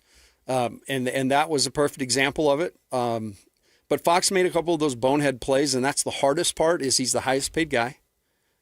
He's experienced. We're talking about, Harper and Castle going through this for the first time. Those guys are holding their own pretty darn well. Yeah. And Castle again last night. as he does every night. He just sets the tone physically, defensively, and it allowed the Spurs to get out to a great start, but couldn't finish. All right, we got to go to break. Coming up next, though, and this is going to be completely lost in all of this, which I look, it was a fantastic game. It could have been just even a little bit crazier, but something just went sideways, just barely. A fingernail away from even a crazier finish. We'll talk about that. I want to get Coach's X's and O's perspective on that final 1.2 seconds. Coming up next, this is 97.5, the KSL Sports Zone. Welcome to. This is Jake Scott and Ben Anderson. President of basketball operations for the Utah Jazz. It is Austin Ainge. How often are those top names switching around at the top of a draft board? Does that happen this late in the process? It does happen. We're trying to force ourselves to keep an open mind. Like, don't get locked in until we have all the information. Make sure we're processing everything correctly. We're almost fighting a consensus or predetermination. We're trying to make sure we go through it as thoroughly as possible before we lock in. We are fighting groupthink. We're fighting media narratives. We don't have a consensus in our rooms, right? Like, there's arguments. My dad and I fight every day about stuff, about players. Coach Hardy and I spend a lot of time talking through it and picturing how it would work with this guy and that guy. And there's a lot of opinions and I work with a lot of smart people. Catch Jake and Ben afternoons from 2 to 6 on 97.5, the KSL Sports Zone. If you've tried Beehive meals, you know how easy they make dinner with their classic slow cooker meals. Now, they're bringing that same convenience and flavor with a brand new option, flat top meals. These fresh prepped meals are delivered right to your door and designed to be cooked on your flat top grill, griddle, or even a regular skillet. This menu includes favorites like carne asada, chicken fajitas, pineapple barbecue chicken, and more, with 8 meals in every box. Make dinner time easy, fast, and full of flavor with these new flat top meals. Order today at beehivemeals.com. Hi, this is Derek Overstreet, president of the New Millennium Group and co-host of Stop Working, Start Living with KSL News Radio. Can you imagine what your life would be like if you could retire 3 to 5 years earlier than you thought possible? The things you could do, the loved ones you could spend time with, the memories that you could create. That's what our team at the New Millennium Group does. We'll walk you through the entire process every step of the way. If you'd like to get a copy of the 5-step proprietary plan that will help you retire 3 to 5 years sooner than you thought possible, give us a shout right now. 888-999-6370. That's 888-999-6370 or utahsfinancialplanner.com. Listen, most of our listeners right now have a tax problem, not a money problem. There's not enough money in Social Security Medicare as it is. Let us show you how you can significantly reduce your taxes. That's 888-999-6370. 888-999-6370 or utahsfinancialplanner.com. It's summertime, and Tim Hughes back with Greg and Mike of Replenish Landscape Garden Products. We talk about saving water. One great way to save water, Greg, is to get rid of some of that grass area and just put in bark and mulch, and it really does make a difference. We have 4 different kinds of barks, different sizes, and 4 different colors of the wood mulch. And I will just say that all colored wood mulch is not created equal, and we carry only the highest quality. And when you talk about lower quality, Mike, that means sometimes you'll spend that money, put it in, and a year later it just does not look good. Right, and sometimes it's even less than a year. So it's the quality is quite important for us, and we like to get the highest quality that we can. Centrally located in the valley makes it very convenient for you. It's Replenish Landscape Garden Products at 4660 South 200 West in Murray. You can give them a call at 801-262-5142 and make sure to look them up online at replenishcompost.com. Remember, Replenish, it's good stuff. Tuesday tacos, Sunday roast, backyard burgers. Whatever is on your table, make it Bar W Beef. Trust matters. Knowing where the beef was raised, what it was fed, and where it was processed isn't a mystery at Bar W Beef. Dry aged 14 days. Steaks, brisket, ground beef bundles, premium cuts without premium markup. Shipped straight to your door. This is Utah beef. If you can't shake the hand of the rancher behind your beef, maybe it's time to try BarWBeef.com or visit the store in Nephi. Water runs Utah, and it's running out. They say there's nothing you can do about it, but I looked it up, and there's like 54 different ways to conserve water at slowtheflow.org. It would make a little too much sense if we all did our part to save water. From iconic appetizers and entrees to delicious desserts, all served with breathtaking sunset views, The Roof is your perfect summer tradition. Reserve today at theroofslc.com. Accessing the best radio in Utah is right here. This is Scotty G and the coach, Tim Lacombe, on 97.5, the KSL Sports Zone.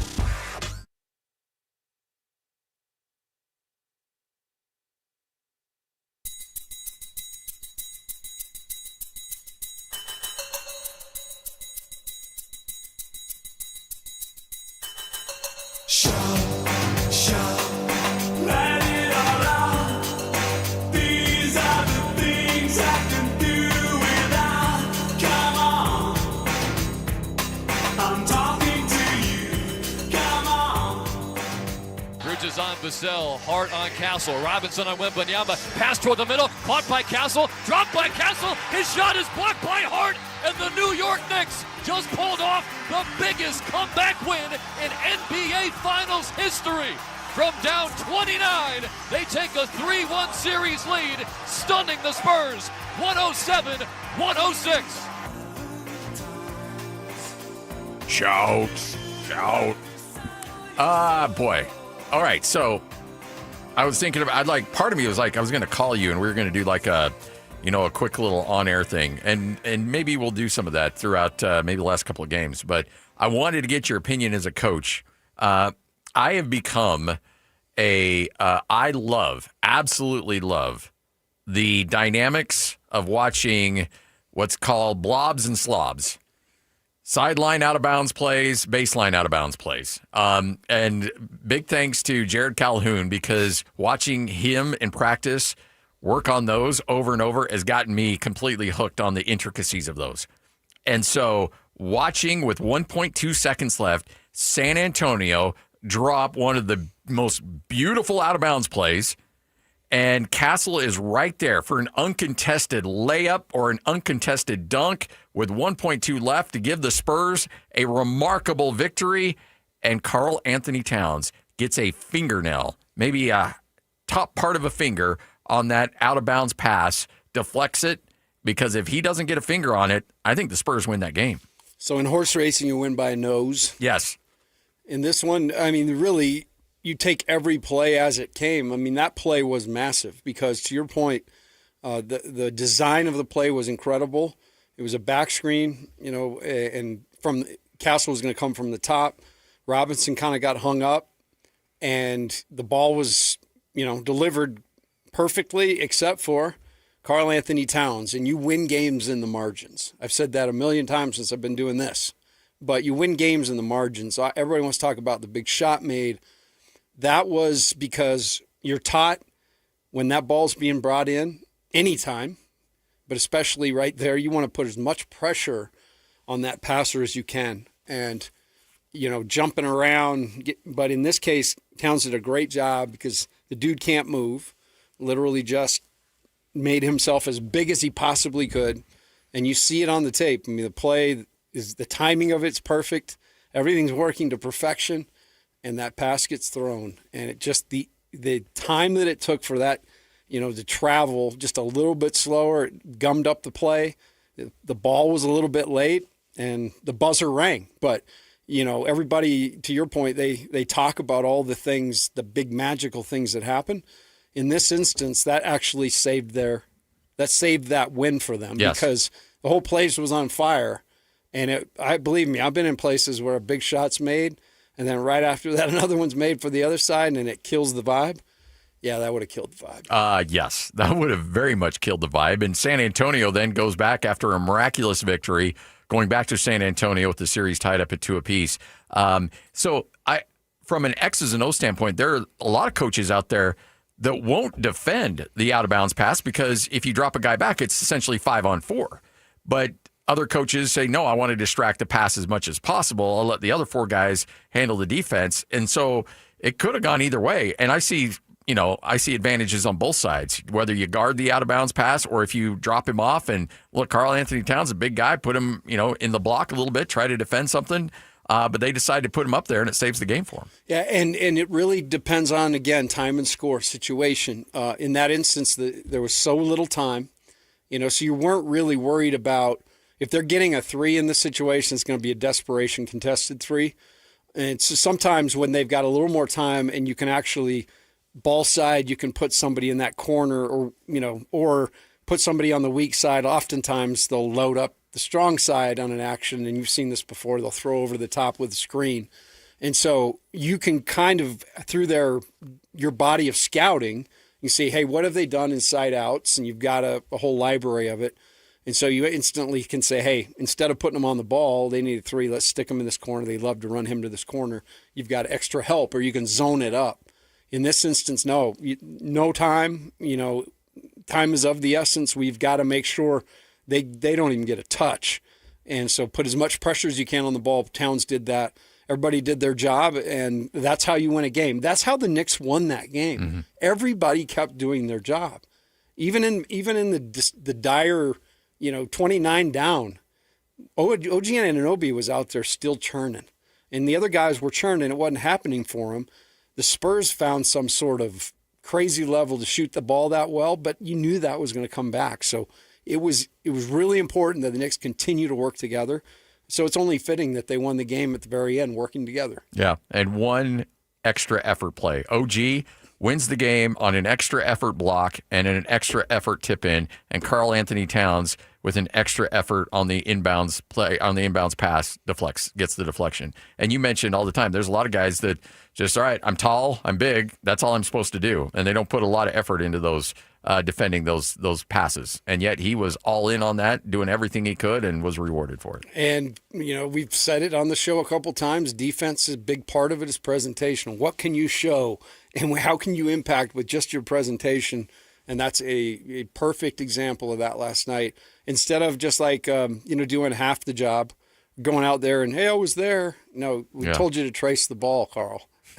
You didn't trace the ball, Karl. No, you didn't have to tell him that. He traced it. And, that fingertip, maybe they'll put that in the Hall of Fame. They should. For the Knicks. I just think I'm bummed out that obviously the biggest story was the OG tip-in, but that was as equally a big a play as what OG did on both sides of the court, that tip. If I got something in my eyes, that John Wooden sitting. You're starting to call out the intricacies, my guy. Well, you've been doing the Aggie deal for how long? Well, 8 years, 10 years. I've worked with 6 coaches in 10 years, so you tend to start to see it. Yeah, you never worked with anybody as crazy as this one. No, but that's the great thing about basketball. We can overcomplicate it. Sometimes it just comes down to simple effort. Just simple effort. Simple effort, and those same principles that you learned when you were just a kid. Yep. You got to protect the ball. You've got to protect the basket. You've got to block out. You can't give up second shots. And always know time and score. By the way, it's funny that when you think of you're Mike Brown and you're looking at your bench and you're like, who can I bring in to really get under Wemby's skin? Alvarado, get in there. Well, he gets under everybody's skin. He's like the ultimate instigator out there, and I loved watching him and Wemby. It looked like that old footage of, remember, what's his name? The guy that plays for the Pelicans, the big dude that played at Duke. Oh, Zion. When he was playing junior high, and he had that little, 5'0" dude that was trying to box him out and stuff like that. It looked a little bit like that, but Alvarado was getting under his skin, and you could tell he was taking him out of the game. When Wemby started getting going, and he was dropping the I'm in your head. Well, guess what? You got to finish the game, big fella. And this is going to be a learning experience for him, too. And you can't finish the game by yourself. No, it's a team game. There's 5 guys out there. And again, I'm knocking into the dirt. But it should be the theme of this game and the day. Do your job. Do your job. Don't worry about what Marilyn's doing in accounting. She'll get those invoices put in. You just keep selling, Charlie. Just mind your own P's and Q's. And, be in the gap. And I'll tell you if I need you. But by no means you march into my office thinking I can't handle this guy by myself. Yeah. I think that's spot on. And there's a lot of people out there that would be like, you know what? I need to do this job. Nope. They'll do their job. You do your job. Don't worry about that. But what? But. And so, like I tell my kids all the time, like they don't want to do their job because the other kid's not doing his job. I'm like, look, I'll handle that. Okay? You do your job. Just worry about you. Worry about you. Do what you're supposed to do. Everything else will take care of itself.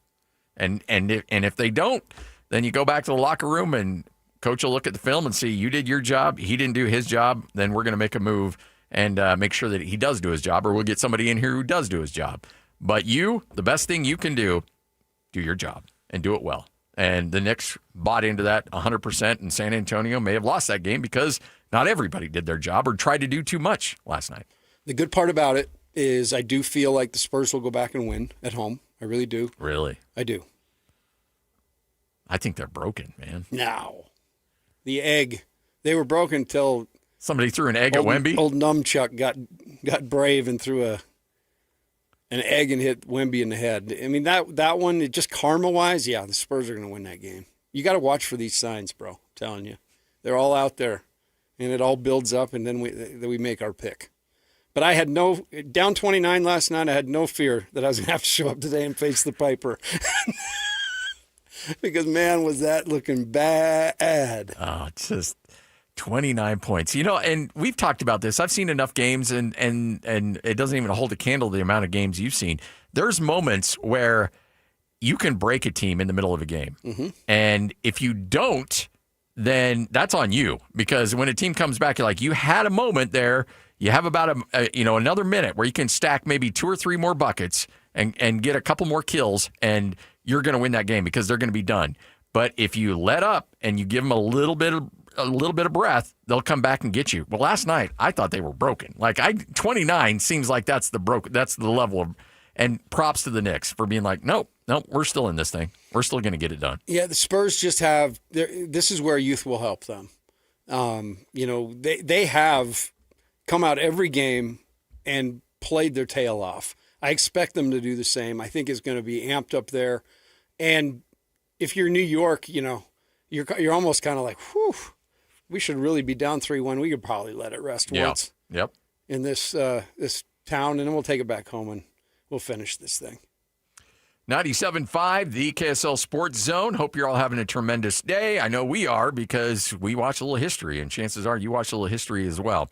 So with that, what you may have missed, because we were all locked into the NBA Finals last night, we'll talk about that next. This is 97.5, the KSL Sports Zone.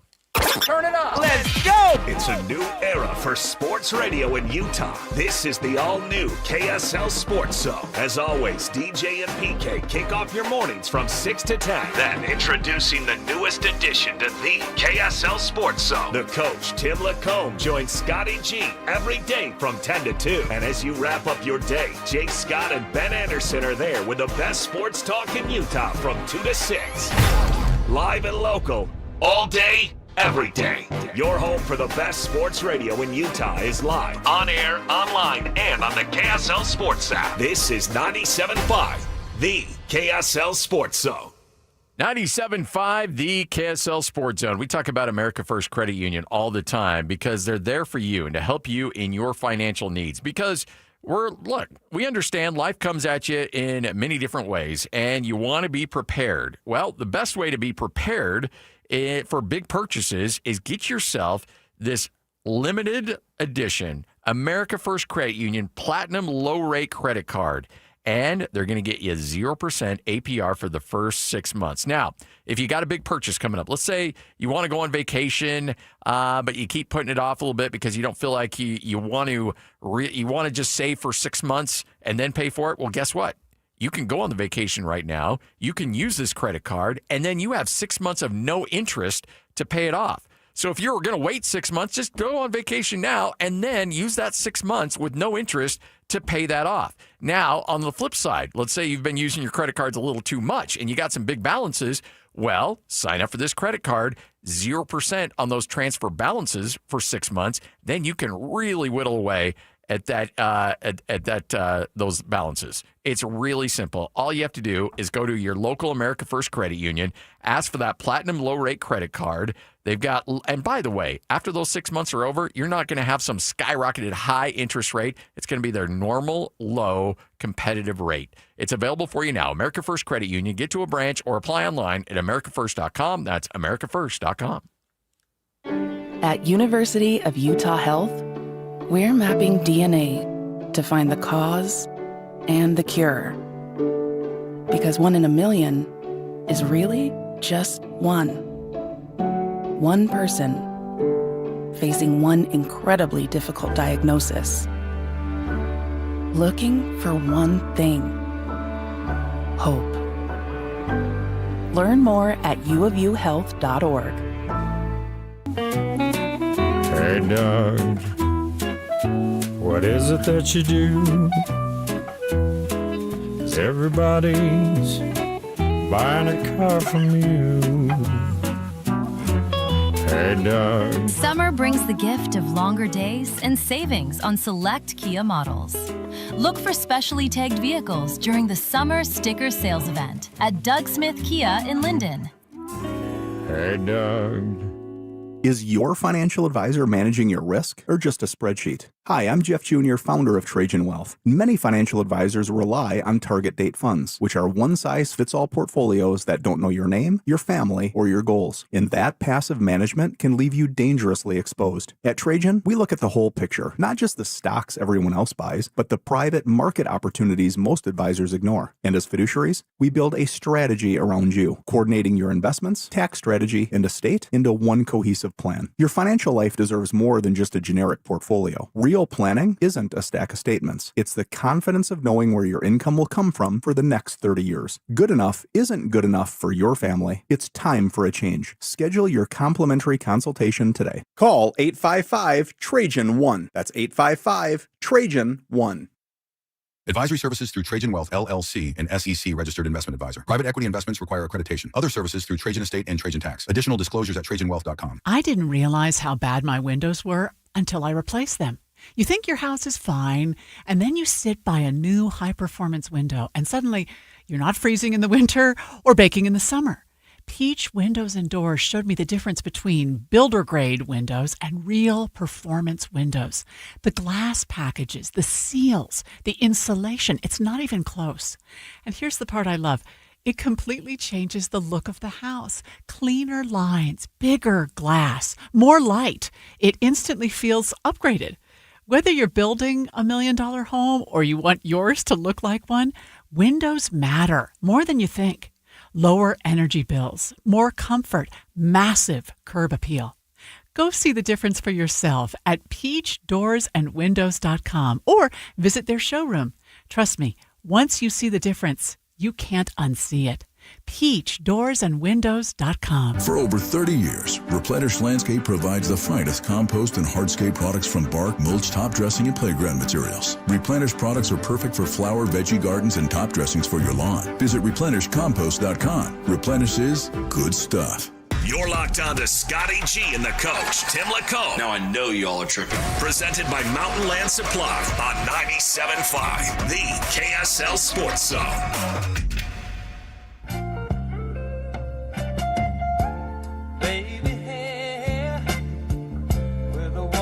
Eyes, I can feel you watching in the night. All alone with me, we're waiting for the sunlight. 10:51, 97.5, the KSL Sports Zone. You know, look, every day is a good day doing sports radio because it's not a job. Like, let's be honest. Like, there's guys doing real jobs out there. This isn't work. We're lucky. I totally understand that. And some days we're even a little luckier than others. And today is one of those days. But the way I sit here, like this week alone, yes. We watched a Stanley Cup playoff game where a team was down 4-0. That's right. They score 4 goals in the third. So we see this crazy, it's in the air. And then obviously in the college world, I don't think anybody's talking about anything but our friends in Lubbock, who have they've come back out and they rolled their scroll, you know. Oh, yeah. Hear ye, hear ye. Pronouncement from the king. By the way, the Texas State Attorney General is now saying, yeah, try to keep us out. We're going to sue. And the NCAA is like, sue us for what? What do we got? Like, nothing. He didn't murder anybody. Yeah, he didn't beat anybody. Jeez, man. Well, yeah, but the guy that's what we're. But kill somebody. But Kirby, was it Kirby or was it? No, this was Coach Joey. Joey, he didn't kill anybody, but the guy who picked up the VIG, you know, or somebody didn't pay, they got hurt. Like, people get hurt in this stuff. I'll break your leg if you don't pay. Yeah. You ever heard that, Joe? So, man, it's just, it continues to get crazy because we talked about it ad nauseum yesterday. We had Dan Wolken on, and he talked about, from Yahoo, he talked about, can Texas Tech just do the right thing? Yeah. And they won't. They absolutely will not. By the way, what you may have missed, so what happens when you shred your knee? Well, apparently you get a contract worth $500 million. Patrick Mahomes gets himself a contract extension, and it will be a value through 2033 of $504 million. We'll see ya. Yep. Good night, everybody. $500 million. The new money on the contract is $239 million. The first 4 years of this contract will be guaranteed. All $504 million becomes guaranteed through contract mechanisms.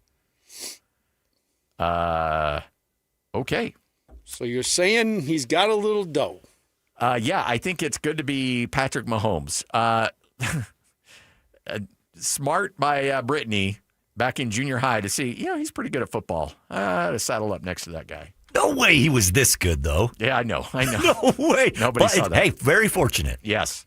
Yeah. Hey, Brittany, keep your eyes on T Swift. Yeah, T Swizzle's going to be like, she's like, Kelsey's okay, but $500 million? And I already know him. But Travis is so immature. Yeah. I mean, those seats at the game last night, he could have just paid for those. It wouldn't have to come out of my trillions. Yeah, like, come on. Why do I got to pay for everything? Not a fan of that, of Swift. You're not? Mm-mm. Okay, Swift the musician. Take everything out of it. No. Really? I don't like it. Okay. It's just, I draw the line on Swift. I'm just saying, I respect singer-songwriters. She's very good. Yes. But her type of music does No. for I me. understand that. But if somebody that actually goes in and writes the lyrics themselves and does all that, I respect that. Come on. I respect the heck out of that. But shows where her, by the way, in the stratosphere is, where she's at versus, like, Sydney Sweeney. Did you see where she was sitting? No, where was she at? 7th row. Oh, okay. Yeah, sorry. She was a ways back. I guarantee there's probably some people out there. She's like the big thing in Hollywood. So. Yeah, there's probably a lot of people that wanted to go to that game, and they're like, we can get you 5th row. They're like, no, my agent says it's got to be 3rd row or higher. If I'm 5th, then that's a sign of weakness. And so, yeah, I can't. I'm not going to go. If I was going to be 7th, I'd be like, yeah, I'm not going to go. Yeah, I'd rather not. Okay, Cardi B's on 1. I should be at least on 14. Yeah, exactly. That whole world, a part of it is like how megalomaniac the whole Swift thing. I just don't. There's too much worship. Dude, she could bring the world to a grinding halt with her minions. Now I'm going to take some hate today. I get it. I don't think our listeners are really going to have a problem with you saying that. Okay. Hey, now, if you were going to be hanging out with Rusty over on his station, then you'd probably have some people angry with you. You know what? I feel like we could probably turn this into a social media clip. We'll see what we can do. We'll see if we can get some heat on Tim. Oh, yeah. Have Taylor Swift playing behind it. Yeah, it's one of. We'll see what we can do. Do your worst, Griffin. Yeah. Get him. Shake it off. Shake it off, Tim. Shake it off. Shake it off. Yeah. See, that's what I found out is that we can run our mouth all day on the radio and be fine. What gets us into trouble are those little social media clips. That's when people start calling up from universities and being like, bro, really? Especially when we run them for about 3 or 4 weeks. Like, can we change it? I mean, just cutting my teeth here. Got a little excited. When those clips come in and they're like, you know what? And then Lloyd does a good job of clipping out like all the context. And no, I'm just joking, Lloyd. But this is hey, I'm just trying to get people to come to the yard. Yeah, well, they do. They come angry. Lloyd is he's in a position to frame us if he ever needed to by just our audio. He could get us saying anything. Yeah. I got something I'm and his working ability on. You're to really edit. like Tim. Uh-oh. You hear that? Yeah, I did. I got something I'm working on you're going to really like. You can report him for hazing because that's what he's doing. No, it's not. Well, you treat me the same way, so yeah. It's not hazing. No, I'm on my first deal, so that's all. It's all in the contract. They can harass and harangue. Yeah. In contract one. That was in the writing. Yeah. If you make it through all that, then you've really made it. Yeah. 97.5, the KSL Sports Zone. Scott Gerard, the coach, Tim Lacombe. Coming up next, we continue just talking about all the fun stuff in the NBA, but then all the bad stuff in college football. And by bad stuff, we mean Brandon Sorsby and Texas Tech. Brett McMurphy joins us next. This is 97.5, the KSL Sports Zone. Get the latest Utah sports headlines delivered to your inbox with the KSL Sports Newsletter. From the Jazz, Utah Mammoth, BYU, Utah, Real Salt Lake, and more. Be in the know of all things sports in the state of Utah. Visit KSLSports.com to sign up for the KSL Sports Newsletter. Want to get the latest info on Utah's newest sports franchise? Sign up for the Utah Mammoth newsletter. Get exclusive analysis, plus the latest news and notes on the Utah Mammoth. Sign up today at KSLSports.com for the Utah Mammoth newsletter. It's game day. Are your moderate to severe Crohn's disease or ulcerative colitis symptoms keeping you from the action? Skyrizi, risankizumab Riza, could help you get back to the game. Skyrizi is proven to help people feel significant symptom relief, achieve remission, and visibly improve damage of the intestinal lining. Skyrizi is a prescription injection medicine for adults. Don't use if allergic to Skyrizi. Serious allergic reactions, increased infections, or lower ability to fight them may occur. Before treatment, get checked for infections and tuberculosis. Tell your doctor about any flu-like symptoms or vaccines. Liver problems leading to hospitalization may occur when treated for Crohn's or ulcerative colitis. Ask your doctor about Skyrizi, the #1 prescribed biologic in Crohn's and ulcerative colitis combined. Learn more at skyrizi.com or 1-866-SKYRIZI. Hey, honey, I was thinking about updating the house a little. A little? You know, new siding, new windows, gutters that actually work, maybe even a new deck. Wait, seriously? Yeah, I called RGS Exteriors. Well, that's a good decision.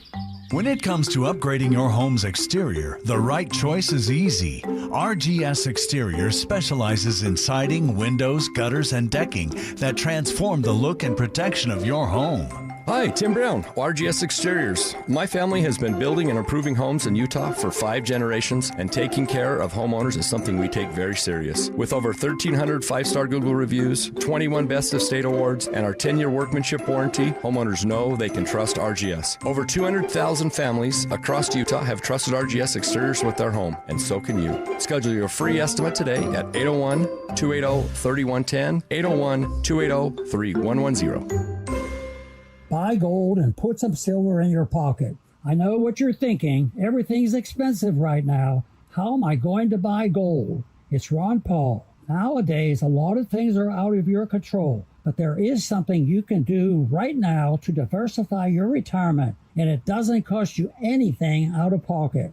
My friends at Birch Gold Group will help you convert an IRA or 401k into an IRA in gold, a time-tested hedge against inflation. Plus, in honor of America 250, Birch Gold is going to give you a special America 250 1-ounce silver round for every $10,000 you purchase by July 2nd. Text the word SECURE to the number 989898 to get a free info kit from Birch Gold and claim eligibility for this limited time offer.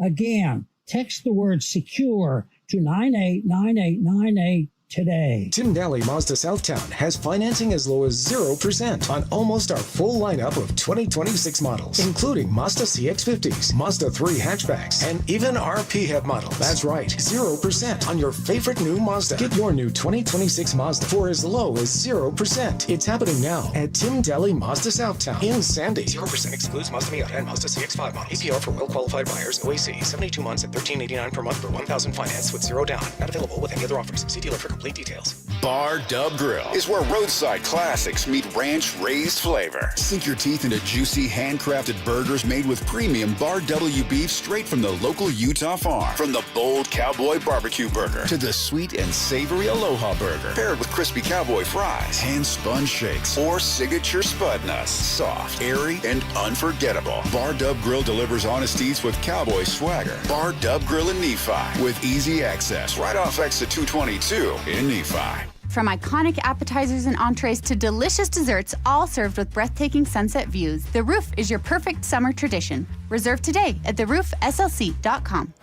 Broadcasting from the Mountain Home Services Studio, this is 97.5 KZNS FM Colville, 1280 KZNS AM Salt Lake City, and 102.7 KSL FM HD2 Salt Lake City Midvale. This is 97.5, the KSL Sports Zone. The Jazz, the Mammoth, and the Utes, Cougars, and Aggies. When it comes to sports in Utah, we've got you covered. This is Scotty G and the coach, Tim LeCaux, presented by Mountain Land Supply on 97.5, the KSL Sports Zone.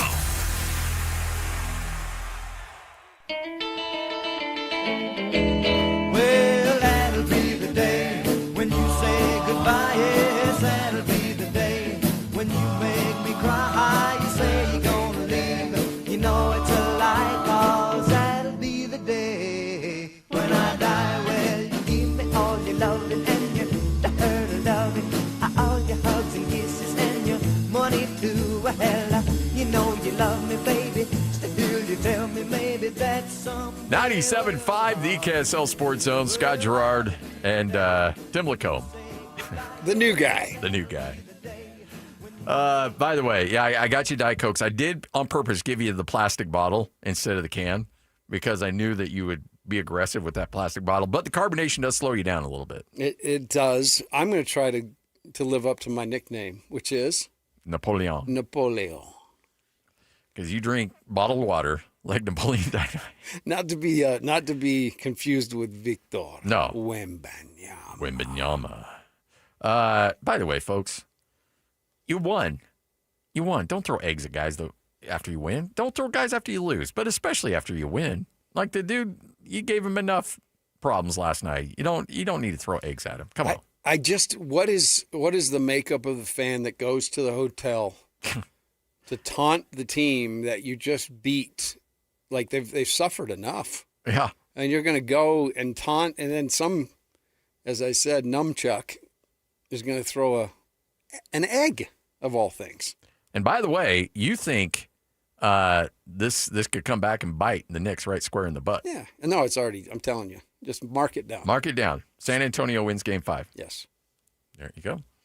All right, 97.5, the KSL Sports Zone. Let's talk about things that aren't quite as much fun as the NBA. No, the drama continues in Lubbock. Brett McMurphy joined us from On3. And Brett, you've seen a lot in your time covering college football, but it seems like this is unprecedented territory right here. Yeah, it really is. You've got schools, conferences threatening to not play Texas Tech anymore. You've got Big 12 schools threatening not to play Texas Tech, which is pretty comical because that's impossible. That's not going to happen. But, yeah, everybody's got an opinion, and usually most people don't agree on much, if anything. And this seems like the majority is all on one side, and that is that they believe Brendan Sworsby should not be playing this year, but Sworsby, no matter what you think of it, he took the correct and legal procedure in appealing this and got the injunction. And so at least for right now, as we speak, he will be eligible to play for Texas Tech this year. I'm sure there'll be a lot of changes. A lot of different things will happen before the start of the season. He will serve a 2-game suspension, but will it be more than that? What will the Big 12 do? Their executive board's meeting today. Their presidents will meet next week. What Texas Tech has said, they will file a lawsuit. They will fight whatever restrictions the Big 12 tries to put on them. So yeah, fun times. Just another Thursday in the off season. Just another summer in college football, man. It's always something.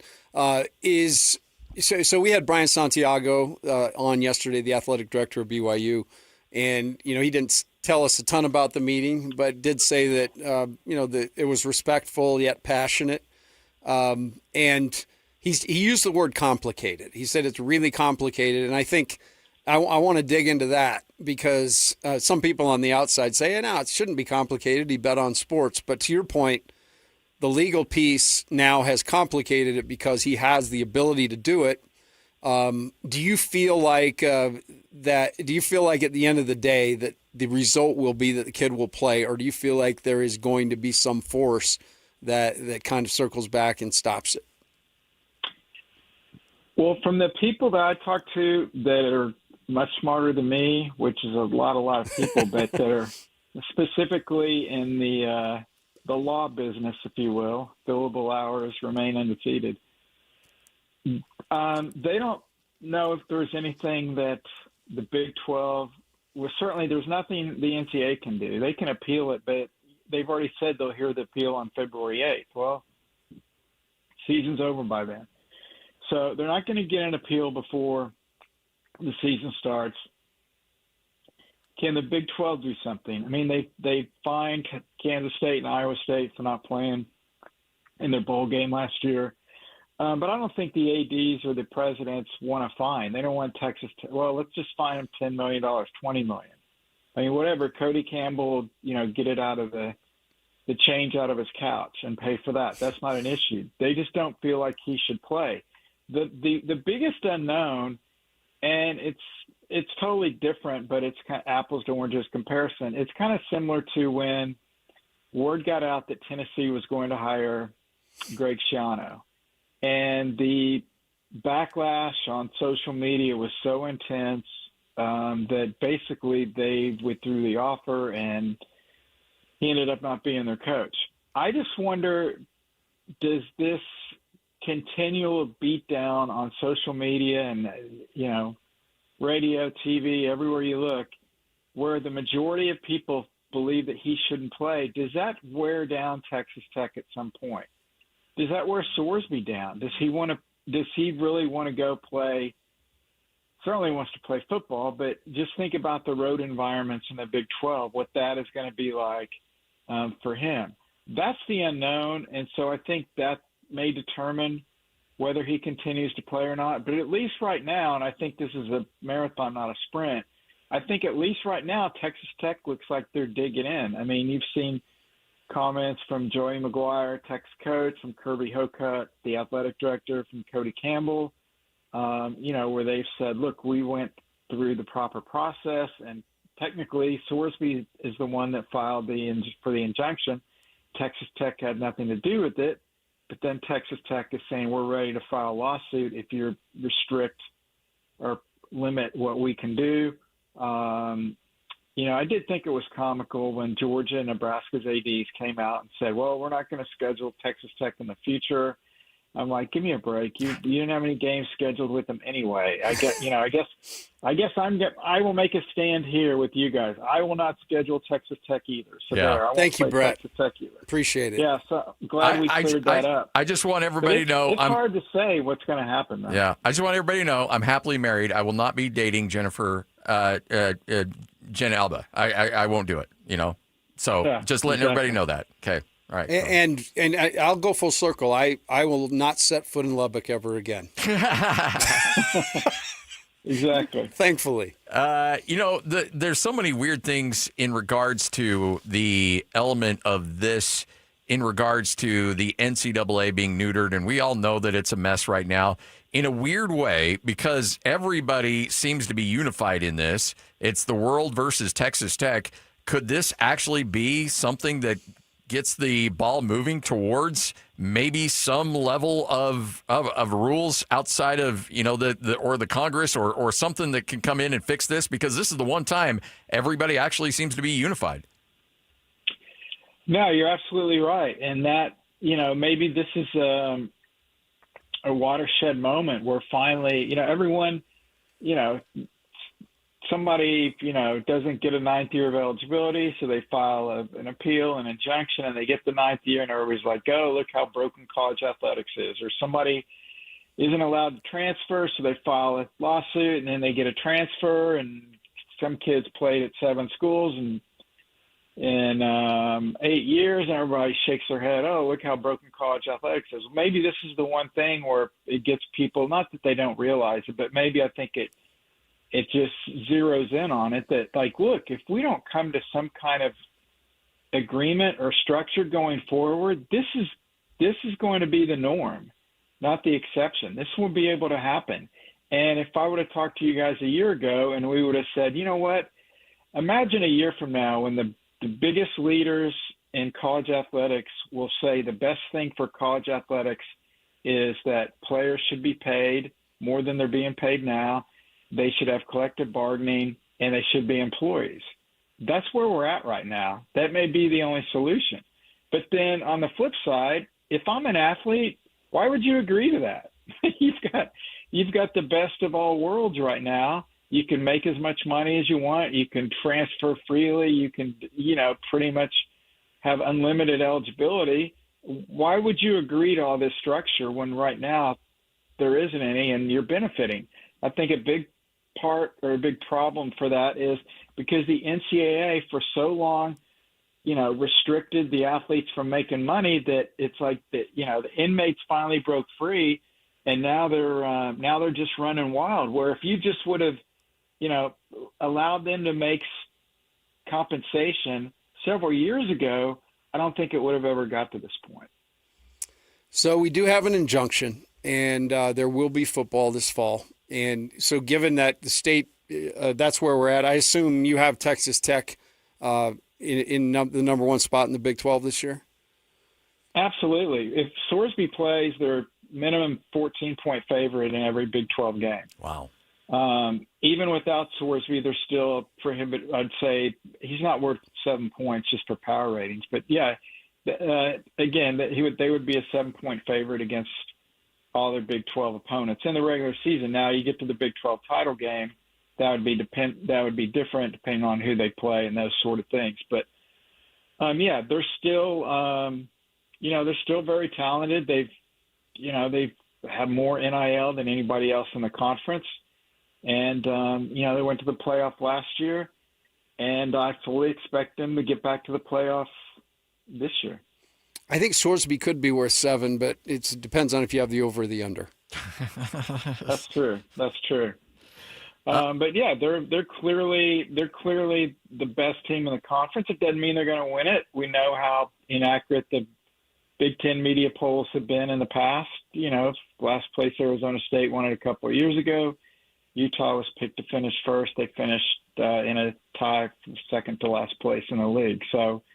But the fact that they do avoid BYU, they do avoid Utah, certainly they would not be 2 touchdown favorites against either the Cougars or the Utes. But the teams they do face, they will be prohibitive favorites. Where I don't think it matters who the quarterback is. If this team goes on and they win a national championship. Is there a chance that they may? Because I was talking to somebody in Lubbock in the media, and they're like, "Hey, we don't care about vacating. If they come back a year later and say you have to vacate, we don't care about that. That's not a big deal. We still won it. We still went to the games. We did everything." Do you think that there will be some backlogged punishment if, in fact, Texas Tech, goes through with this season with Brandon Sorsby?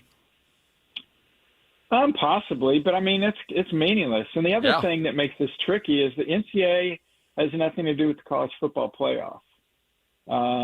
So could they vacate regular season wins or whatever? Yeah. Can they vacate the college football playoff? No, because they don't run it. It's not the same as college basketball. And, I want to be clear. I think Texas Tech will get to the college football playoff. I don't think they're deep enough on the offensive or defensive lines to win a national championship. But as Miami showed, once you get in, if you get hot, you've got a chance. So maybe they make a deeper run than last year. But, what's ironic is don't know if you guys are aware of this, but it kind of would be fitting. It would be the chef's kiss of all time if Texas Tech did win the college football playoff championship, because they would be celebrating. And yes, that's right, Las Vegas, Nevada. Las Vegas. Yeah. Is there a possibility that the college football playoff may say, all right, play your regular season, do your thing, but we're not going to invite you? That is a possibility. Texas Tech, again, the state attorney general has already said we are going to file any lawsuits that prohibit that. For the college football playoff to do that, they would have to make that declaration before their first rankings came out. It's not like they could, although who knows, as funky as their rankings have been with how they couldn't rank Notre Dame and Miami until they were right next to each other until the last ranking. Unless they did something screwy like that. But no, they couldn't go the entire season and have Texas Tech ranked and then get to the final ranking and say, hey, you know what, we decided because you're playing this kid, we're not going to rank you. That would not happen. We would know before the first ranking if they were not going to rank Texas Tech or not. I do think, though, that, and I vote in the AP poll. I've a couple of guys that vote in the poll have tweeted this out. I strongly disagree with them, but they're saying that if Texas Tech plays Swarsby, they're not going to put them on their ballot. I think that's garbage. You rank the teams based on how good the teams are.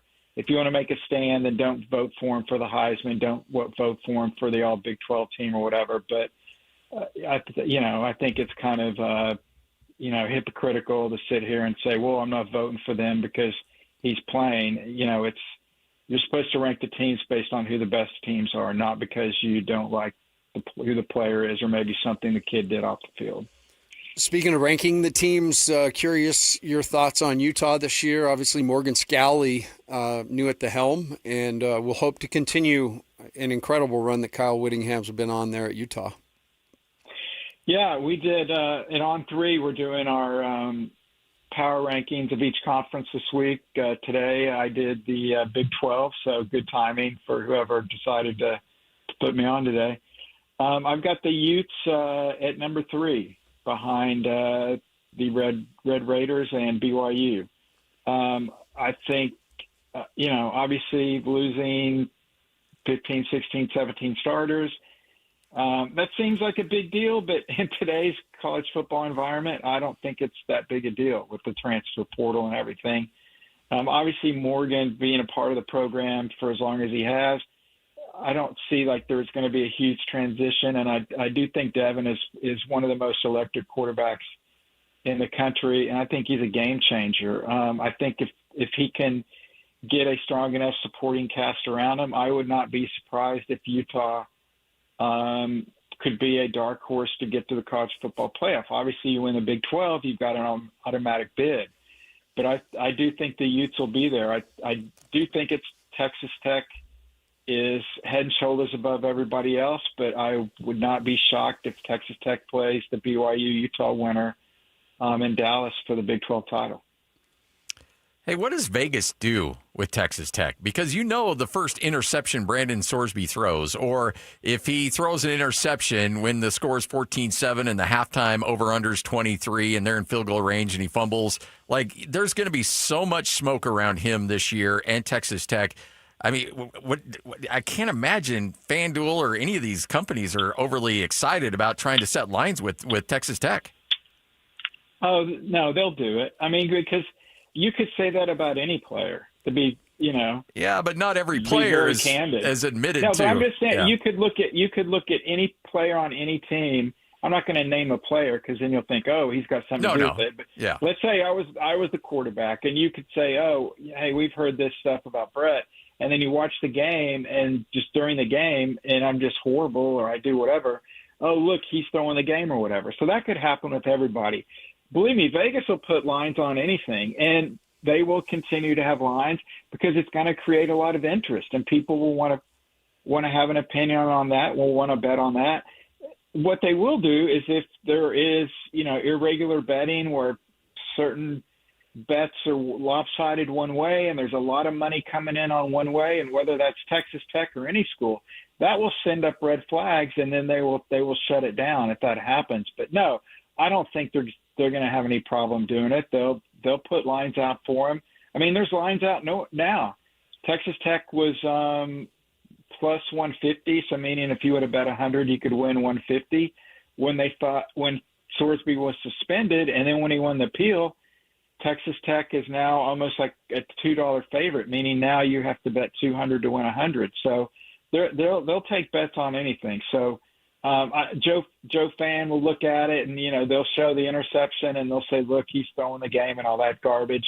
I don't buy that, but Vegas will be fine as long as there's just not like an influx of money coming in on one side, and then that makes them suspicious, like something's going on.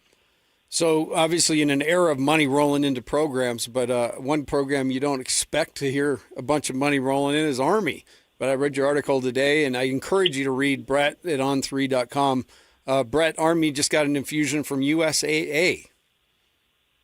Yeah, that's huge for them because, basically I talked to the athletic director, and with the way college athletics is going, you've got to adjust. You've got to adapt or die. And basically they did a multi-million-dollar deal.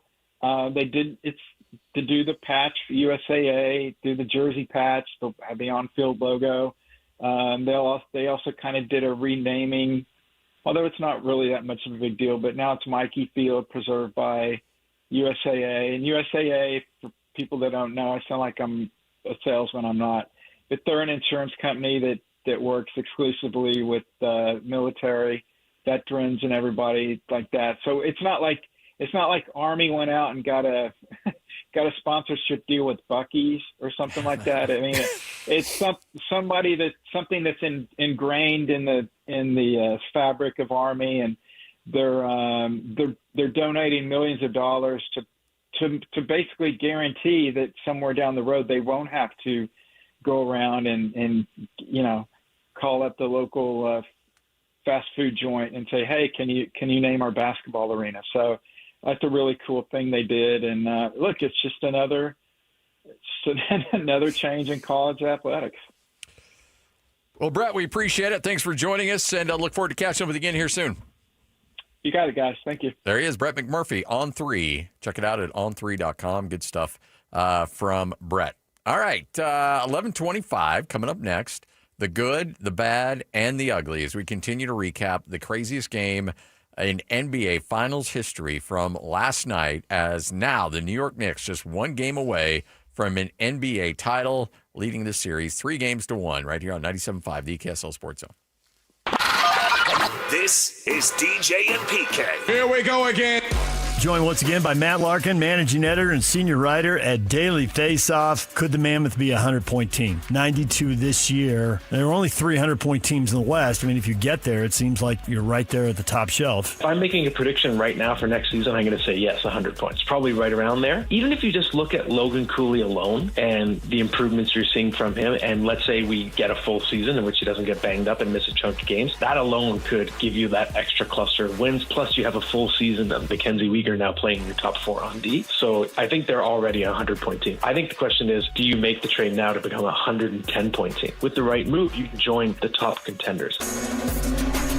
Catch DJ and PK mornings from 6 to 10 on 97.5, the KSL Sports Zone. Sometimes firefighting sounds like this.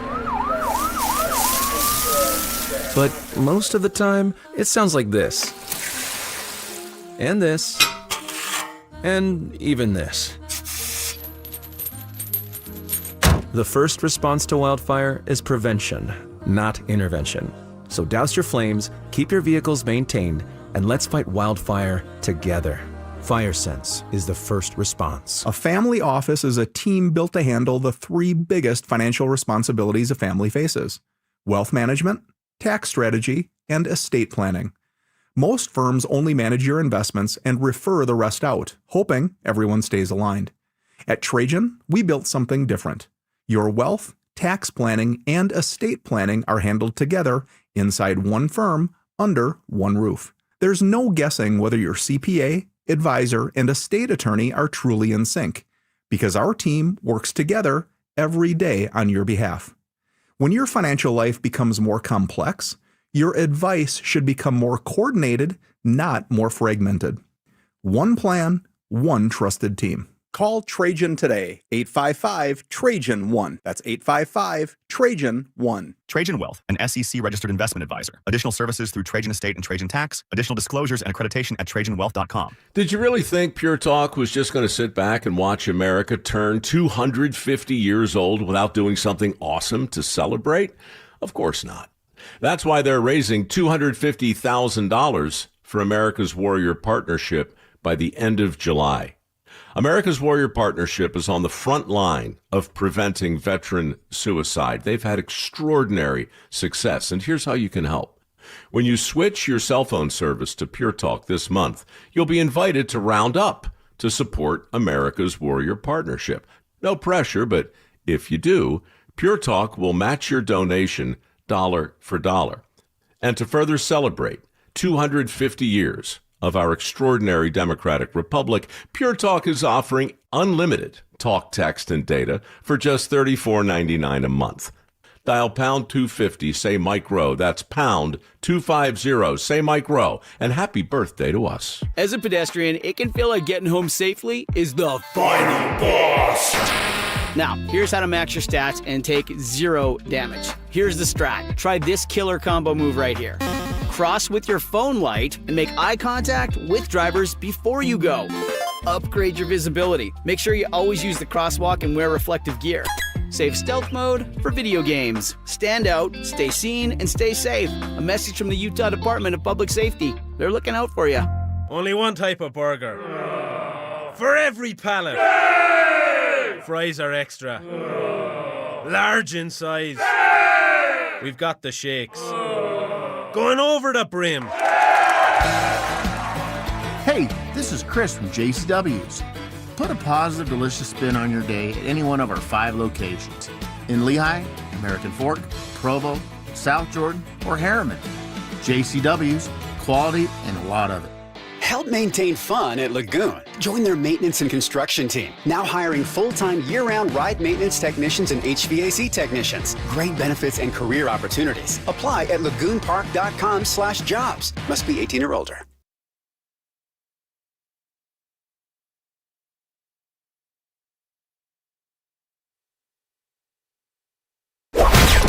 It's time to saddle up and talk about the winners and the losers. This is the good, the bad, and the ugly. Now, here's the good. 97.5, the KSL Sports Zone. You're good, you're bad, the ugly. We do it every day at this time, right here on the Zone. Hey, let's go to Denver, shall we? As, look, if you're a team that's got it cruising, you are a broken ankle away from winning a Super Bowl, why not reward the head coach as Sean Payton gets a 5-year extension to remain in Denver as the future 2026 Super Bowl champions reward their coach. I like this, by the way. That way that the quarterback and the coach's relationship can continue to deteriorate. There's no deterioration there. Okay. He only calls him out for his ankle injury that he's had all his career. I think there is some serious. I think there's some problems in Denver between those two. Okay. Hey, you know what? I'm going to find out. I'll find out. Yeah. Next week. Yeah. I'm going to get the inside the Bronco locker room story. I can't wait to get your report from that wedding. Yeah. Hey, will you you need to probably have Bo call Scotty. Say what's up, Scotty. I am going to work to get him on the show. Yeah. Okay. Yeah, that's my goal for the weekend. Can you start with a phone call? No. Don't use any ammunition on that. show. The show, yeah. Hey, don't ever forget. That's one of my great mentors in life. He's like, you love your mother, right? I said, yeah, don't ever forget. And life is like that. You get attached and something becomes, whatever it is that is your fuel. Yeah. Financially, that becomes mother. Don't ever forget that. Yeah. Don't ever forget that. So what Lloyd's, I think, referencing is that it was Donald Penn was, and I don't know if we have it. Please tell me we have it. But I was in so Donald Penn, former Aggie, was playing for the Raiders. Utah State, and was really good there for a minute with the Raiders. And Utah State was playing Vegas, UNLV, and Donald Penn comes up to our booth for halftime. We have a good interview with him. And as he's walking away, he's like, somebody was a Raiders fan. He's like, we got to take care of our Raider fans, Raider Nation. And so I said, oh, hey, my producer is a diehard Raiders fan. And he goes, let me call him. I want to call him. I want to talk to him. So I hand the phone over, and I call Lloyd, and I hand the phone over to Donald Penn, and guess what? Lloyd sends me to voicemail. Of course he does. And so Donald Penn then proceeded to leave this message because Donald Penn was not happy that it went to voicemail. Hey, Lloyd, man, you f***ing up, man. This Donald Penn, man, I'm in the press box at the Utah State UNLV game, watching my old school, and they told me you're a diehard Raider fan, so I'm like, call my boy up, let me holler at him. And you ain't answering the phone, Lloyd. Come on, man, it's a big L, Lloyd. I'm going to try again before the game, or I'm going to come up with the fourth quarter. I'm going to try one more time, Lloyd. Get your together, Lloyd. Raider Nation, bro. They told me you're a big fan. I love the support. I appreciate this. Donald Penn starting left tackle, number 72. All right, answer your phone. By the way, he said something else. Even though that was heavily edited, there was still a lot that we couldn't even edit out. Like, he went on a rampage. Yeah, I still got that voicemail. I'll play it for you afterwards. Dude, that is awesome. Yeah.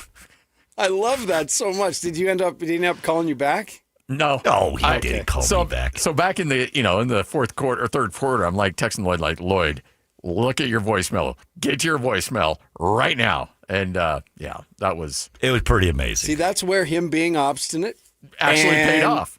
Yeah, we at least got the message, but that hurt him. He didn't get to talk to the man in the flesh because he's obstinate. Yeah, well, and won't answer his phone.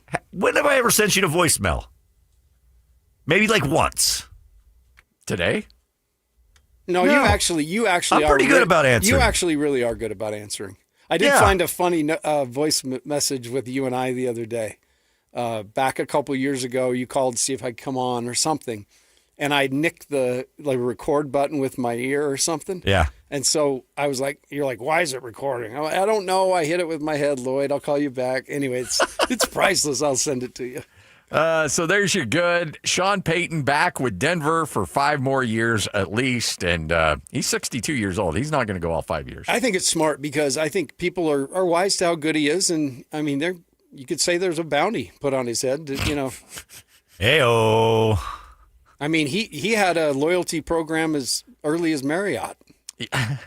Incentive points. And you can't cut that head off of that organization. I still can't believe they had what's-his-face, the actor, play him, the comedian. Oh, Kevin James? Yeah. How upset would you be? I would be so mad. If you're Sean Payton and you're, like the Tim Lacombe story, fascinating story. You've lived life. You've seen some things. And somebody comes up and they say, hey, Tim, we want to do the Tim Lacombe story, and we want to make a movie out of it. You're like, awesome. That's great. You see the screenplay. It's great. And then they're like, okay, guess what? We got the right actor for you. And you're like, oh, who? And they're like, Kevin James. You're like, wait, what? Looks nothing like me. What do you mean? I was thinking, like, they come up and you'd be so excited, and they'd say, yo, who you going to have play me? Steve Buscemi. That's equivalent. Steve Buscemi for you is equivalent to Kevin James for Sean Payton. Right. Absolutely. So that's actually something we could store. Who would people recommend to play us? I'd like to know. Like, who do you, do you guys think I have a crazy eye? Like, what's going on? Like, why would you suggest him? You know, like, that's not okay. Why would you suggest Steve Buscemi for me? I like bubble gum on my pizza. Is that what it is? I don't even want to know who people would pick for me. Like, who is that comedian, that Louis Anderson? Yeah, I don't. Okay. No, Yeah. don't okay. No. That's what I'm saying, Louis Anderson. But like, I get where they're going as far as like heavy set redheaded guys. Yeah, okay. Yeah, no, that's not where because he wasn't that heavy. Yeah, the guy that was on but he played on. Oh, you're thinking Louis C.K. Oh, Louis Anderson's like an old school actor. Yeah, I know old guy. You're not that guy. He was the guy in remember Coming to America. Okay, never mind. Never mind. You know, I was thinking Louis C.K. I was having this thought last night watching the post game. Scotty is our guy here in Utah. He's our guy. Why can't I? Our Ernie? Our Ernie Johnson. I'll take that. He is Ernie Johnson for the Utah market. I have never heard anyone say, "Oh man, you're working with Scotty. Good luck." What a jerk! I've never. I've heard that once before, but I disagree. I battled the guy on. I was like, no, you're wrong. You got to dig a little bit, but there's people out there. But Nate saw through it and let him stay, right? Yes, he did. Absolutely. Yeah. No, they're out there. They're out there. Sometimes they get a little vocal on social media too. I'm trying to think. Somebody told me when I was out doing big work in Boston for a couple of years, I had someone come to me. I'm trying to remember. They told me I would look like an actor, and I remember they told me, and I was so disappointed. Like, oh man, I thought I was more of the Tom Cruise variety. But so my wife and I, we were speaking of Kevin James. My wife and I, we were at dinner in Los Angeles, Hermosa Beach. Actually, is where we were having dinner. It was right there on the beach, and I was wearing a hat, and my wife. You've met my wife. Yeah. Way more attractive than I am, and that's fine. I'm willing to admit that. And we had some people that were from a Pacific Asian community. I don't know.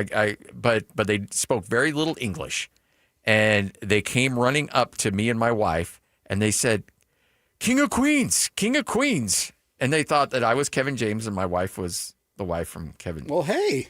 And I was like, my wife, she was cool with it. She thought that was great. I wasn't overly a big fan of that. I wasn't too overly thrilled. I think it's because you and Kevin, he seems like so just the you did get the Kevin. Actually, I remember you telling me that story. Yeah, you did get the Kevin James. I did give it the Kevin James thing. He seems affable. He does seem very affable. And I think that's good sense of humor. Scotty's got a good sense of humor. Scotty is in a word, he's affable. You want to hug the guy.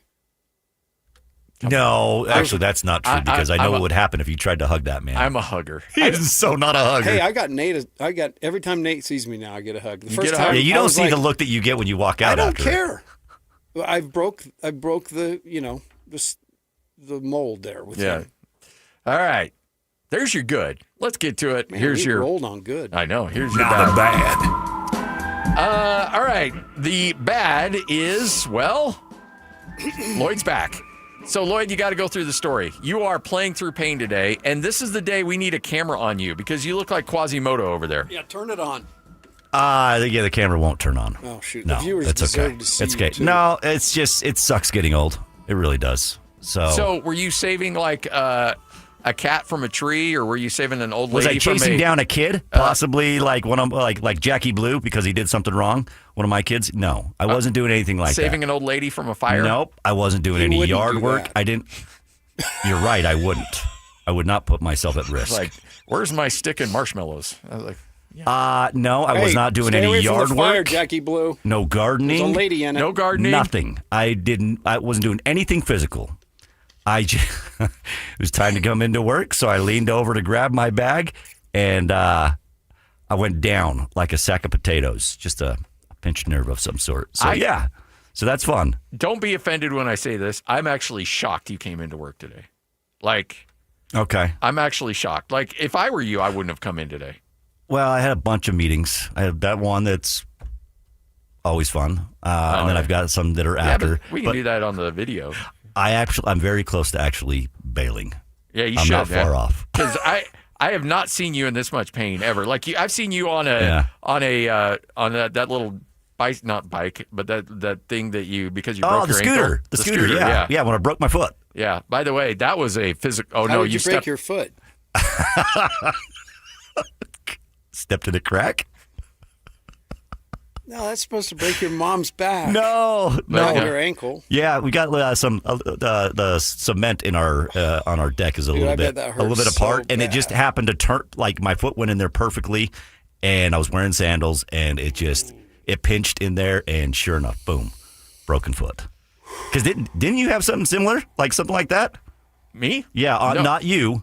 My wife did. Yes, Yeah. but it was something like that. It was like a crack, wasn't it? Yep. It was. She was stepping up on a curb. Yeah, something like that. Well, so you can't see Lloyd, but typically this is, if I'm Lloyd and, I'm I looking like at to be Lloyd, a little higher. Well, in he's a my lot seat. higher, and he's typically like this, If you're watching on the video stream, this is Lloyd right now. Lloyd is like this. He started as a question mark. And he's becoming more of just a line. The kids are home from school. Jessica's home.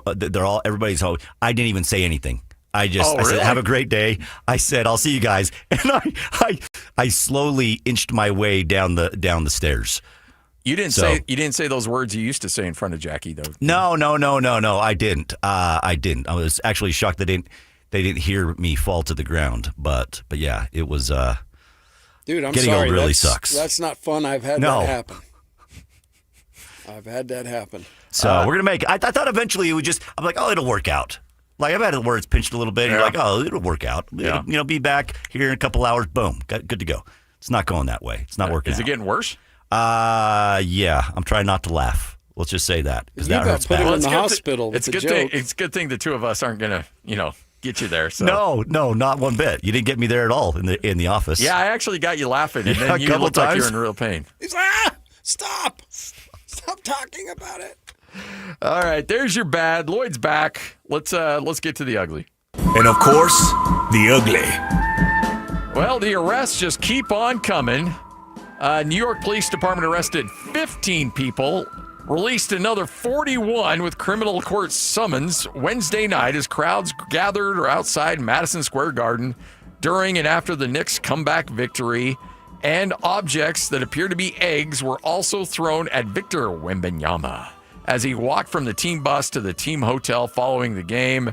New York Police Department estimated about 10,000 people gathered near Madison Square Garden and said that the crowds became, quote, increasingly destructive. Once again, there were large crowds of people engaged in incredibly reckless and dangerous behavior last night during both before and after and during the game. This demonstrates exactly why the NYPD has increased our presence in and around Madison Square Garden. Yeah, okay. Look, don't throw eggs. Don't break Knicks stuff. fans don't deserve a championship. They don't deserve that game last night. You know what? There's another fan base that doesn't deserve a lot of good things, too. I'm sorry to say this, Tim, but Boston fans. They're like one and the same. How dare you? I'm sorry. They're Have that terrible stricken fans. from the record. Have it stricken. Knicks fans beating up Spurs fans just for losing a game. Like, come on. Well, what are we doing? I think that fan base does not deserve anything good. I think the broader problem is that everybody that wins, like I've never felt the urge after my team wins a big game. Like when Sammy hit that shot, did you want to go rip Vegas apart? You're like, I'm going to go set something on fire right now. You know what? You know what somebody needs? They need a punch right in the face. I don't get it. I don't. For a win or a loss. A loss, fine, you're a little grumpy, but still. Nobody deserves to get punched in the face. I guess the big-time facilitator, the old booze. It's the booze. Yeah, the booze are going to get you. Just chill out, man. Just celebrate. I don't get it. I don't either, because you're right. There's been nothing good that's happened in my life where I felt like I want to turn a car or a police car upside down. Like I want to set something on fire. I want to get into a fight. Like that. Like there's nothing. I've never had that thought. You know, when I got married, my kids were born. I got this job. We hired you. Like there's been some really key monumental moments in my life, and none of it has ever been like, you know what?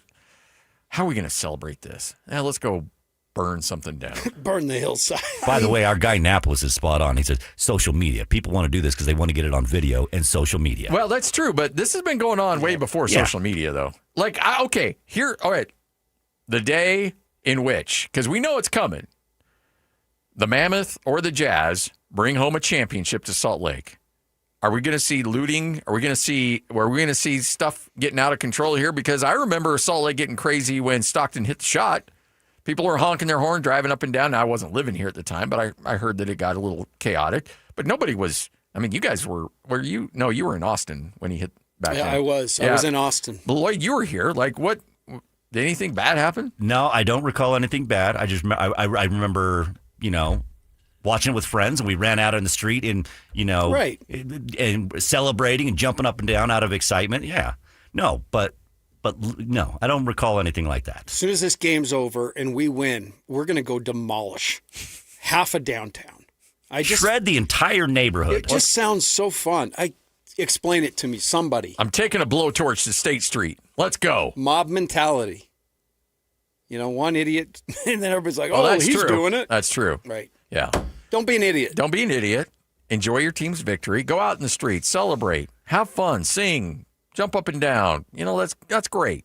Don't break stuff. Spurs. Okay, here's the bet for this one.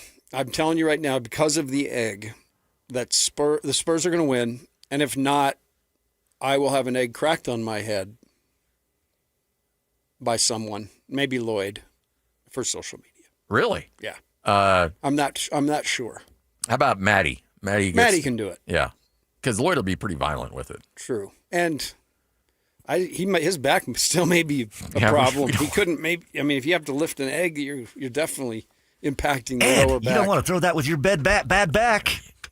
You shouldn't be throwing anybody with your bad back, Ed. All right, 11:47. This is 97.5, the KSL Sports Zone. For Jazz fans, it's been a rough few years. Well, those days are behind us as the Utah Jazz finally struck gold in the NBA Draft Lottery. Picking second. As the Jazz prepare to draft a potential superstar with the number 2 overall pick, nobody will bring you better coverage of the NBA Draft than the KSL Sports Zone. For all the breaking news, high-profile interviews, and player analysis leading right up to draft night, keep it locked on your exclusive home of Utah Jazz basketball. 97.5. The KSL Sports Zone. 97.5, the KSL Sports Zone. Scott Gerard with you from Beehive Mills. Now, all right, okay, great thing about Beehive Mills. We've talked about it forever. But Beehive Mills is always evolving because the slow cooker menu, they update it every month. You get those meals sent right to your house. You just crack open the top, put it in a slow cooker. 4 or 5 hours later, you got yourself an incredible meal. But it is spring. It is summer. And they understand that you want to get outside a little bit and you want to show off your skills on the flat top. Well, they've got flat top meals. So everything comes prepared. You've got all the meat, all the veggies. Everything has been exactly portioned. Everything's been seasoned. All you have to do is throw it on a flat top, pretend like you're an Iron Chef, bring it into the family. They're going to think you're awesome. Well, guess what? Beehive Mills is offering those flat top meals for you right now. All you have to do is go to beehivemills.com. That's beehivemills.com. Whether it's the slow cooker meals, the flat top meals, they're ready to go for you at beehivemills.com. Hey, Doug, what is it that you do? 'Cause everybody's buying a car from you. Hey, Doug. Roll into summer in a new Chevy from Doug Smith Chevy in Spanish Fork. We've got cars, trucks, and SUVs perfect for fun under the sun. Together, let's drive. Hey, Doug. Escape the everyday with a quick trip to Cedar City. Just one tank of gas from the Wasatch Front, but a world away in experience. Hike through the cool, refreshing beauty of Canara Falls, where red rock walls and flowing water create a stunning natural escape. Then head up to Cedar Breaks National Monument, where the air is crisp, the views stretch for miles, and the night skies come alive with thousands of stars. And when the sun goes down, step into the spotlight at the world-renowned Utah Shakespeare Festival, where unforgettable stories unfold under the open sky. From outdoor adventure to rich arts and culture to peaceful, wide-open spaces, Cedar City is the kind of getaway that helps you slow down, breathe deeper, and reconnect. So whether you're chasing fresh mountain air, unforgettable scenery, or a night of incredible live performance, it's all waiting for you, closer than you think. Discover the art of adventure. Find your inspiration in Cedar City. Plan your getaway today at visitcedarcity.com. Drew McIntyre here from WWE. Wielding the Claymore can be a life of chaos. When I'm not dominating in the ring, Chumba Casino is how this warrior takes a wee break. With hundreds of online social games and new weekly releases, there's always something fresh to try. And those daily boosts, next level. Even my free time feels like Valhalla. So when life feels like a battle, kick up your feet, have some fun, and let's Chumba. No purchase necessary. VGW Group. Void where prohibited by law. See T's and C's. 21 plus. Sponsored by Chumba Casino. This is the story of the one. The one who keeps multiple buildings running smoothly day after day. Plumbing that flows, HVAC that hums, cleaning supplies that keep surfaces sparkling. That's why she counts on Grainger. With easy reordering online and 24/7 support, Grainger helps her keep the products she needs on hand. So shelves stay stocked and buildings stay ready. Call 1-800-GRAINGER, click Grainger.com, or just stop by. Grainger, for the ones who get it done. The energy, the roar, moments you'll always remember. Next season, Jaren Jackson Jr. is hunting blocks. Lauri Markkanen is getting buckets. And Ace is just getting started. Don't just watch Jazz basketball. Experience every moment. 2026-27 season tickets are on sale now. Full and half-season packages available. Plus exclusive benefits like arena discounts and player events. Are you in? Join the climb today. UtahJazz.com or call 801-355-DUNK. You're locked on to Scotty G and the coach, Tim LaComb. Presented by Mountain Land Supply on 97.5, the KSL Sports Zone.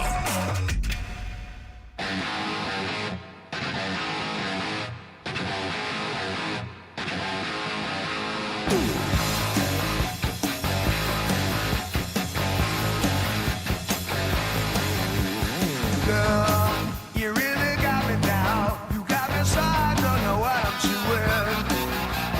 Girl, you really got me now. You got me so I guess a bad night. 97.5, the KSL Sports Zone. Scott Gerard, the coach, Tim LaComb. All right. Coming up next, there is... I mean, this thing just keeps getting... This is the gift that keeps on giving for sports radio. Now you got the Attorney General of the state of Texas weighing in. Everybody's all fired up about Brandon Sorsby. Will he or won't he play next season? And if he does play, what are the odds? No, I'm sorry. I don't know. This is crazy. This is as bizarre and crazy of a situation. Never in a million years. If this happens in any other sport, NFL, NBA, Major League Baseball, any other sport, this dude is gone. Gone.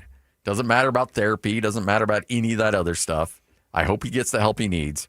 That dude should not be anywhere near a football field. But yet, you heard, you heard our guy earlier, just about an hour ago, say, yeah, no, Vegas will be fine with it. Any player, you could say that about any player. Yeah, but Brett, not every player is admitted to going to Gamblers Anonymous and admits to having a gambling problem and has gambled on himself and gambled on his team. Like, there's a lot of players that probably have done that, but there's not any that have vocally come out and said, yes, I have done that. I bet upwards of $90,000, hundreds and hundreds of bets. And, oh, by the way, I bet on my team. I bet on myself. I bet on all of that. And, yeah, I did it, and I want to play again next season. Like, no, that doesn't happen. That doesn't happen. Yeah, I'd like to set the over-under on how many days an appeal will take. The only thing you can do is try to figure out, we're all trying to figure out how it's going to end. Yes. But in the interim, I think levity is appropriate because it's totally new to anything we've ever seen. I am a little surprised. The tone that Brett took was unlike any other guy. Yeah, Brett was almost like nonchalant about the whole thing. Yeah, he was just like, well, he has the legal right, which he does. Yeah. And maybe we are so far down the road in this thing that morality of the deal be damned. Maybe that's what some people think. But certainly I think the overwhelming number of people and the unifying effect it's having, hopefully that'll be a force for good and some change. It just... I'm blown away by the whole thing. And that's, I'm actually glad that we had somebody on that had, I'm not saying he had a different opinion, but somebody that was a bit of a contrarian in the whole thing and saying, well, you know what? That's what the judge ruled, so that's what we got to go by. Vegas doesn't care. They'll keep making lines. They're going to care a little bit. They're going to be very wary. It's going to affect the lines. Yes, they will set lines. You know people in that area. I do, and I talked to people, and they were very nervous about it. But no, of course they're going to set lines. In fact, there's probably a line on the over-under days that Brendan Sorsby will spend in counseling for gambling. I mean, yeah, you're right. Everybody sets lines on everything. There's no doubt. There will be lines set for Texas Tech this year. I just think that there's a lot of concern about what's going to happen when he makes a bonehead play that causes a game to go under instead of over, and you've got thousands of people saying, no, you got to waive my bet. This dude's a gambler. He did that on purpose. And Vegas is going to start laughing and be like, no, you knew who he was when you bet on him. So sorry, we're taking your money. There's going to be a lot of cranky people out there. And it'd be one thing if it was a left tackle. Yes, agreed. Maybe, or somebody that's not directly having that choice, in pretty much every play. Man, I could make this snap look awful and just flub it. Yep. Like that's the scary part to me. But again, I'm old school, and there's a line, and you stay on it, and that's what's got everybody unified. But we've seen things just basically get trucked and trespassed that we could always count on in sports. Yeah. So, the team for sure is under attack, which in the timing of what the Knicks are doing, it's actually pretty cool. I know, right? I just think it's really funny. We'll talk about this more in depth coming up next segment. But Texas Tech is just so fully concerned about we want to care for our athlete. We want to take it. Okay, well, fund his addiction recovery. Be there for him, meet with him, love him up. Just don't put him on a football field. I guess I don't think you can do all the things you're saying you need to do without having him on a football field. That's the one thing. That's the one place you should not put an addict. You know what? We're not taking Charlie Sheen and taking him down to Panama and having him hang out at a cocaine distribution plant. That's probably not a good idea for his health and well-being. It's like, no, look, these are people that he supported throughout the years. They love him. He loves them. What better place for him to be surrounded by loved ones who care for him than having him down here in Panama, where we're creating the purest of pure cocaine, but we're also going to support him as well. It'd be like his uncle being, Mr. Furley or something, and got him a part-time job right out of alcohol rehab at the Regal Beagle. He's going to serve bar at the Beagle. Oh, man. High noon. This is 97.5, the KSL Sports Zone. This stuff is available everywhere. Wherever you are, the KSL Sports Zone will be right there with you. It's the KSL Sports app. I love it. Where you can get the latest podcasts, up to the second breaking news, and analysis of the teams you can't live without right from your phone. And wherever in the world you may be, you can have DJ and PK, Scotty and the Coach, and Jake and Ben tag along with live streaming of your favorite shows. Download the KSL Sports app and never miss a thing. Presented by University of Utah Health. Health is in our DNA. Learn more at uofuhealth.org. This is 97.5, the KSL Sports Zone. You can't always predict what's next, but you can be ready for it in a BMW SUV. The X1 delivers on confident agility and a striking presence that stands out in a crowd. Or you can own the road in the versatile X3 with advanced driving technology like BMW Connected Drive and sporty design cues. The X5 blends performance and elegance with functionality and a commanding presence. And when only the biggest will do, the X7 steps things up with precision-crafted finishes and 3 rows of luxurious seating so there's always space, even for the biggest plans. Every model is engineered with BMW's intelligent all-wheel drive to give you the confidence in any driving condition. So while you can't always predict what's coming, for every road there's an X built to drive it. BMW, the ultimate driving machine. Discover your dream vehicle at BMW of Murray or BMW of Pleasant Grove. BMW Utah. Drive elevated. At University of Utah Health, we're mapping DNA to find the cause and the cure. Because 1 in a million is really just one. One person facing one incredibly difficult diagnosis. Looking for one thing: hope. Learn more at uofuhealth.org. At Fisher Investments, we may seem like other money managers, but we're different. What makes you so different than the rest of us? We ensure clients receive unparalleled service at every step of the relationship. Tell me more. Our investment counselors focus on service over sales, prioritizing clients' needs. How do you make money? We don't sell any commission-based products. We have a simple management fee based on the value of our client's portfolio. So we do better when our clients do better. What about client portfolios? We get to know each client, their finances, family, health, lifestyle, and more, and then we tailor a portfolio based on their specific goals and needs. Your clients really come first then, huh? Yes, we make them a top priority. Our goal is helping them achieve a comfortable retirement. Wow, maybe we are different. At Fisher Investments, we're clearly different. Learn more at FisherInvestments.com. Investing in securities involves the risk of loss. Is your financial advisor managing your risk or just a spreadsheet? Hi, I'm Jeff Jr., founder of Trajan Wealth. Many financial advisors rely on target date funds, which are one-size-fits-all portfolios that don't know your name, your family, or your goals. And that passive management can leave you dangerously exposed. At Trajan, we look at the whole picture, not just the stocks everyone else buys, but the private market opportunities most advisors ignore. And as fiduciaries, we build a strategy around you, coordinating your investments, tax strategy, and estate into one cohesive plan. Your financial life deserves more than just a generic portfolio. Real planning isn't a stack of statements. It's the confidence of knowing where your income will come from for the next 30 years. Good enough isn't good enough for your family. It's time for a change. Schedule your complimentary consultation today. Call 855-TRAJAN-1. That's 855-TRAJAN-1. Advisory services through Trajan Wealth, LLC, an SEC registered investment advisor. Private equity investments require accreditation. Other services through Trajan Estate and Trajan Tax. Additional disclosures at TrajanWealth.com. Wherever Utah vehicles are headed, they're ready for the road.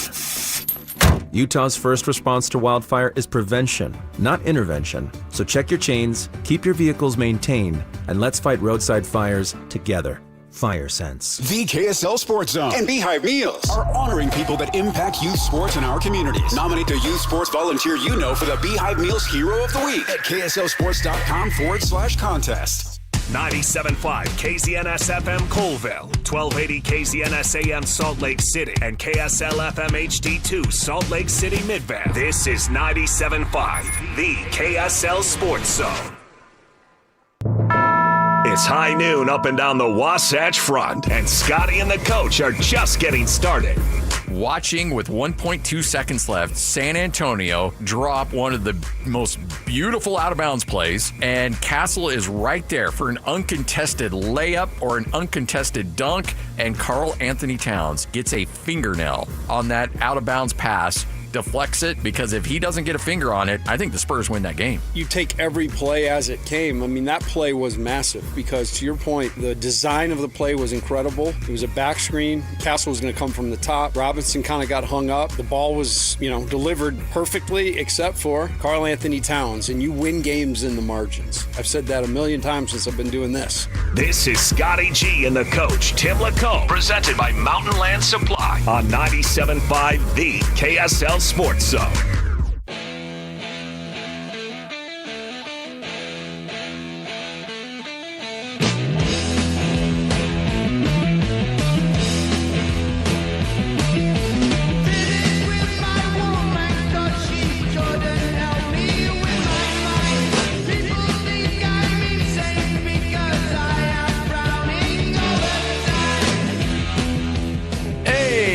Just got word. Lloyd just came in studio.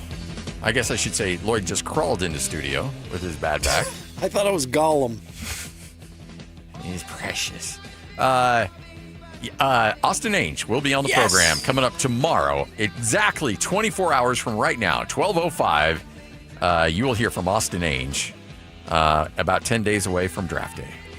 That's awesome. Love what Austin's done since he's got here to Utah. Obviously, the big Jaren Jackson trade, the centerpiece. Yes. And then he will announce who the Jazz are going to take it to. No, I'm just joking. But we'll try. I'm not sure that one, if we had to submit questions per se, that one would make the list. Yeah, they did want some bullet points. They're like, so if AJ goes 1, who do you take it to? Or if Peterson goes 1, who do you take it to?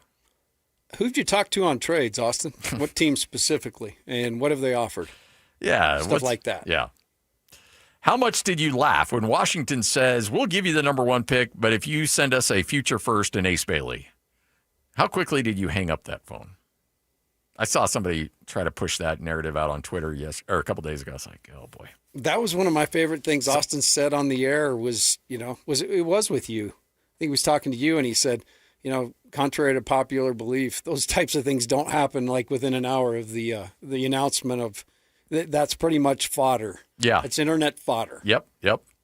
I think it was Justin Zanuck who told because I was asking Justin, I'm like, do other GMs really kind of know what's going on? Like when a trade breaks and Woj or Shams sends out the tweet, is there anything that takes you by surprise? He's like, no, we know what's going on. He goes, there's only one that took us all by surprise, and we all know what it is. That was the Luka to LA trade. He goes, that one none of us saw, and frankly, none of us were overly thrilled about because nobody knew he was up for grabs. So, yeah.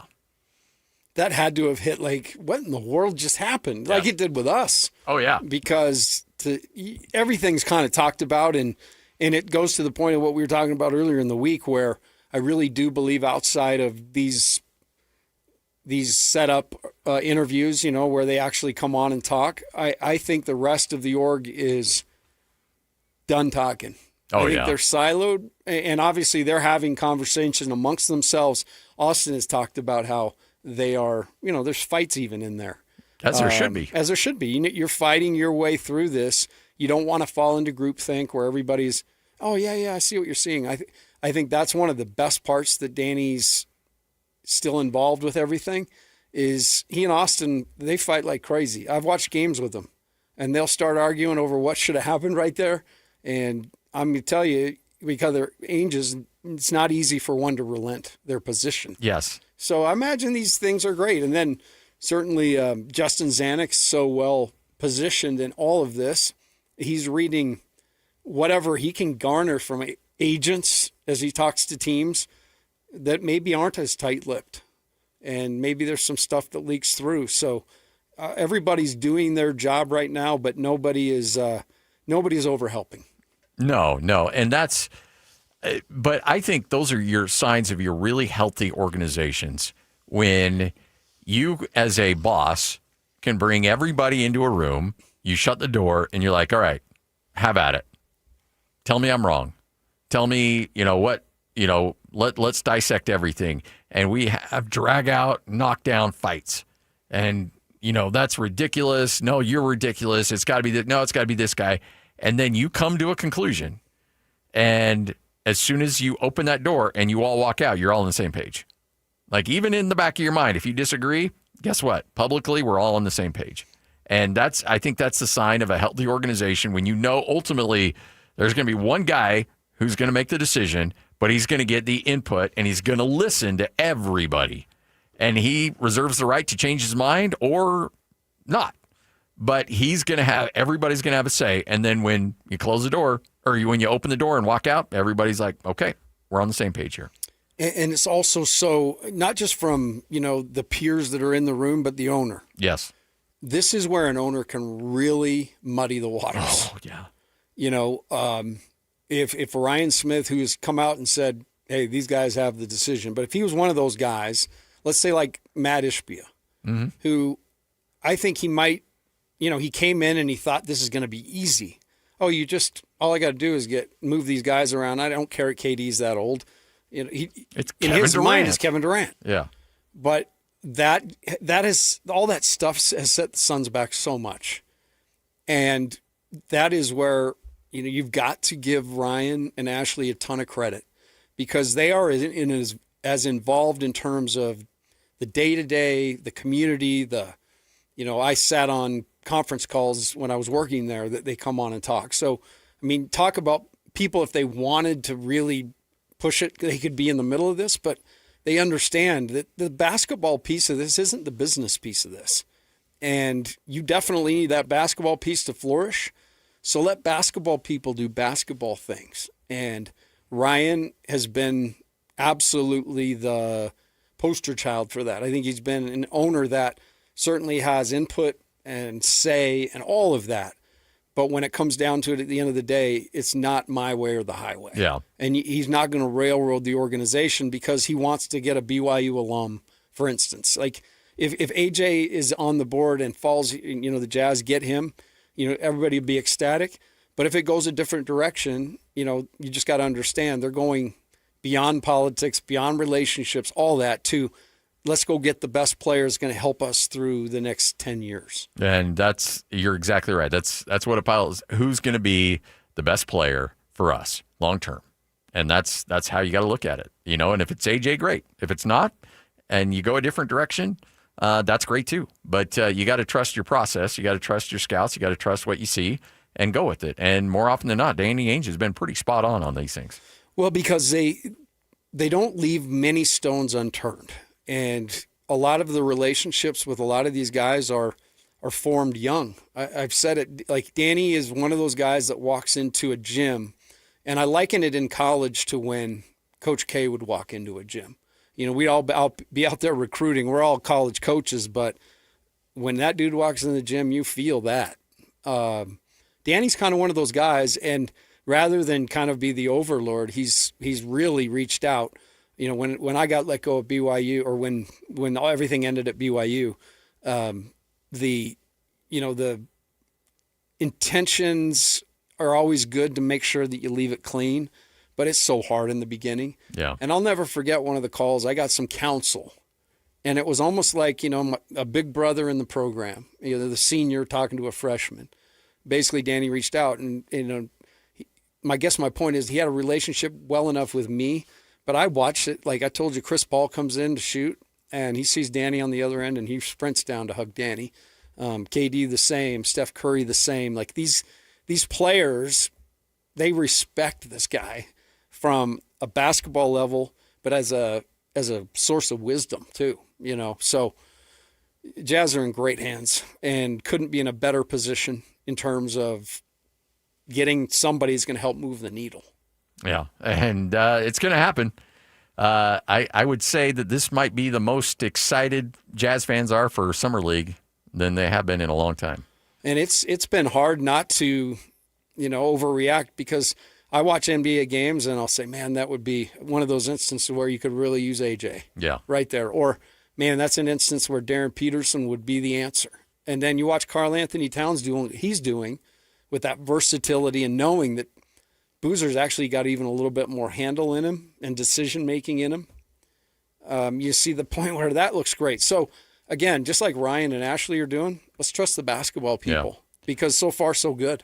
I would be a terrible, terrible owner because I would Jerry Jones the heck out of a professional team. And I wouldn't want to. I would hope I would not be that guy, but I would probably be that guy because if I'm the one paying the bills, like I want to be in on everything. And I think an owner should have the right to sit in on any meeting he wants. But when it comes to a basketball decision, they can do their you job. got to know You're who not you are. GM. You are a brilliant businessman more often than not. Stay out of it. But you're not a basketball I'm telling guy. you right now, so let the basketball people do their thing. Out of it. Make sure that the check's clear. Make sure that they have their resources and trust them to do their job. And if they're not doing their job, then fire them and bring somebody else in. They can do their job, but you're not a GM. You don't know that world, so stay out of it. But I'm telling you right now, I would have a really hard time staying out of it. Interviews right now. It's the ultimate, to me, it's the ultimate sign that Brian's so comfortable. Steve Ballmer acting like a buffoon. He doesn't have to be that owner that's getting there, jumping around and creating antics on the sideline, or the one that's always out in front, leading things and taking interviews right now. Oh, we're going to bring 7 guys.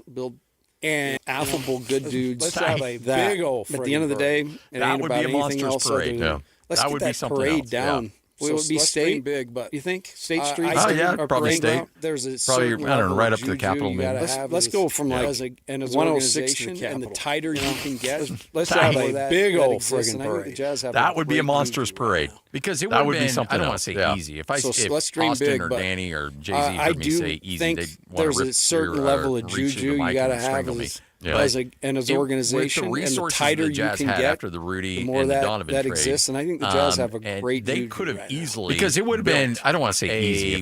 If Austin or Danny or Jay-Z heard me say easy, that's always in the playoffs, a team that's in the 5, 6, 4 seed, maybe on a good year. But And then with the resources the Jazz had after the Rudy and the Donovan trade, they could have built that team pretty they quick. could have easily built but knowing that's where it would have stopped. 45 to 48 win team. Your fans, a team that's always in the playoffs, a team that's in the 5, 6, 4 seed, maybe on a good year. They're still watching and then maybe wins the first round, it ain't going but any gets further bounced than in the second. That's it. They could have built that team pretty quick. We're going to really do it right. But knowing that that's where it would have stopped. We're really going to lean into the draft. Your fans can still have something to be excited about. They're still watching a lot of wins more often than not. They're still watching a team in the playoffs. But you know that it ain't going any further than that.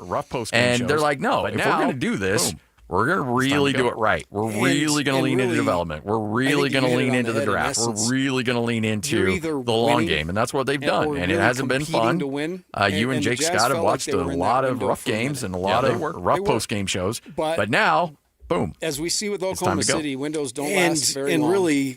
And I think you hit it on the head. In essence, also seeing in the playoffs, you're either winning, not always or really competing to win. And the Jazz felt like they were in that window for how you fill in that roster. They were. And so much of that has to be thoughtfully done. As we see with Oklahoma City, windows don't last very long out there, which is where the Jazz were headed. And so, as also seeing in the playoffs, it's not always the guys that make the biggest. This is meant bank. I want to make sure I say this because how you fill in that roster, and so much of that has to be thoughtfully done. And that's hard to do when you've got a lot of max money out there, which is where the Jazz were headed. And so he was the guy that you pause, his neck right on the chopping block. And put everything in. This is meant with. I want to make sure I say this because I have the utmost respect for everything the Millers have done, continue to do.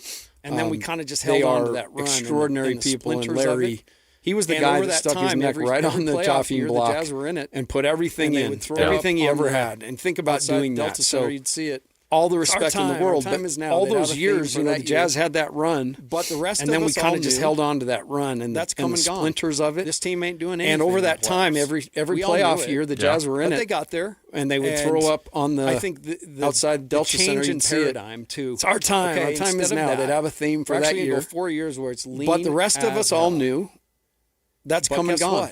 This team ain't doing anything in the playoffs. If things are handled right, we all knew it. Yeah, but they got there. The front office, you got to stack. I think the change in paradigm too. Now, okay, instead of that, we're actually going to go 4 years where it's lean as hell. We can sign a guy, but guess what? Still sign a coming out of it if things are handled right. And in addition to this, that's a big part of the front office. You got to stack good decisions.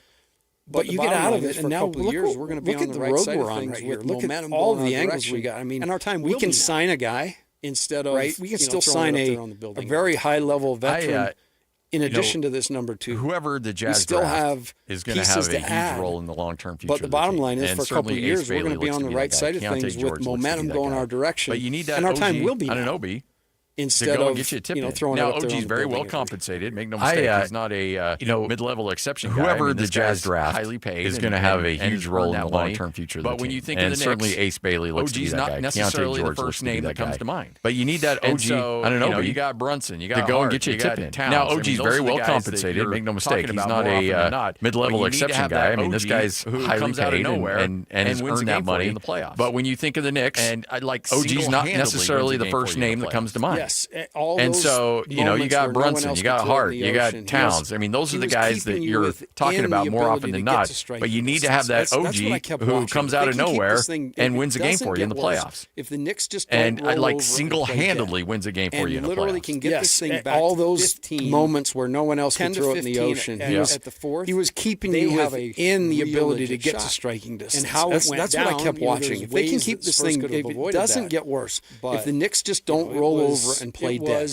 and literally can get this thing back to 15, 10 to 15 part of a championship, at the fourth, didn't get to play. They have a real legit shot. Made their run, so and how it went down, there's ways that Spurs could have avoided that. He's doing everything he can to help him actually get one with his fingerprints all over it. A combination of a bunch of guys. To your point, OG had been, obviously as a player, a part of a championship, but didn't get to play in it. We always talk about was injured when the Raptors made their run, so he watched it from the sideline, got a ring. Team's down, or he's doing everything he can to help him actually get one with his fingerprints all over it. I think it's really fun, doing games with Spencer Nelson, obviously as a player and as a coach. Like there's these little milestones. But we always talk about like if you can do this here, you can hit like these little milestones. If a team's down or if they're up, they're always a chance to win. He's always thinking, okay, if you can get it to you got 15 by the under 12. If you can get it to 10 at the under 8, like there's these little milestones of the game. Like if you can do this here, this, if you can hit these little milestones,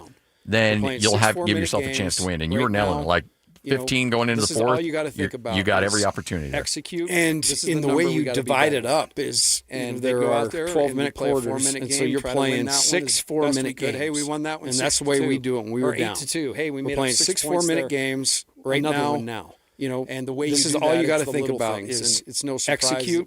This is the number we got to be better again. But they did little things. And they'd go out there and we play a 4-minute game, try to win that one best we could. Hey, we won that one 6-2 or 8-2. We'll talk more about the next game coming up tomorrow. But another one now. You're taking the Spurs. And the way you do that, it's the little things. And it's no surprise. It's not going to end like that. The game in the very end. But they did little things all night long to stay. But I'll take the Knicks. At least close enough to be able to go. And OG is a big reason why. We'll talk more about the next game coming up tomorrow, but you're taking the Spurs. You're bullish on the Spurs. I'm taking the Spurs. Throw that out there. This is not going to end like that right now. No. Yeah, no egg for you. Yeah, I just want more basketball. Or soup, but I'll take the Knicks. But I'll take an egg on the head. All right. This will be coming my up next. Indoctrination. Jay Stevens.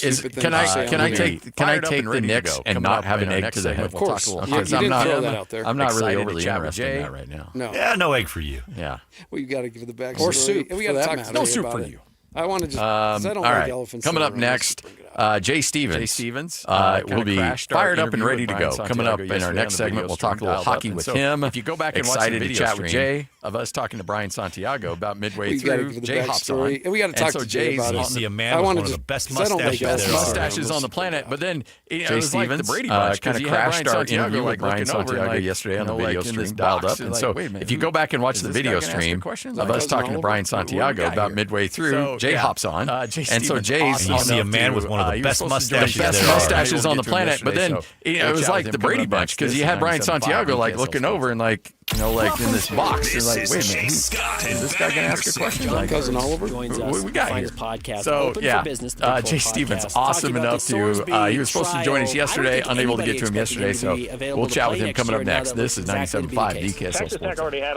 Welcome to this is Jay Scott and Ben Anderson. John Kurtz joins us and finds podcast Open for Business, the Big 12 podcast, talking about the Sorsby trial. I don't think anybody expected him to be available to play next year. Now that looks exactly to be the case. Texas Tech already had a lot of attention on them, but that has ratcheted up about tenfold now. And I mean, you talk about being a villain. From a Big 12 perspective, Tech thumped everybody minus Arizona State last year, so you're tired of losing to them. You got fans in the conference with a ton of built-up animosity, and now you throw on top of that this situation with Brendan Sorsby. If they're going to have him playing quarterback, Texas Tech might as well line up. They should just dress the Darth Vader when they come out there. Forget the helmets, man. Get the Darth Vader mask and just wear those out on the field. Like, they are going to get more heat than any college football team that I can remember this year. On medication and wondering, is this just my life now? Catch Jake and Ben afternoons from 2 to 6 on 97.5 the KSL Sports Zone. People lose 20 to 40 Has your doctor told you it's time to lose weight? Is your blood pressure up? Your cholesterol keeps climbing? Or you're already on medication and wondering, is this just my life now? Ben told you need a procedure or surgery but have to lose weight first? That's where most people get stuck. At SLC Fat Loss, we help people lose 20 to 40 pounds naturally in about 60 days without injections, prepackaged meals, or extreme workouts. But more importantly, we help you keep it off so you're not stuck wondering what problem is next. Imagine lowering your blood pressure, improving your health, and taking pressure off your joints. Because if nothing changes, it's more medication or bigger problems down the road, especially if you have a family history of health issues or feeling the effects of getting older. Alex Curie here. I dropped 65 pounds in just 60 days. That was 2 years ago on Salt Lake City Fat Loss. I kept it off. You can do it too. SaltLakeCityFatLoss.com. Many clients lose 20 to 40 pounds in about 60 days. Schedule a free consultation and take control of your health. Go to SLCFatLoss.com. That's SLCFatLoss.com. We have a team of specialists in financial planning, estate planning, and we may seem like other money managers, but we're different. Are you really that different than the rest of us? We are. As a fiduciary, we always focus on what's best for our clients. What services do you offer besides investing? No, because we have a team of specialists in financial planning, estate planning, and more sales goals. Your clients rely on you for all that? Yes, we ensure clients receive unparalleled service at every step of the relationship. So we do better. Okay, but you still sell commission-based products, right? We're more No, different than because I we thought. believe that's a conflict of Fisher interest. we're We clearly prioritize different. service over sales Learn more goals. at FisherInvestments.com. So, then how do your fees work? We have a simple and transparent fee that's a percentage of our clients' portfolios. So we do better when our clients do better. Backyard Wow, burgers. we're more Whatever's different on than I your thought. table, make it At Bar Fisher WB. Investments, we're Trust clearly matters. different. Knowing where the Learn beef more was at raised, what it was FisherInvestments.com. fed, where it was Investing in processed securities isn't a involves the mystery. risk of Bar loss. WB. Dry aged 14 days. Steaks, brisket, Tuesday tacos, Sunday roast, backyard burgers. Whatever's on your table, make it Bar WB. Trust matters. Knowing where the beef was raised, what it was fed, where it was processed isn't a mystery at Bar WB. Dry aged 14 days. Steaks, brisket, ground beef bundles, premium cuts without premium markup. Shipped straight to your door. This is Utah beef. If you can't shake the hand of the rancher behind your beef, maybe it's time to try BarWBeef.com or visit the store in Nephi. Tim Hughes back with Greg and Mike at Replenish Landscape Garden Products. Now, you may be ready for summer, but the question today is, are your lawn and garden areas ready for summer, for the long, dry, hot summertime? To make sure that they are ready, you need a good foundation, and that starts with good soil blends. Greg, you've got them all here at Replenish. Yes, it's in the soil where it all takes place. That's where you're going to get good nutrients for your plants.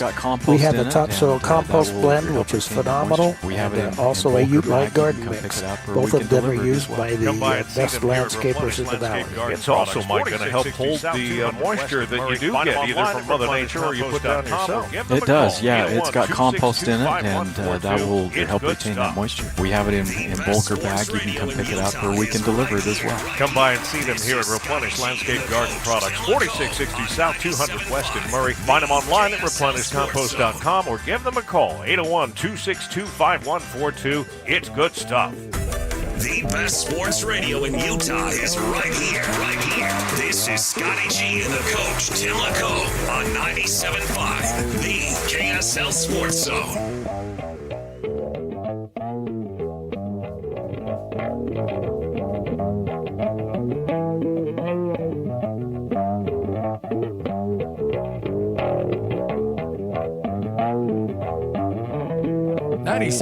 The KSL Sports Zone. Scott Gerard alongside Tim LaCombe. Joining us now, Jay Stevens, kind enough to hang out with us. Jay, how you doing? I'm doing great. How are you guys? Oh, good, man. It's good to see you, man. It's been for forever. Fired up to chat. 97.5, the KSL Sports Zone. Scott Gerard alongside Tim LaCombe. Joining us now, Jay Stevens, kind enough to hang out with us. Jay, how you doing? By the way, I'm doing great. How are you guys? Cameo. It's good to see you, man. It's been for forever. Yeah, I didn't realize I had the power to just jump on whenever I wanted to. Sorry, the music kind of took me off. You know, you have an open invitation. Whenever you want to hop in and just make your voice be heard, it's there so when you, by the way, we loved you making a cameo during our conversation with Brian Santiago yesterday. I mean, it was like a I didn't realize I had the power to just jump on whenever I wanted to. Hey, you have an open invitation. Whenever you want to hop in and just make your voice be heard, it's there for you. Just know that. With a healthy mustache. You don't know what you just put out. Hey Jay, I mean, it was like akin to. I knew you were imagine sitting in a boardroom. So just sitting back discussing projections.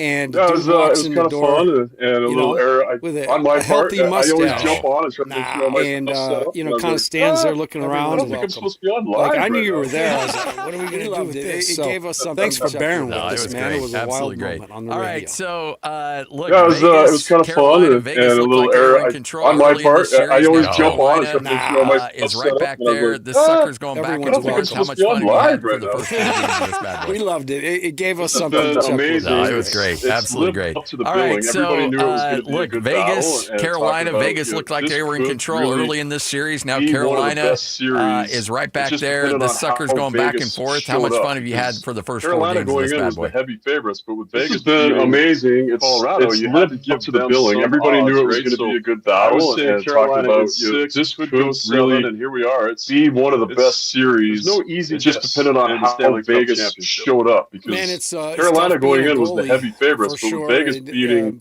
Colorado, you had to give them some odds, right? So I was saying Carolina in 6, could go 7, and here we are. Bossy had some success, so it sounds there's like no easy guess in the Stanley Cup championship. Yeah, and I want to address this because I actually pointed something out, and I Freddie Anderson's on a heater through the playoffs, and whatever you call it, all of a sudden, and I chirped somebody new in the cage, NHL tonight, and Bossy had some success, so it sounds like they're going with him again. Frederick Anderson took a really big hit. Yeah, and I want to address this because I actually pointed something out, and I actually tweeted, which I don't do very much, or X'd, whatever you call it, at my face, and I chirped the guys on the NHL tonight broadcast because it's the guys going left to right. Frederick Anderson took a really big hit on a goal that was disallowed.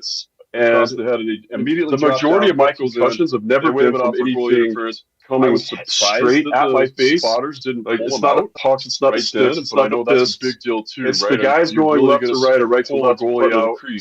Freddie Anderson took one of those potential concussions across the head, and he immediately dropped down. The Stanley Cup Finals, they wave it off for goalie interference. A lot of people probably surprised that the spotters didn't pull him out take that hit, and I right then, but I know that's a big deal too, right? You're really going to pull a goalie out left to right for a potential concussion. And that's the only way I could. Game 3 of the Stanley Cup Finals, lightning. You know you're in trouble. A lot of people probably thought their jobs were on the line.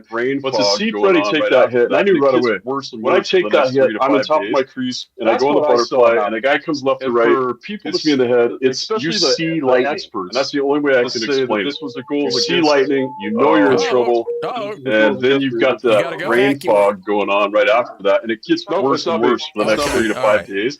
By the way, Jay Stevens, firefighter, and for people to and live from the firehouse. But Jay, you got to go. Just let us know because you're out there saving lives, man. The goals against you. You gotta go. It's not me. It's my ambulance. Nope, it's not me. What I was saying is him getting that. By the way, Jay Stevens, firefighter, and live from the firehouse. But if Jay, you got to go. Just let us know because you're out there saving lives, man. And they pulled Freddie after that period. And for him I will. It's not me. It's my ambulance. Starting every game, not even what I was saying is him getting that him getting hit right there told me it's a concussion. They pulled him after that period. Yes, he gave up 4 goals or 5 goals. Concussion, potential concussion. And they pulled Freddie after that period. And for him to go from starting every game to not even dress the next game tells you this isn't a goals against average. Or goals against problem. This is not what it was to me. This is Freddie in concussion protocol. A concussion or potential concussion. And you saw, I showed him getting a pregame skate. We're going to let you hang out for a little bit. Coach and I will keep talking, and then Lloyd will chat with you for a little bit, and we'll get you back on. That's not what it was. To me, this is Freddie is in concussion protocol. Some things are way more important than this. Way more important. That's not me either. Than us. Yeah. By the way, we're gonna let you hang out for a little bit. Coach and I will keep talking, and then Lloyd will chat with you for a little bit, and we'll get you back on. Hey, you know what? That flip Firehouse, man, things are hopping. Some things are way more important than this. Way more important. What I'm excited to watch. Yeah, exactly. Look, it can fluctuate. I said yesterday. Right now, NBA's on top, but I was having more fun watching the NHL Stanley Cup Final than I was the NBA and Finals. I actually that flip-flopped a little bit last night. Now NBA's got the number 1 spot in the power rankings of what I'm excited to watch. Yeah, exactly. It can fluctuate, and right now NBA's on top. But you know what? Wouldn't surprise me at all if NHL came up with a banger tonight. Yeah, and I actually know exactly the play he's talking about. The kind of the need of the head. Team knowing any of that stuff. It's interesting because when Brindamore was asked about it, right here on 97.5, he said that Freddie's better when he's fresh. The one thing that's been really interesting in this whole series, Jay, is that he didn't intimate at all. Vegas has just been on this heater for so long, and they've just been playing so well. But Carolina. I know they came in as Jay Stevens back with us right here on 97.5, the KSL Sports Zone. So, the one thing that's been really interesting in this whole series, Jay, is that, Vegas has just been on this heater for so long, and they've just been playing so well. But Carolina, I know they came in as the underdog, but Carolina really has kind of settled into a groove as of late, and figures like, all right, this thing's gotten balanced, and right now I'm kind of leaning Carolina. That's Carolina in a nutshell. Yeah, I think that's all the way most people are leaning. Carolina's had an amazing season. They're very well built. They have just this. He's like, I mean, those blankets that you can buy that just give you that big hug, that heavy blanket. That's Carolina in a nutshell. They are just all over you. There's no time. There's no space. And I was talking to Carponi yesterday, and he talked about it. He's like, I don't even feel like there's a heavy out there when you play them. It's just, and so you don't see any of those two things kind of play in new systems. It's just kill or be killed, basically. And then Vegas is kind of the opposite. Right up, they don't grill against. They're slower. They're more methodical. They use their heavy hitting, almost like the Hail Mary, and so you're seeing the balance of those two things kind of play out from it, where they just kind of lob the relentless Carolina forecheck. And that's kind of right up in your grill against the you're going to get out slow and methodical breakout. And you've seen Vegas use they're using almost like the Hail Mary pass from their zone. Stone's got two breakaways from it where they just kind of lob the puck out of the zone and they're really in the right place for playoffs. And that's kind of what you have to do against Carolina's forecheck. You're going to get out of your zone in one Stanley Cup champions. You're going to have to be creative. And Vegas has found a way to do that. You've got a championship pedigree with Vegas. We keep talking about that. You've got the heavy hitting. So you've just got two teams that are really built for playoffs in different ways. And it's given us this amazing Stanley Cup championship. Both your shooters on the wings. It was almost like I was hearing you in my head watching the power play the other night. Play that rebound. Because Vegas executed it. I have appreciated I believe it. No, it was Carolina executed exactly the way that even if you're early you've talked about is basically get your. But man, I had that running through my head. Both your shooters on the wings and throw that thing from the top on the goal. And if you're not early, and play that rebound. I mean, that's right. I have appreciated the tutelage in a short period of time, Jay. I mean, even if you're early for meetings, that's okay. That's all good. But man, I had that running through my head, and that's exactly what you're talking about, right? Great, keep going with it. Yeah, 100%. And if you're not early, you're late, right? So that's something that works for them. It's always been the craziest thing for me is watching and teams just keep trying power plays that aren't working. If you have the right system and it works, great, keep going with it. Chaos and then Carolina and Vegas goals have something that works for them forever. That's such a highlight. And yeah, you see it. Falling down, like puck down there, create chaos, and making that and get guys just getting weird sticks on the puck. Even that game winner, and that's what it comes from. It comes from creating chances and then an epic goal to see. Like you're going to see that forever. That's such a highlight for him. Falling down like Bobby Orr. That's how you're going to win a championship. Making that backhand shot top of the. It's just so cool to see those things happen, and that's what it comes from. It comes from creating chances and getting through the garbage, create chaos. And get in there and do the blue-collar, dirty work. And I've talked about this a little bit before. That's how you're going to win a championship. In a spot where Jay Stevens joining us right here on 97.5, the KSL Sports Zone. If you were Bill Armstrong, do you take a run at Dylan Larkin? This year isn't that maybe. I've talked about this a little bit before. Detroit's in a spot where they do need a lot of rebuilding. Other than the top Utah does not need this year's draft, and they do not need next year's draft. At least on paper, even if they have a top 10 pick, this year isn't that deep. Everybody's talking about Gavin McKenna going first. Utah has the potential. Maybe a Swede. There's maybe one other guy that could go first. Other than the top three. It's not that great of a draft, or maybe somebody else off the roster. At least on paper, I'm sure somebody's going to surprise all of us, right? Come out of the third round and be the best player ever. Do you want to tie? Really, what it comes down to is Utah has the potential to say, "Hey, here is two first-round draft picks, why you'd bring him in, and maybe a prospect, or maybe somebody else off the roster that they need to move anyway." So you could make a run at Larkin. Maybe would take less. Do you want to tie up that kind of cap space for a guy that's that old? Do you want to?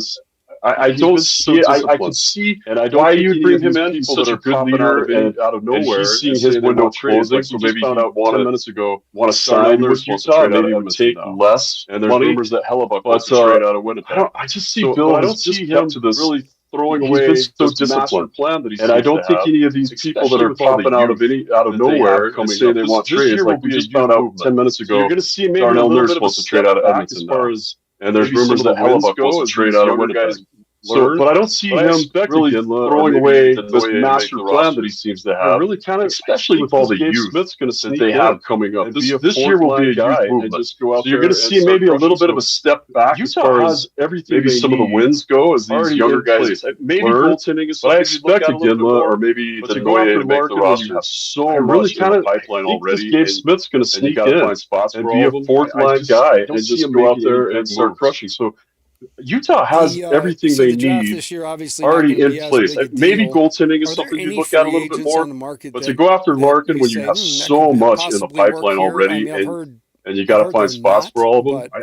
I don't see him making any big moves because people see things differently. So the draft this year obviously not going to be as big a deal. There's not. Are there any free agents not on a lot the market of unrestricted free agents that you're going to want to go possibly for. work There's a couple here. restricted free agents. I might have talked about this earlier on the show already, but I like to ask multiple people. Dorofoya from Vegas people is a see things restricted free differently. agent, and Vegas can't afford to keep him. There's not really. There's not a lot of unrestricted free agents that you're going to want to go for. There's a couple restricted free agents. I might have talked about this here on the show already, but so I could see teams running for a guy like that. Vegas is a restricted free agent, and Vegas can't afford to keep him. Do that for a young guy. He's going to be a 10 and been so valuable. Possibly a $15 million a year guy, which is crazy for the NHL. The other caveat to that is. So I could see teams running for a guy like that, and again, Utah would be, and then you send it back down to the prime position to do that for a young guy that's just proven himself and been so valuable in playoffs. Means, but as far as unrestricted guys, I would say no. And the other caveat to that is that when in the NHL, when you pull a goalie up, or when they send it back down to the minors, they've already proven themselves amount of years in the league, and they have to go through waivers. That's where the real resource is. Just pick that guy up. Have to go through waivers. And there are 4 or 5 goalies that should either make your NHL roster this year, or when they get sent down, they've already proven themselves in the American League. Utah over the edge, and I'm not kidding. I think that's where the real resource is these goalies that are going to have to go through waivers. And I think it just Utah feels like is it too like that. simplistic? As far as the unrestricted guys, I keep watching. Utah I haven't seen anything that would really Vegas their push Utah over the edge of where they want to be, where they take a risk on a roster spot for somebody like that. You compare the two, then Utah's right there. It just feels like is it too simplistic to say to have these high expectations Utah for Utah really next year? gave Vegas their biggest challenge up until this Stanley Cup. To say Utah has really a real good shot at it. You compare the two, then Utah's right there. Is it too simplistic to say, look, it's okay to have these high expectations for Utah next year? They were not close to having a 3-1 lead in the series. I don't think it's unrealistic to say Utah has really a real good shot at improvement next year. For every person on that roster, whether they're calling it the 52 or 53-second problem, but to be the team that's pushed them the farthest. They were that close to having a 3-1 lead in the series, and then Vegas came back, which is great for Vegas, but it's also such a valuable lesson for every person on that roster, whether they had playoff experience or not, to learn from that. But to be the team that's pushed them the farthest, you had to play. If they are the team that wins, I do think that makes you look better, and you go, man, we were that close to beating the team that won it all. You're going to see a few players. We could have beat them. That should, in theory, mean we could have beat the rest of the roster, right? For the rest of this year, not the rest of your roster next games that you had to play. So. It sure seems like that makes you believe in it, but like I said, I think we're going to replace. You're going to see a few players recipe that they have. Some senior guys on the Utah Mammoth from this year will not be on the roster next year, and that'll be replaced with youth. So there could be a small step we know the draft coming up, but free I think it's proven that when does that kick off, and when can recipe that they have is going to bake the right cake, and it's going to get you further into the playoffs in the next couple seasons. So kind of write the script for the dates to keep an eye on. Obviously, we know the draft coming up, but free agency, when does that kick off, and when could we start to see a flurry of movement here by the Mammoth? You'll see a lot of those. The draft should be June 26th. And then free agency starts July 1st. That's when you're going to start seeing more stuff go. Development camps right after the draft. Mammoth Ice. So all those kids that we saw, and then Zenoye, we didn't get to see last year. That's been so much fun right after the draft. You'll see a lot of those young talent on the ice at Mammoth Ice Center. And then those are the things I watch for the draft. 2 days later, you've got Dub Camp at Mammoth Ice Center, or maybe they move it up Varsity. I guess I haven't really found out out there. That's been so much fun seeing all these young kids that you watch get drafted. To watch more than July 1st play major juniors or NCAA. Well, Jay, we appreciate it as always. Thanks. It's kind of surreal to see that much young talent on the ice at once. Typically, you've got one first-round draft pick out there. Are you calling it Carolina? Utah's had like 5 or 6 the last or Vegas? So those are the ones to watch for. Then July 1st, who knows what happens? I still think Carolina's going to win it. I want Vegas. Jay, to win. We appreciate it as always. I was a Vegas thanks for hanging in there with us. We look forward to catching up again here very soon. By the way, are you calling it Carolina or Vegas winning this thing? Pull stuff off.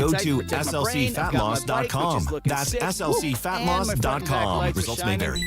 All right, guys, today I am streaming my evening commute. You're going to love it. And I'm going to teach you how I'm getting home without taking any damage, like zero. Check that out, chat. I got my helmet strapped on tight to protect my brain. I've got my bike, which is looking sick. And my front and back lights are shining. I've planned the route home that protects me most as a bike rider. Safe stealth mode for video games. Outsmart the system, ride by the rules. It's a message from the Utah Department of Public Safety because they care about you. Throw a dub for safety, chat. A family office is a team built to handle the three biggest financial responsibilities a family faces: together, wealth management, tax strategy, and estate planning. There's no guessing. Most firms only manage your investments and refer the rest out, hoping everyone stays aligned. At Trajan, we built something different on your behalf. Your wealth, tax planning, and estate planning are handled together inside one firm under one roof. There's no guessing whether your CPA, advisor, and estate attorney are truly in sync, because our team works together every day on your behalf. When your financial life becomes more complex, your advice should become more coordinated, not more fragmented.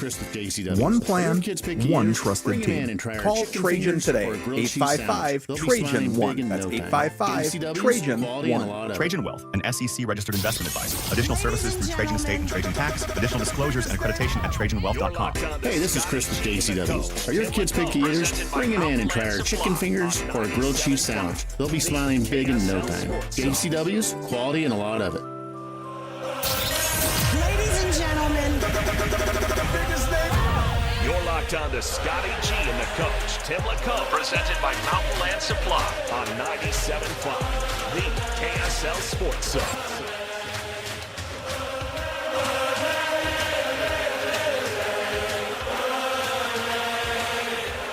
Gets past one. Johnson now into the box. Noah Johnson takes the shot. Saved by Hodgman and into the back of the net. Noah Johnson says, "Ole, ole, ole!" Gets past one. Johnson. Johnson now into the box. Noah Johnson takes the shot. Saved by Hodgman and into the back of the net. Noah Johnson says, "Ole, ole, ole!"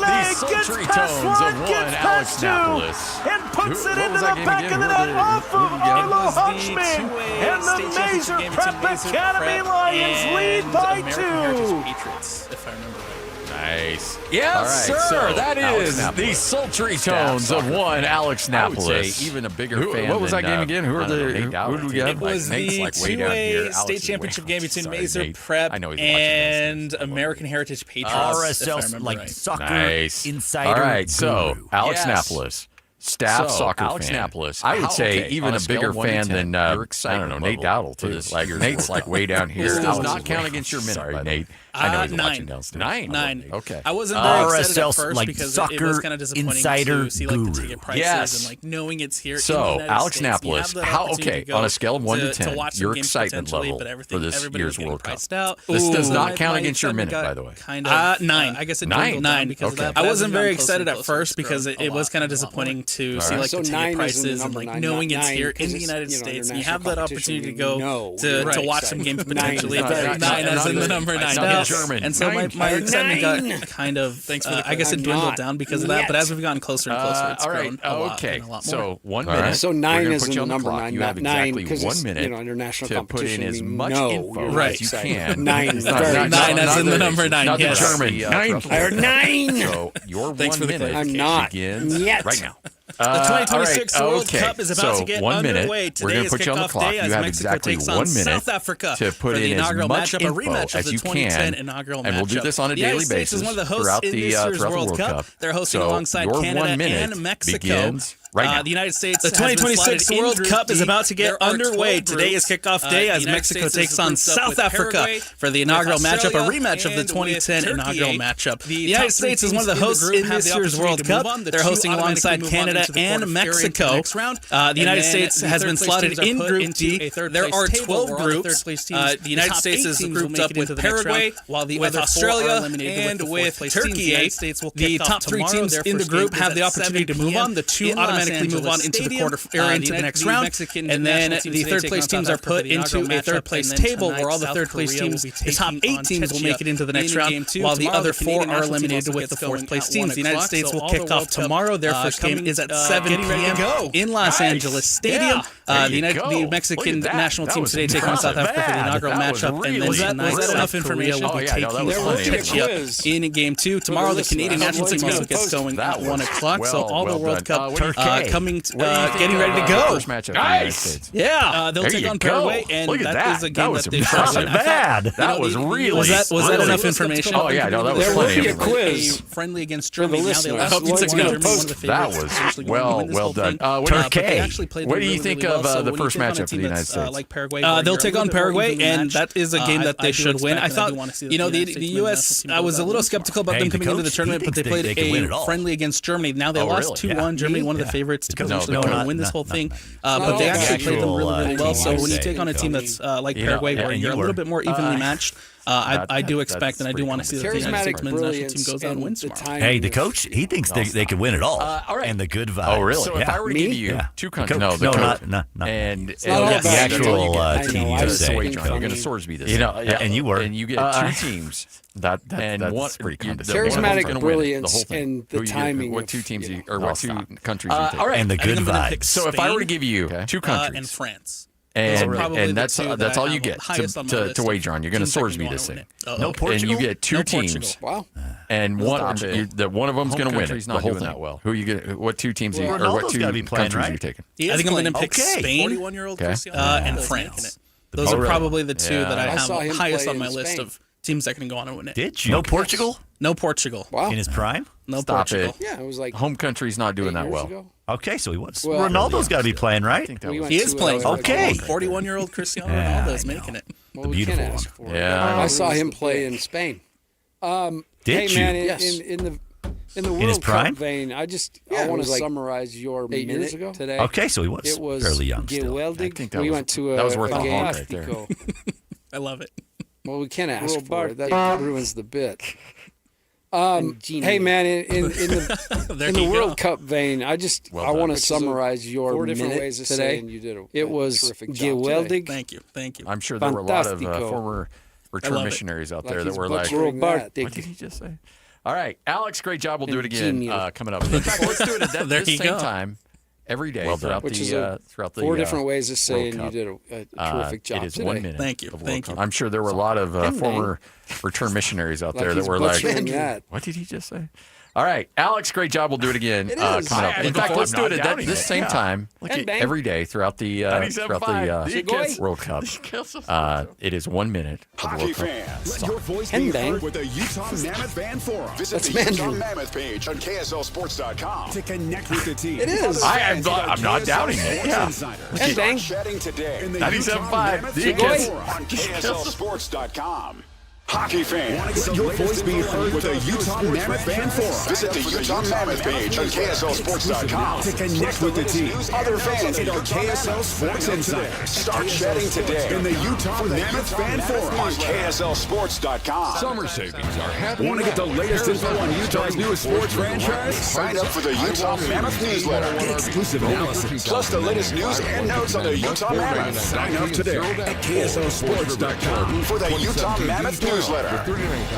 Summer savings are happening now in Paris RV, starting with the Forest River Rockwood Hard Size High Wall Series A101 RV for only $13,995 or $159 a month, $499 dock fee and $0 down. Or the Forest River XR Boost 2017B Toy Hauler for $39,995 or $399 a month, $699 dock fee and $0 down. Or load up into the Gulfstream Conquest Class C 6237 LE for $74,999 or $599 a month, $899 dock fee and 10% down. Come see me at Paris RV. Paris RV is your locally owned, family-run RV dealership. We strive hard to find the very best RVs for the price. With 4 locations, over 1,000 RVs in stock, 42 service bays, and 4 super parts stores. We are sure to help take your family on the best RV vacation. Check out our perfect family bunkhouse trailer, the 26PH. That sleeps 9 for $19,995 for $227 a month, $0 down. Life is short. Enjoy it. North Murray, South Murray, Payson, ready to do more with your money and get up to $350 America First Credit Union has everything you need to get your money working. And for a limited time, new members get a $150 cash bonus for opening a checking account and $200 more for enrolling in and using direct deposit. If you're ready to do more with your money and get up to $350 cash, head to AmericaFirst.com and become a member today. Subject to membership eligibility, terms, creditworthiness, change, and conditions. Additional requirements may apply. Federally insured by NCUA. Equal opportunity lender. If you've tried Beehive meals, you know how easy they make dinner with their classic slow cooker meals. Now they're bringing that same convenience and flavor with a brand new option, Flat Top Meals. These fresh prepped meals are delivered right to your door and designed to be cooked on your flat top griddle, or even a regular skillet. This menu includes favorites like carne asada, chicken fajitas, pineapple barbecue chicken, and more, with 8 meals in every box. Make dinner time easy, fast, and full of flavor with these new flat top meals. Order today at beehivemeals.com.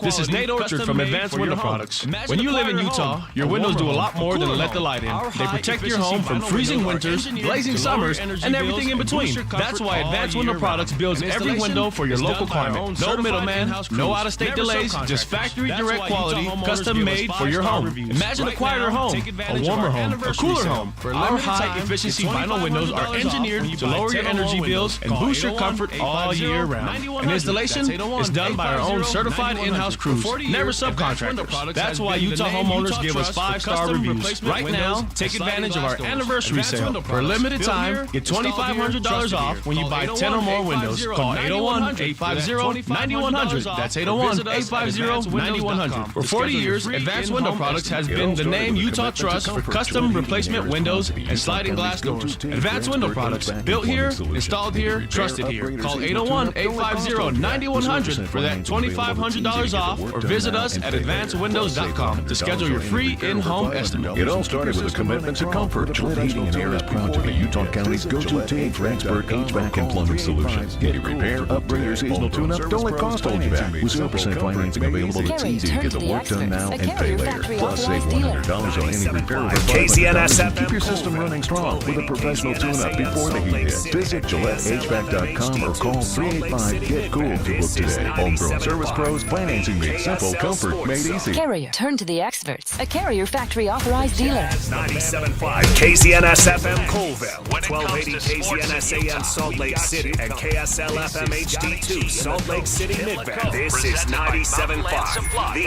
KSL Sports Zone. KSL Sports Zone. The Jazz, the Mammoth, and the Utes, Cougars, and Aggies. When it comes to sports in Utah, we've got you covered.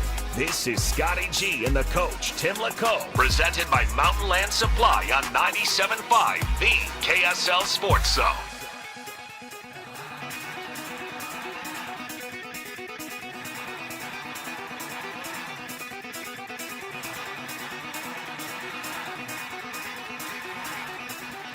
.97.5, the KSL Sports Zone. Final hour of the program on it's Thursday today, isn't it?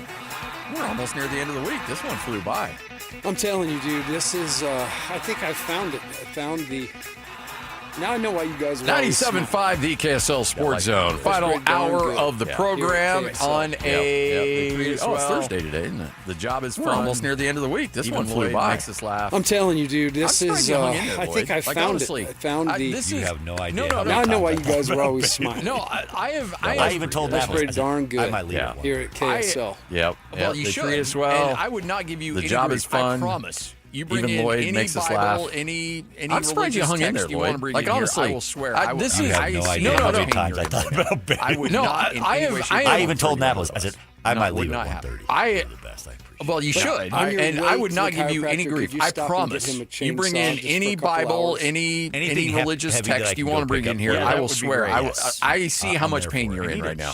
I would not in any way, shape, or form throw you under the bus. Do what we recommend. Well, they wouldn't let me do it online. On your way to the chiropractor, could you stop and get him a chainsaw just for a couple hours? But no, anything heavy that I can go pick up. Yeah, that would be great. Yes, I'm there for it. I need a new chainsaw. You can do what we recommend. Well, they wouldn't let me do it online. I've got a little chainsaw. Something about background checks or something. Enough damage with that. Now a chainsaw? No, I'm joking. That little chainsaw. But no, anything like I tried to reserve one, and they said stop. They're not taking. Anybody in Bountiful just want to drop one off his. You're gonna do that though, right? I'm gonna try. Unless you have somebody that I just need it for a couple hours. I've got a little chainsaw, 25 minutes, and I've done enough damage with that. Now I need a bigger. That little chainsaw is anything like that little snowblower you used to have. Trim down a little bit. One. Actually, anybody in Bountiful just want to drop one off at his house. I can help facilitate that. I just need it for a couple hours. No, actually, 25 minutes. 25 minutes. That's all I need. Pot here. If somebody does it, we'll throw in an autograph. I just got a couple stumps I just got to get rid of. Trim down a little bit. One. Coach actually, and two Scotty? bigger trees that I need to fall or fell. Nobody wants that. I have so many people asking, what's Lloyd? I do think that we'll sweeten the pot here. If somebody does it, we'll throw in an autograph with Lloyd Cole and a lunch. There's no fake there. With Lloyd's real. Coach and Scotty? No, with you. So you can come in You're the real star. And we'll share a couple Nobody wants that. I have so many people asking, and I use your chainsaw for like 25 minutes. You know what? Hey, what you see, what you hear is what you get. That's true. That's true. There's no fake rule out there. There's no fake doing that. Lloyd's real. So you can come in studio, and we'll share a couple noodles with Lloyd. Absolutely. And I use your chainsaw for like 25 minutes. So there is new developments. No, the Brandon. Of course, there's probably some rule out there that I can't turn that soap opera going on. Just entertainment purposes. Now released a statement. We would not do. All right, absolutely not. Nope. Ray Yorma, I'm just going to read this verbatim. Our guy, so there is new developments in the Brandon Sorsby. Shortly before the start as of Brandon turns soap opera going on. The conference received Brett a letter Yormark from has the now Texas released a Attorney statement. General's office notifying the conference of potential Brett legal Yorma, I'm just going to read this verbatim. Our guy Brett Murphy tweeted out. It's gone out to everybody. Certain actions again under Shortly its before the start of today's Big 12 Executive Board meeting, the conference received a letter from the Texas Attorney General's office notifying the conference of potential legal action from Texas Tech if the conference pursues certain actions again under its bylaws. We are taking time with our legal counsel to understand the concerns of the state and will meet again with the full board next week. We move forward with our executive board today in preparation for our full board meeting on Monday. We had a good and informative discussion. Sentiment among the executive board was no different from what we heard from the ADs earlier this week. Number one, our discussion with the full board will determine our course of action, and all legal options from remain Texas Tech on if the conference pursues certain actions under its bylaws. There's a couple things to read into this. Saying, I think this is not just word salad. There's some things you can take away from this. Number one, bylaws, and by the way, we can execute potential legal action from Texas Tech if the conference pursues certain actions under its bylaws. Of our conference, so it is saying we can look, do this. Texas Tech, you're part of our conference. If we do this, you signed up for us. You agreed to certain on the dotted line bylaws, to an and by the way, we can execute those bylaws. So it's essentially he's taking a shot across the bow, saying our bylaws of our conference say that we can do this. So if we do this, know that you signed on the dotted line to an agreement to be in our conference, and in doing so, agree to these bylaws. And if you violate them, you are also susceptible to the punishment that comes from those bylaws. So that was a small shot across the bow.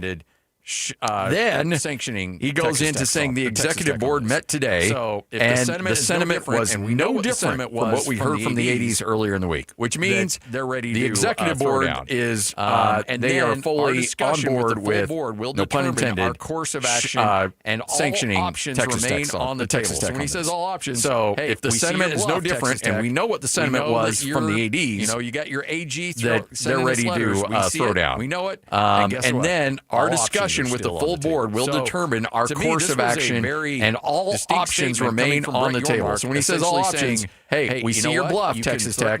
We know that you got your AG sending us letters. We see it. We know it. And guess what? And we will exercise all are of our still on the table. So to me, this was a very distinct statement coming from Brett Yormark, essentially saying, hey, you know what? You can threaten to sue. We know you're threatening to sue, but we're also going to take advantage of the bylaws in which you agree to, and we will exercise all of our options if need be. So that was a pretty clear-cut statement saying, no, we're still not happy with what you're doing, and we're going to try to get in the way.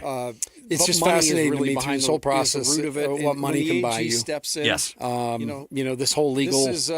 This is an AG this legal story that's been woven, governor, and now placing the kid in harm's way as a victim gave and all that. So $280,000. But money is really behind the root of it. When the AG steps in, they take care of you. This is an AG who works for the governor. That was just one. Greg Abbott. Several people. And Cody Campbell gave Abbott $280,000 last year. By the way, if you look at this the is Big where 12 you bylaws, give people money and they take care of you. Almost right here if you have a supermajority, which they do, because there's only going to be one team that disagrees with what everybody else is thinking. Several people in high up they have pretty much unlimited discretion to sanction Texas By the way, if you look at the Big 12 bylaws, they have almost, if you have a supermajority, which they do, because there's only going to be one team that disagrees with what everybody else is thinking. Anytime, they have pretty much unlimited discretion to sanction Texas Tech. Immediate suspension or dismissal. They also have, knowingly, according to Tom Mars, who runs an account, does a great job at the legal aspect. So essentially, they also have the authority to amend the Big 12 bylaws at any time. Hey, if you have a guy and specifically require immediate suspension or dismissal of any school which knowingly plays an athlete who is admitted to placing bets on his own team. So essentially, they can change the rules and even write into the bylaws specifically. Hey, if you have a guy who admitted to gambling, we can suspend him for the whole year. Yes, and so look, there's a lot of things that they can do here. The Big 12 has a lot of power, and sure, you've got people threatening to sue, but I think that with that supermajority, they can pretty much do what they want. And so whatever the interesting thing now is timing, because we are up against it, and time is I think that was because obviously set up too far down the road. There can't be an official appeal till after the season. So anything that has to get stirred up needs to get stirred up quick. And so whatever everybody decides, however they want to attack this, time is of the essence. In some way, shape, or form, they will do everything in their power to keep if it gets too far down the road, it may just be too late. Then you will see Texas Tech. So essentially, this is my prediction on what happens here: is that you will see some sanction by the conference towards Texas Tech. Then it'll go to court again. In some way, shape, or form, they will do everything in their power to keep Brandon Sorsby off the friendly confines of the Lubbock legal system. Then you will see Texas Tech then sue and then you'll probably Big 12 conference, and they will seek the same thing, another injunction. And so escalating lawyer then it'll go to court again. And then if it goes back to the friendly confines of the Lubbock legal system, then you'll probably get another injunction. So, and then you'll probably get another. This is just going to be rallying the troops in Lubbock. It's just I think it's going to be funny escalating lawyer about a month from now, and we're all down at Big 12 media days when everybody's supposed to be all with a lot of getting big along trucks pulling up to City Hall. And all of a sudden, Hall. you're going to see Joey McGuire and the AD and the players at one table, and then all the other teams at another table just staring at them like it's the lunchroom from hell. I think it's going to be funny when about a month from now, when we're all down at Big 12 media days, when everybody's supposed to be all happy and getting along, and all of a sudden you're going to see Joey McGuire and the AD and the players at one table, and then all the other teams at another table just staring at him like it's a lunchroom from hell. Just like looking at these guys. Who's they going to make available? Sorsby's not going to be available. There's no way. Oh, man. DJ PK. How great would that be if they brought Sorsby? Yeah, absolutely. Big 12 media day. Speaking of Cody Campbell, they should dress Cody Campbell up with a pitchfork. It's the world versus Texas. Cody Campbell was like 2 years ago. He talked to people. He was making the rounds at Big 12 media day. I think he came on the air with DJ PK. I think so. I know. I was listening. The volume has gone way up. Speaking of Cody Campbell, he just thinks that it's the world versus Texas Tech. They just don't want Texas Tech to be any good. No. It's because the college football First world off, doesn't everybody, think that Texas Tech LSU was the villain before and so you guys we're were the targeted, villain. and we have so, been everybody lose their mind. Now. The volume has gone way I don't care up. if it's Texas Tech. I don't care if it's Weber State. I don't care if it's LSU. No. If there is a player out there that is trying to play, first off, everybody also LSU was the villain before you guys were the villain. Problem. So everybody lose their mind. There is no conference. I don't care if it's Texas Tech. I don't care if it's Weber State. I don't care if it's LSU. if there is a player out there that is trying to play, they would file their own injunction also admitting to having a gambling addiction problem and gambling on games, there is no conference in the country that would allow him to play. You're just a team. The NCAA would not allow them to play. It doesn't matter what school. That's it. The same thing would have happened. And then, of course, they would file their own injunction and try to get it. You got lucky in Lubbock, but it probably wouldn't happen anywhere else. It doesn't matter. You're not special. You're just a team that's trying to cheat and bring a player in that's gambling. That's it. So there is. I wish we could rewind the tape to a couple days ago because I gave you all the landscape having grown up in Texas, like the pecking order. Nobody wants Texas Tech to be Texas Tech feel. I could care less. They love Texas Tech, but they didn't really want to end up there. The only when you say let's make the best of it. So there is already a complex with them, and that statement right there. I'm not trying to hold you down, bro. Nobody wants Texas Tech to be any good. Whataburger, and that's could care about less. Oh, please. I mean, it hasn't affected my life in one way or another. I know you don't eat. The only when you say Lubbock to me, I think Buddy Hall. I don't think Texas Tech athletics. I have not been. So I'm not trying to hold you down. I have done a lot of Whataburger. I think Whataburger, and that's about it. Oh, please. How good we're getting a Whataburger together. I know you don't eat. That's the pit stop. You're going to make an exception. Oh, no, I'll make. And I eat. Or Torchy's. You don't. I have not been to Torchy's before. Speaking of Cody Campbell, but I have done a lot of Whataburger. I'm not a big mustard fan, but for some reason they make it work. Because they just douse that thing in mustard. Yeah, that's Cody says nobody wants to play Texas Tech with Brandon Sorsby because Brandon Sorsby's break and go to Whataburger like the old days. Nice. Speaking of Cody Campbell, he says nobody in college football wants Texas Tech to be any good, and then he extends that, says, well, Cody he says nobody wants to play Texas Tech with Brandon Sorsby because Brandon Sorsby's good. Of course, ADs in the Big 12 are saying crazy things, and to Brendan Murphy's point, they're not doing anything illegal. The court ruled in their favor. Now, how they got that judge to rule in their favor, I don't know. But he's right. The legal aspect said, you know what? Here's an injunction while we wait for this court to court case to be heard, which will happen in February. They're not doing anything illegal. The court ruled in their favor. Now, how they got that judge to rule in their favor, I don't know. So but he's gotten around the NCAA. He's right. The legal aspect said, you know what? Step in. Here's an injunction while we wait for this court to court case to be heard, which will happen in February. He can play. And now the Big 12 is going to step in and try to flex and say, no, you can't play. So he's gotten around the NCAA. Now the Big 12 is going to try to step in.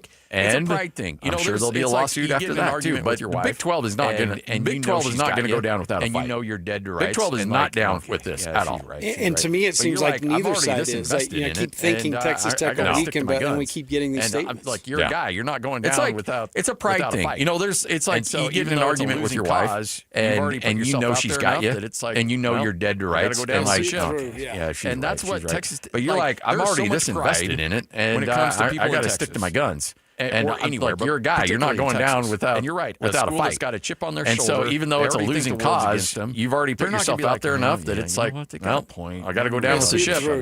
And that's what Texas. Like, there's so much pride when it comes to people in Texas. Well, and it's just or anywhere, but particularly in Texas. And you're right. A school that's got a chip on their shoulder, they already think the world's against them. They're not going to be like, yeah. And I would say, I would turn it to you. You're the broadcaster for Utah State. Try to get this Hammonds kid. All their games. I don't think it's part of their DNA. Well, it's just ironic because they wouldn't want this kid to play if he was big year. Cody Campbell would be losing his mind. So it's a complete flip. And I was, I would say, I would turn it to you. You're the broadcaster for Utah State. Do all their games. I just have a feeling shoes on the other foot. All of a sudden, unless I just don't think you could get. There's a kid that has a really big year somewhere, and he wants to transfer to Utah State. He's got Heisman. Piece of paper to prove. He actually has Heisman potential. Yeah. And you all are sitting up there. I think that's why Brian said it's complicated. This is a scenario. I just have a feeling Utah State would do the right thing. It is very complicated. I just don't think you could get through. But again, that's where didn't break any law. If you feel like you're right, and you've got a piece of paper to prove it. Didn't have anything NCAA related. That was a BYU. I think that's why Brian said it's complicated. Then you throw in the business aspect, the TV. Took him off the team.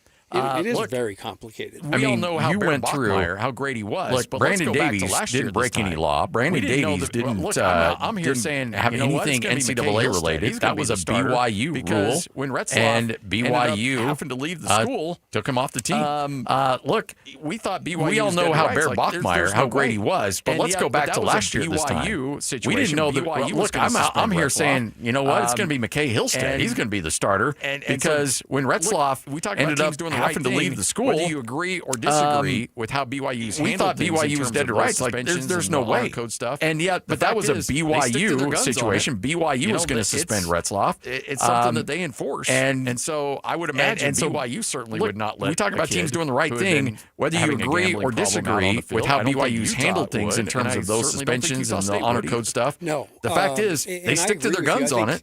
It's something that they enforce. And so I would imagine BYU certainly would not let a kid who had been having a gambling problem out on the field. I don't think Utah would, and I certainly don't think Utah State would either. Moved on for the sake of him. And I agree with you. Went on to have a great year. The way BYU handled the Retzlaff thing last year, they could have. Brian talked about they could have hedged a little while, and they could have drugged their feet on the thing. But right decision, I think it was. They had enough information to know it wasn't going to work. You make the wrong decision, and they moved on for the sake of him. Yeah. And who went on to have a great year. Yeah. And even in the way Brian talked about going through that situation, how hard it was. But if you make the right decision, you've got a chance to spin out of it, and everybody can be okay. How does he you make the wrong decision, you keep moving down this road.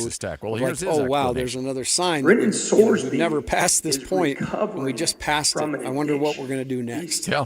What's going to be allowed. So how does Joey McGuire stick up for Brandon Sorsby? How does he say that this is the right thing to do for Texas Tech? Well, here's his explanation. Brendan Sorsby is recovering from an addiction. Players to play and this recovering one thing. I've sat down with this young man multiple times, and the things that he is going through, and what he's been through, crazy because it's serious. It's not murder. As a society, we've been okay with other things that happen here and allowing players to play, and this has been the one thing that has united people. Hey, he didn't kill anybody. That got that going for him. That's always a great one. You're down the barrel when you go to. It's not murder. You could say he wasn't 5 minutes late. Beating somebody. He didn't kill anybody. What you're dealing with is pretty heavy. A lot of things that we're working through. You know what? There's no domestic abuse charges. He didn't kill anybody. Look, he got that going for him. That's always a great one. Okay. You're down the barrel. We cannot stress this enough. You can say he wasn't 5 minutes late. You can love him up. But you can when give him all the help he needs. That's what you're dealing saying. With. Pretty It's heavy. about the kid. We want to love him. We want to support him. You know what? There's no domestic abuse charges. Look, therapy. Pay for his addiction recovery program. Okay, but you're going to. We cannot stress this enough. Who you said you can support your addiction. You can love him up. You can give him all the help he needs. That's what they're saying. Like it's about the kid. We want to love him. We want to support him. Do that as much as you possibly can. By all means, do that. What you don't do therapy. Pay for his addiction recovery program. Where he can directly. But you're going to take a kid who you said he's got an addiction. Doesn't seem like. So what do you do with a person that's got an addiction? You keep them away from the thing that they're addicted to as much as you possibly can.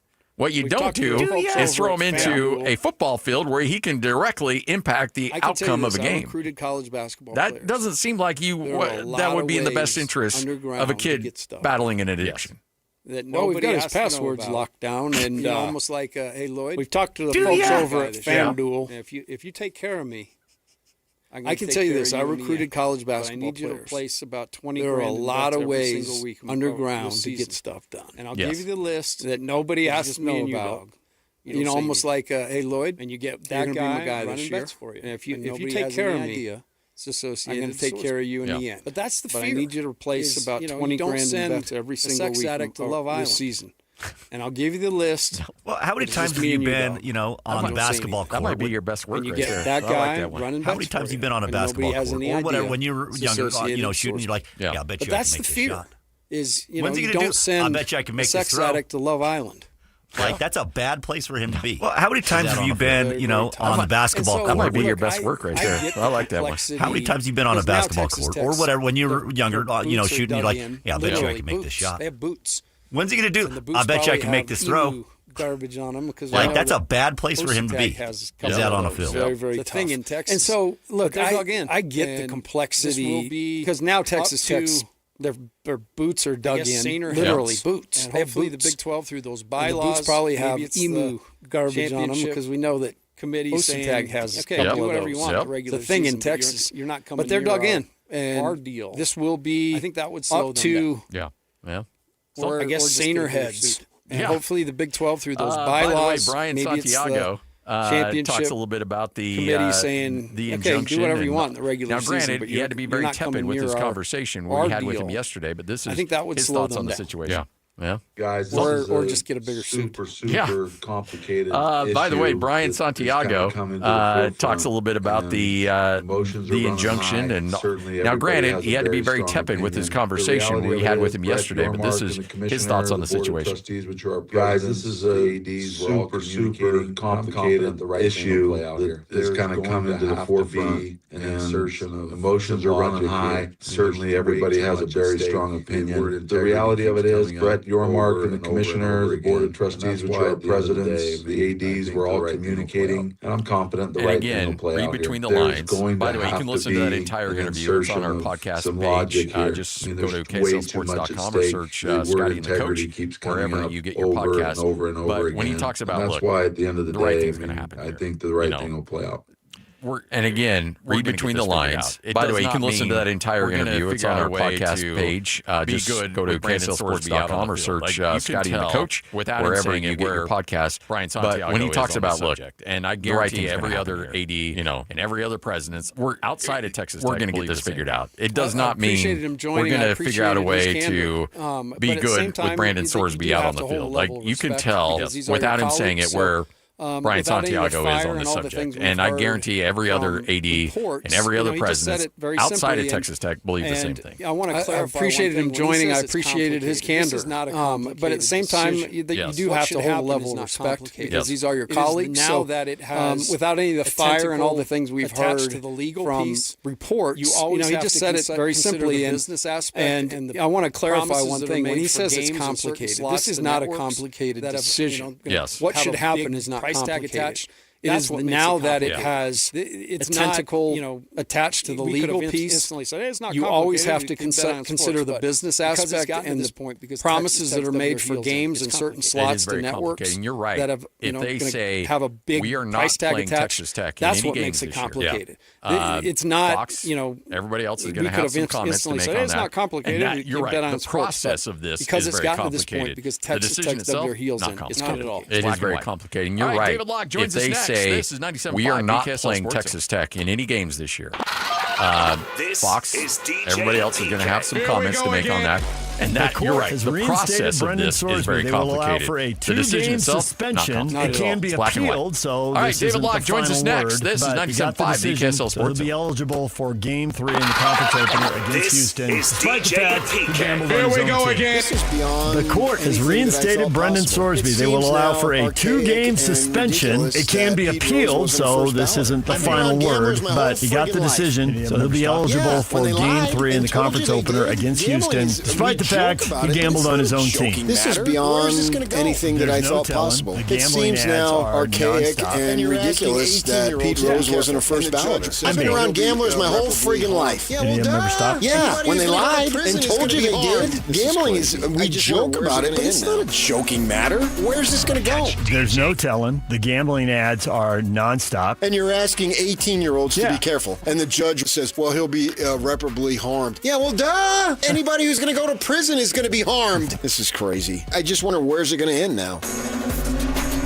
Catch DJ and PK mornings from 6 to 10 on 97.5, the KSL Sports Zone.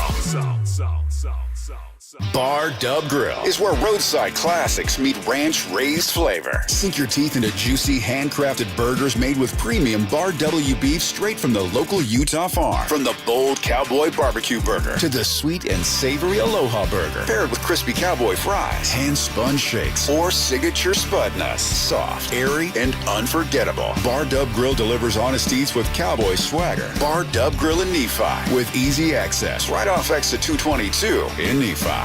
Fire up summer with Mountain Land Supply. Right now, when you purchase any Blackstone Select griddle or pizza oven, you'll score a $50 Mountain Land gift certificate. Plus, you'll be entered to win B's Sweet tickets for Wednesday, July 22nd. Don't miss your chance to upgrade your backyard cooking and enjoy a night at the ballpark in style. Visit Mountain Land Supply today for the hottest Blackstone deals of the summer. Offer valid May 1st through June 30th, 2026, or while supplies last. Purchase any Blackstone Select griddle or pizza oven to receive a $50 Mountain Land gift certificate and one entry to win B's Sweet tickets for Wednesday, July 22nd. Limit 1 gift certificate and entry per customer account. You do not have to be present to win while supplies last. Is your financial advisor managing your risk or just a spreadsheet? Hi, I'm Jeff Jr., founder of Trajan Wealth. Many financial advisors rely on target date funds, which are one-size-fits-all portfolios that don't know your name, your family, or your goals. And that passive management can leave you dangerously exposed. At Trajan, we look at the whole picture, not just the stocks everyone else buys, but the private market opportunities most advisors ignore. And as fiduciaries, we build a strategy around you, coordinating your investments, tax strategy, and estate into one cohesive plan. Your financial life deserves more than just a generic portfolio. Real planning isn't a stack of statements. It's the confidence of knowing where your income will come from for the next 30 years. Good enough isn't good enough for your family. It's time for a change. Schedule your complimentary consultation today. Call 855-TRAJAN-1. That's 855-TRAJAN-1. Advisory services through Trajan Wealth, LLC, an SEC registered investment advisor. Private equity investments require accreditation. Other services through Trajan Estate and Trajan Tax. Additional disclosures at TrajanWealth.com. DJ PK and John from J. Brooks Jewelers. Do you want a ring that no one else in the world has? Here's something you need to know. That's right, DJ. At J. Brooks Jewelers, we're a full custom jewelry house, which means that we design and create your piece start to finish right here in Utah. From the first idea you may have seen online to the very final polish, everything is done in-house by our expert team of artisans. So when you work with our custom stylists and our highly skilled artisans, there's no mass production and no middlemen, just true craftsmanship and collaboration. We'll sit down with you and talk through your vision, show you design concepts, and bring your dream piece to life with precision and care. So whether it's an engagement ring, anniversary gift, or heirloom redesign, we love creating something that tells your story. So if you can imagine it, we can make it. So come see us today at J. Brooks Jewelers in Murray or Lehigh and begin your custom journey today. J. Brooks Jewelers, your locally owned family jeweler. I'm married with 2 kids. I'm a veteran. I own my own business. I'm a retired school teacher. And I've had thoughts of suicide. But, thankfully, my granddaughter made a point of checking in on me. Spencer noticed when I was distancing myself. One of my buddies, he was worried about me. Having someone when I wasn't myself. When I need it most. Help me live on. Live on. Live on. Connection can prevent suicide. Learn more at liveonutah.org. Hey, this is Chris from JCW's. If anything rivals our burgers, it's our bacon. It makes the perfect combination with our guacamole, jalapeno, or our hickory barbecue burgers. JCW's, quality and a lot of it. You're locked on to Scotty G and the coach, Tim Lacombe. Now I know y'all are tripping. Presented by Mountain Land Supply on 97.5, the KSL Sports Zone.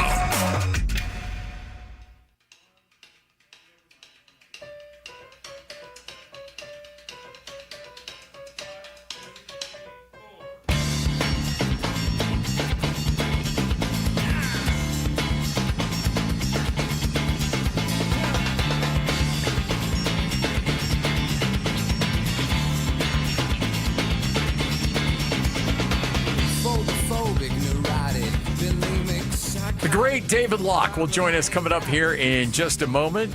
Always good having Jake Scott hanging out with us. Came in during the break.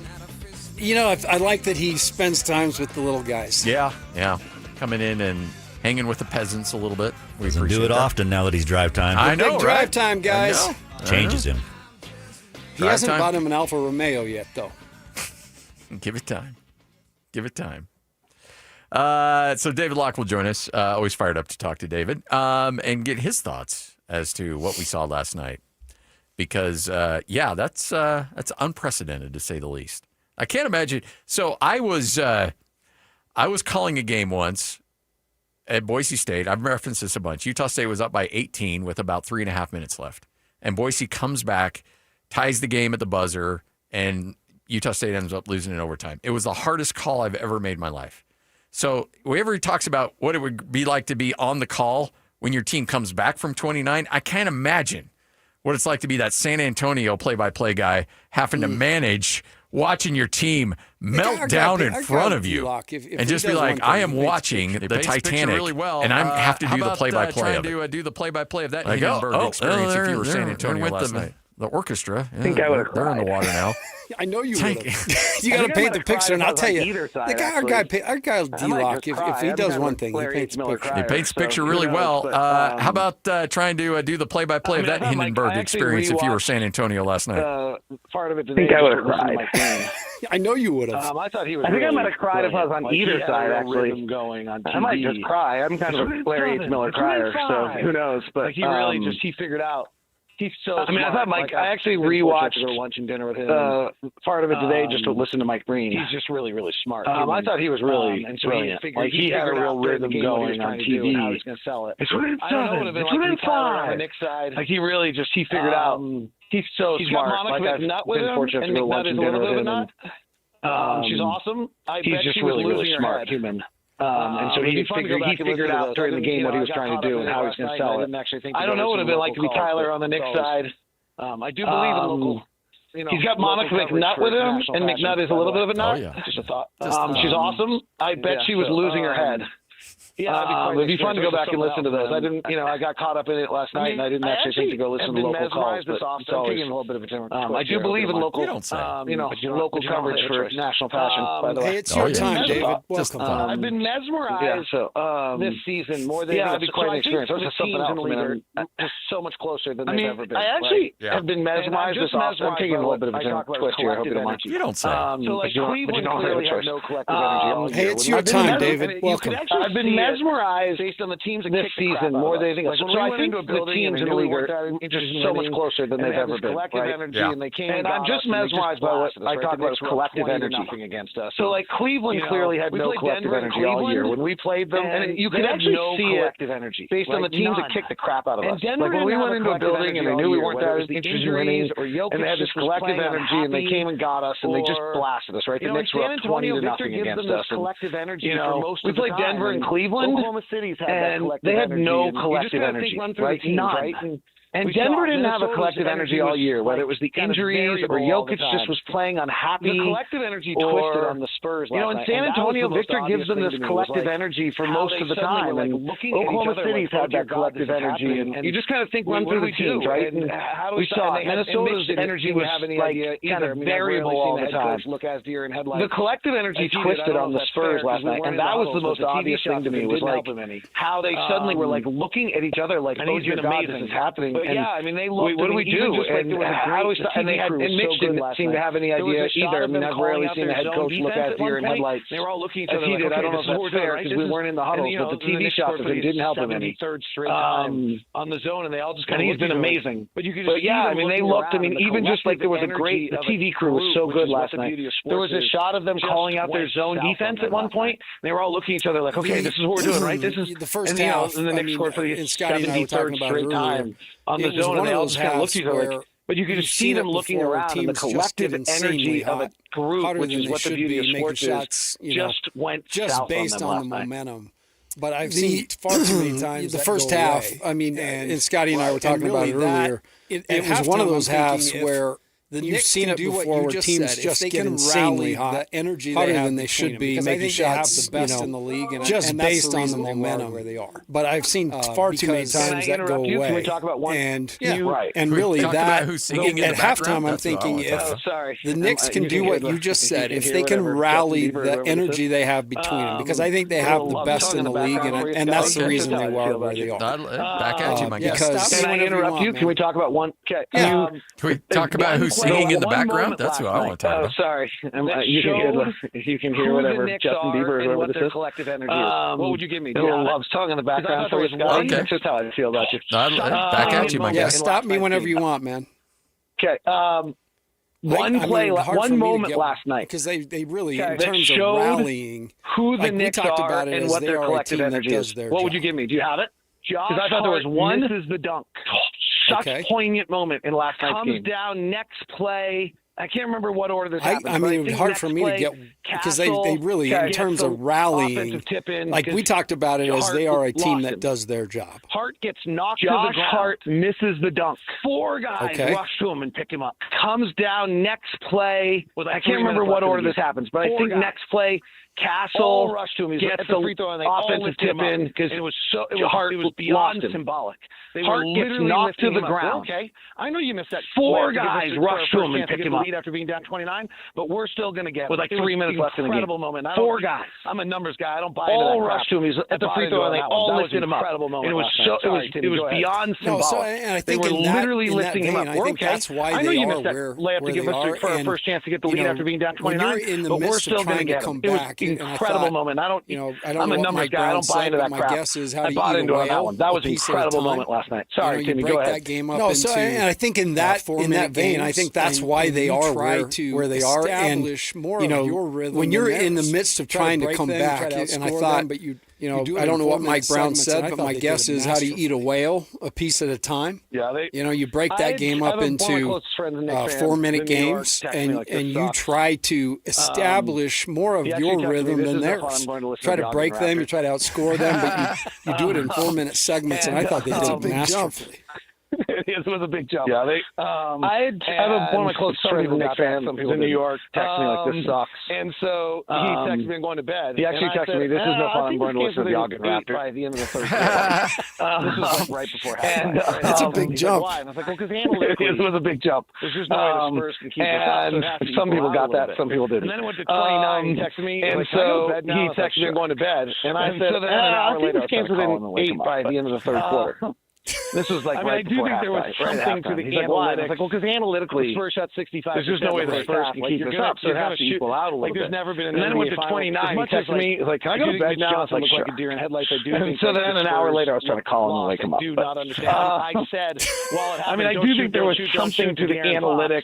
Because for some reason, Spurs shot 65% in the first half. Like you're gonna shoot. Like there's never been an NBA Finals as much as like I do think Mitch Johnson looked like a deer in headlights. I do think like the Spurs look. There's never been a team in the NBA Finals game I said, well, it happened. Don't shoot to De'Aaron Fox. That was not happening either. Because I'm for some reason rooting for the Spurs, which was super uncomfortable.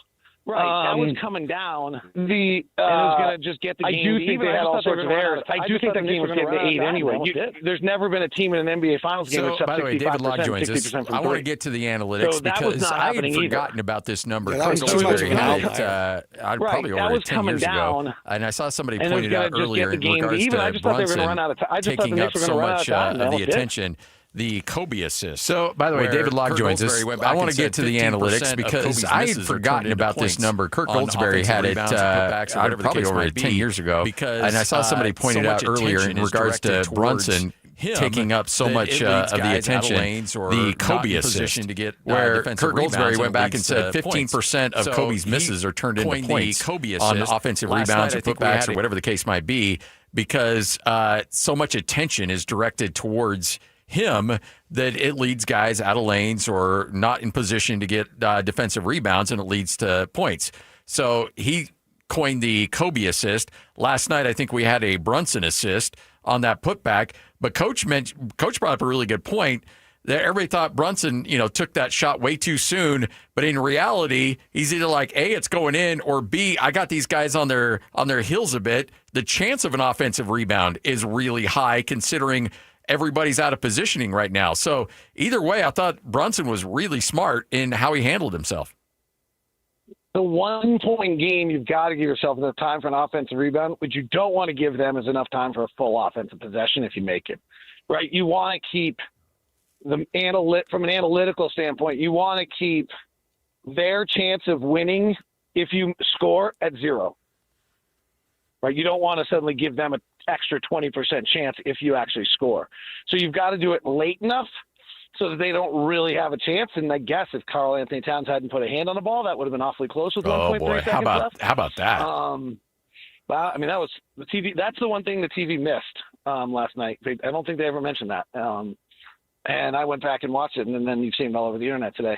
But so I think I think he shot at the perfect time. You do have to give yourself enough offensive rebound. I might almost argue the minute he saw Victor on him, he's like, oh, I'm shooting this because we're going to get the offensive rebound. Yeah. But I don't, who knows what's going, in that time period, how much, the only time we've ever learned what someone's thought in that time period is one of the most incredible press conferences I've ever been to in my whole life. Michael Jordan, after hitting the game winner in game 1 against the Utah Jazz in the 97 finals, gave a 7-minute answer on what went through his head for 13 seconds. And it told me all I needed to know about Michael Jordan. He was a walking computer. Right. Like the amount he calced on, he started in on that. It's one of the great quotes of all time. He started in talking about how, it's nothing quite like being on the court with 9 other guys, having 20,000 people in the crowd, and having a few million listening, watching, and having them all know who's going to shoot. Okay, you're freaking awesome. That is incredible. Did you feel like they sat Dylan Harper a little too much in the second half? I hadn't thought about it. Seemed like they. So I don't know. I actually thought. Here's my one sub. I thought they blew up.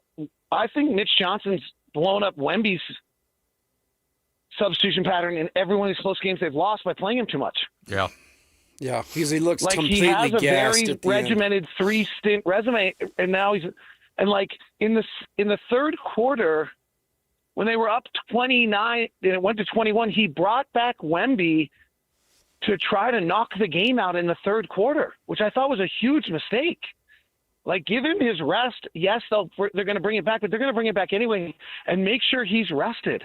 I haven't looked at the substitution pattern, but my feeling is he sat for about a minute and a half in the third and 40 seconds in the fourth, if any. That's the only area where I don't like. It's too easy to go after the coach right now, so I don't love it. But I do think that, like, you have a pattern of how you've done this all year, and when you blow it up in those moments, I understand if you're shortening him from a 4-minute rest to a 3 or something, but when you're suddenly asking Victor Wembanyama at 7'4", who plays that hard, to basically play 24 straight minutes, I'm not surprised they've lost 2 games where Victor looked like he was absolutely exhausted at the end of them. I didn't think about the Dylan. I don't have the answer on Dylan Harper. Actually, I didn't notice it, if I'm being perfectly honest. If I'm Mitch, though, I'm sending Atkinson out to tell everybody analytically we're fine. Right. Yeah. Right. Yeah. Right. I do think there's something in the analytics of this. That if you're up 23 and shooting 65%, you have to just kind of understand it's getting down to 12, not panic. Yeah. Yes. By the way, I think I just saw an ESPN graphic. It's on in the background that Wemby played 23 minutes and 2 seconds in the second half. Okay, that's what lost in the game. Honestly, that's what lost in the game. Him, yeah. He missed 2 free throws. He looked tired. He missed 10 of 11 shots at some point in that process. That's a panic. That is a panic. And you're up 29, the number one thing being up 29 just gave you is that Victor Wembanyama only has to play 19 of the 24 minutes. Yeah, right. That's what the luxury. That's what that lead gave you. Right. So for you to panic, that's, that was not a great night by a rookie head coach. Yeah. Well, David, we appreciate your time as always. Wait. I need more time. No, I don't really Lloyd's have giving us the high side. No, I wasn't saying Lloyd. This is all me. I have to throw a hypothesis at you. Today's edition of Locked on Jazz. This week I've done on Locked on Jazz, I've done best case scenario, likely case scenario, and worst case scenario. And when I prepped for worst case scenario last night, I stunned myself because the narrative that is on the draft right now is that the most talented is the highest risk in Darren Peterson, and that Carlos Boozer is the most likely to Cameron, he's going to hit his floor, right? Yeah. Right? That's okay. But if you go look at worst case scenarios and previous prototypes that have had those worst case scenarios, there's no question there are more busts like Cameron Boozer, and I can't find a 6'6" shooting guard who gets drafted in the top 5 and busts, other than Dion Waiters, and this kid's not Dion Waiters. There you go. I think they're Jabari Parker, Marvin Bagley, Jalil Okafor, Derek Williams. How many 6'9", 240-pound guys came in the NBA that were bigger, stronger than everybody in college and then couldn't do it in the NBA? I'm not saying that is who Cameron Boozer is, but just worst case scenario. AJ DeBonce's worst case scenario He's R.J. Barrett, and he gets you OG Anunoby in a trade. That's a way to think about it. Well done. Genealogy, baby. Hey, thanks, David. Appreciate it. See ya. David Locke, right here on 97.5, the KSL Sports Zone. And by the way, that was me telling David we had to go, not Lloyd. That was on me. But then I had to throw something in there. You hear that, Lloyd? I told him that it was me, not you. I'm glad you're a good teammate. I got you. I know Tim's no longer a good teammate. Oh, we're Raiders fans together. You're in pain. Stop it. I got you. You're in pain. I'm just taking advantage of you being a little weak today. We'll wrap this bad boy up next. 97.5, the KSL Sports Zone.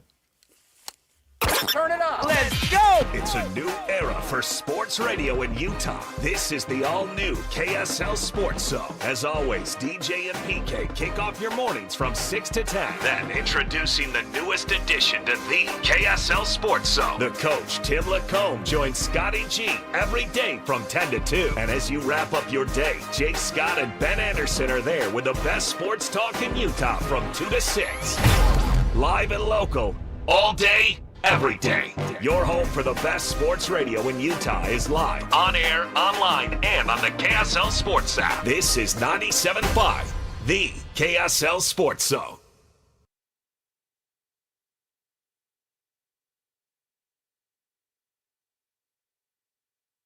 It all started with a commitment to comfort. Gillette Heating and Air is proud to be Utah County's go-to team for expert HVAC and plumbing solutions. Need a repair, upgrade, or seasonal tune-up? Don't let cost hold you back. With 0% financing available, it's easy to get the work done now and pay later. Plus, save $100 on any repair over $500 and keep your system running strong with a professional tune-up before the heat hits. Visit GilletteHVAC.com or call 385-GET-COOL to book today. Homegrown service pros, financing made simple, comfort made easy. Carrier, turn to the experts. A Carrier factory authorized dealer.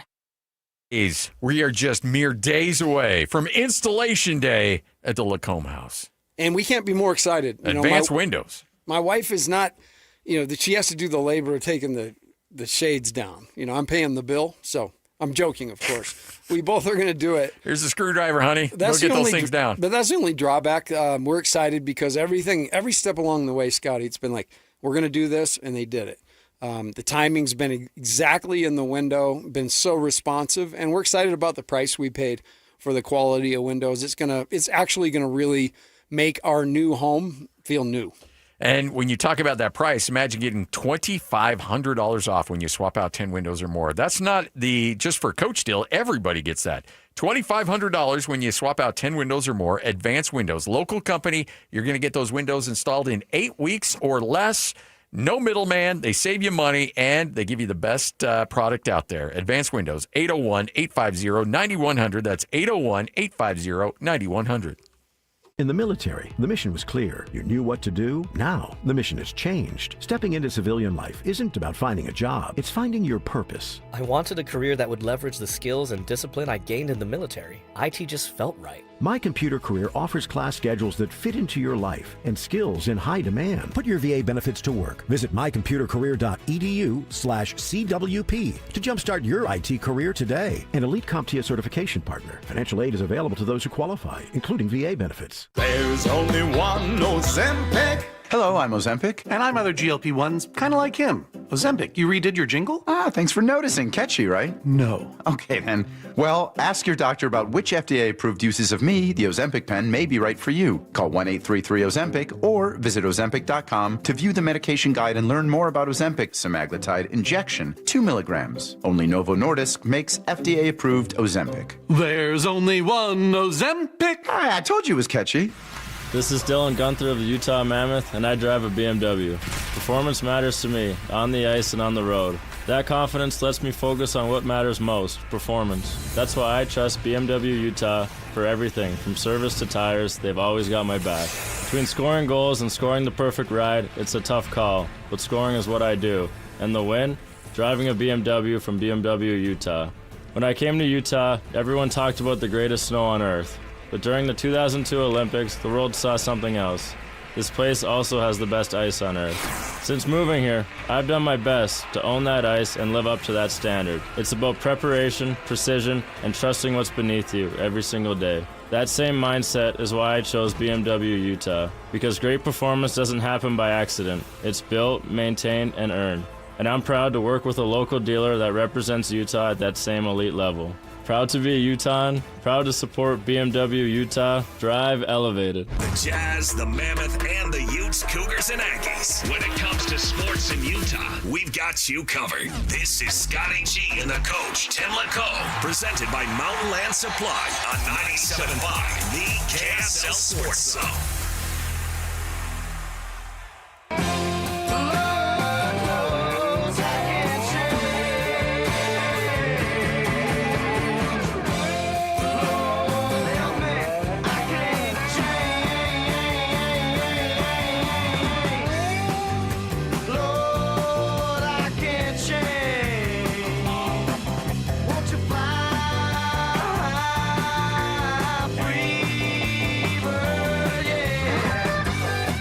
Wrapping up another edition of the show, 97.5, the KSL Sports Zone. Scott Gerard, Tim LeComb. Coming up next, president of the De'Aaron Fox fan club, Jake Scott, hanging out with Ben Anderson.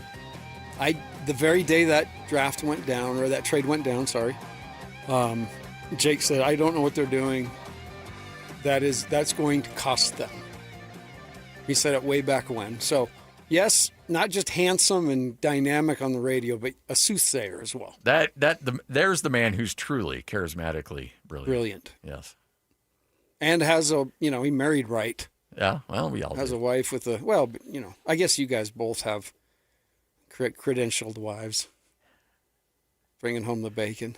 Yeah, we're getting You did it right. Yeah, absolutely. By the way, Rachel, awesome. You won't find better. She's put up with me for 35 years. All right. That wraps it up for us. Again, 97.5, the KSL Sports Zone. Jake and Ben straight ahead. The Brandon Sorsby, the soap opera continues on. As we mentioned, the comments made by the commissioner saying, hey, we got the letter. Yeah, we know the Attorney General's involved. And yes, all options are still very much on the table. Who blinks first in this? That's going to be kind of a fun drama to watch this thing play out. He didn't murder anybody. He didn't murder anybody. Look, he didn't. Or even beat anybody. There's no domestic abuse. He didn't murder anybody. He just, spent a few money on made a few bets. That's all. No big deal. Come on. Shoeless Joe would like a word. Look the other way. Joey. 97.5, the KSL Sports Zone. This stuff is available everywhere. Wherever you are, the KSL Sports Zone will be right there with you. It's the KSL Sports app. I love it.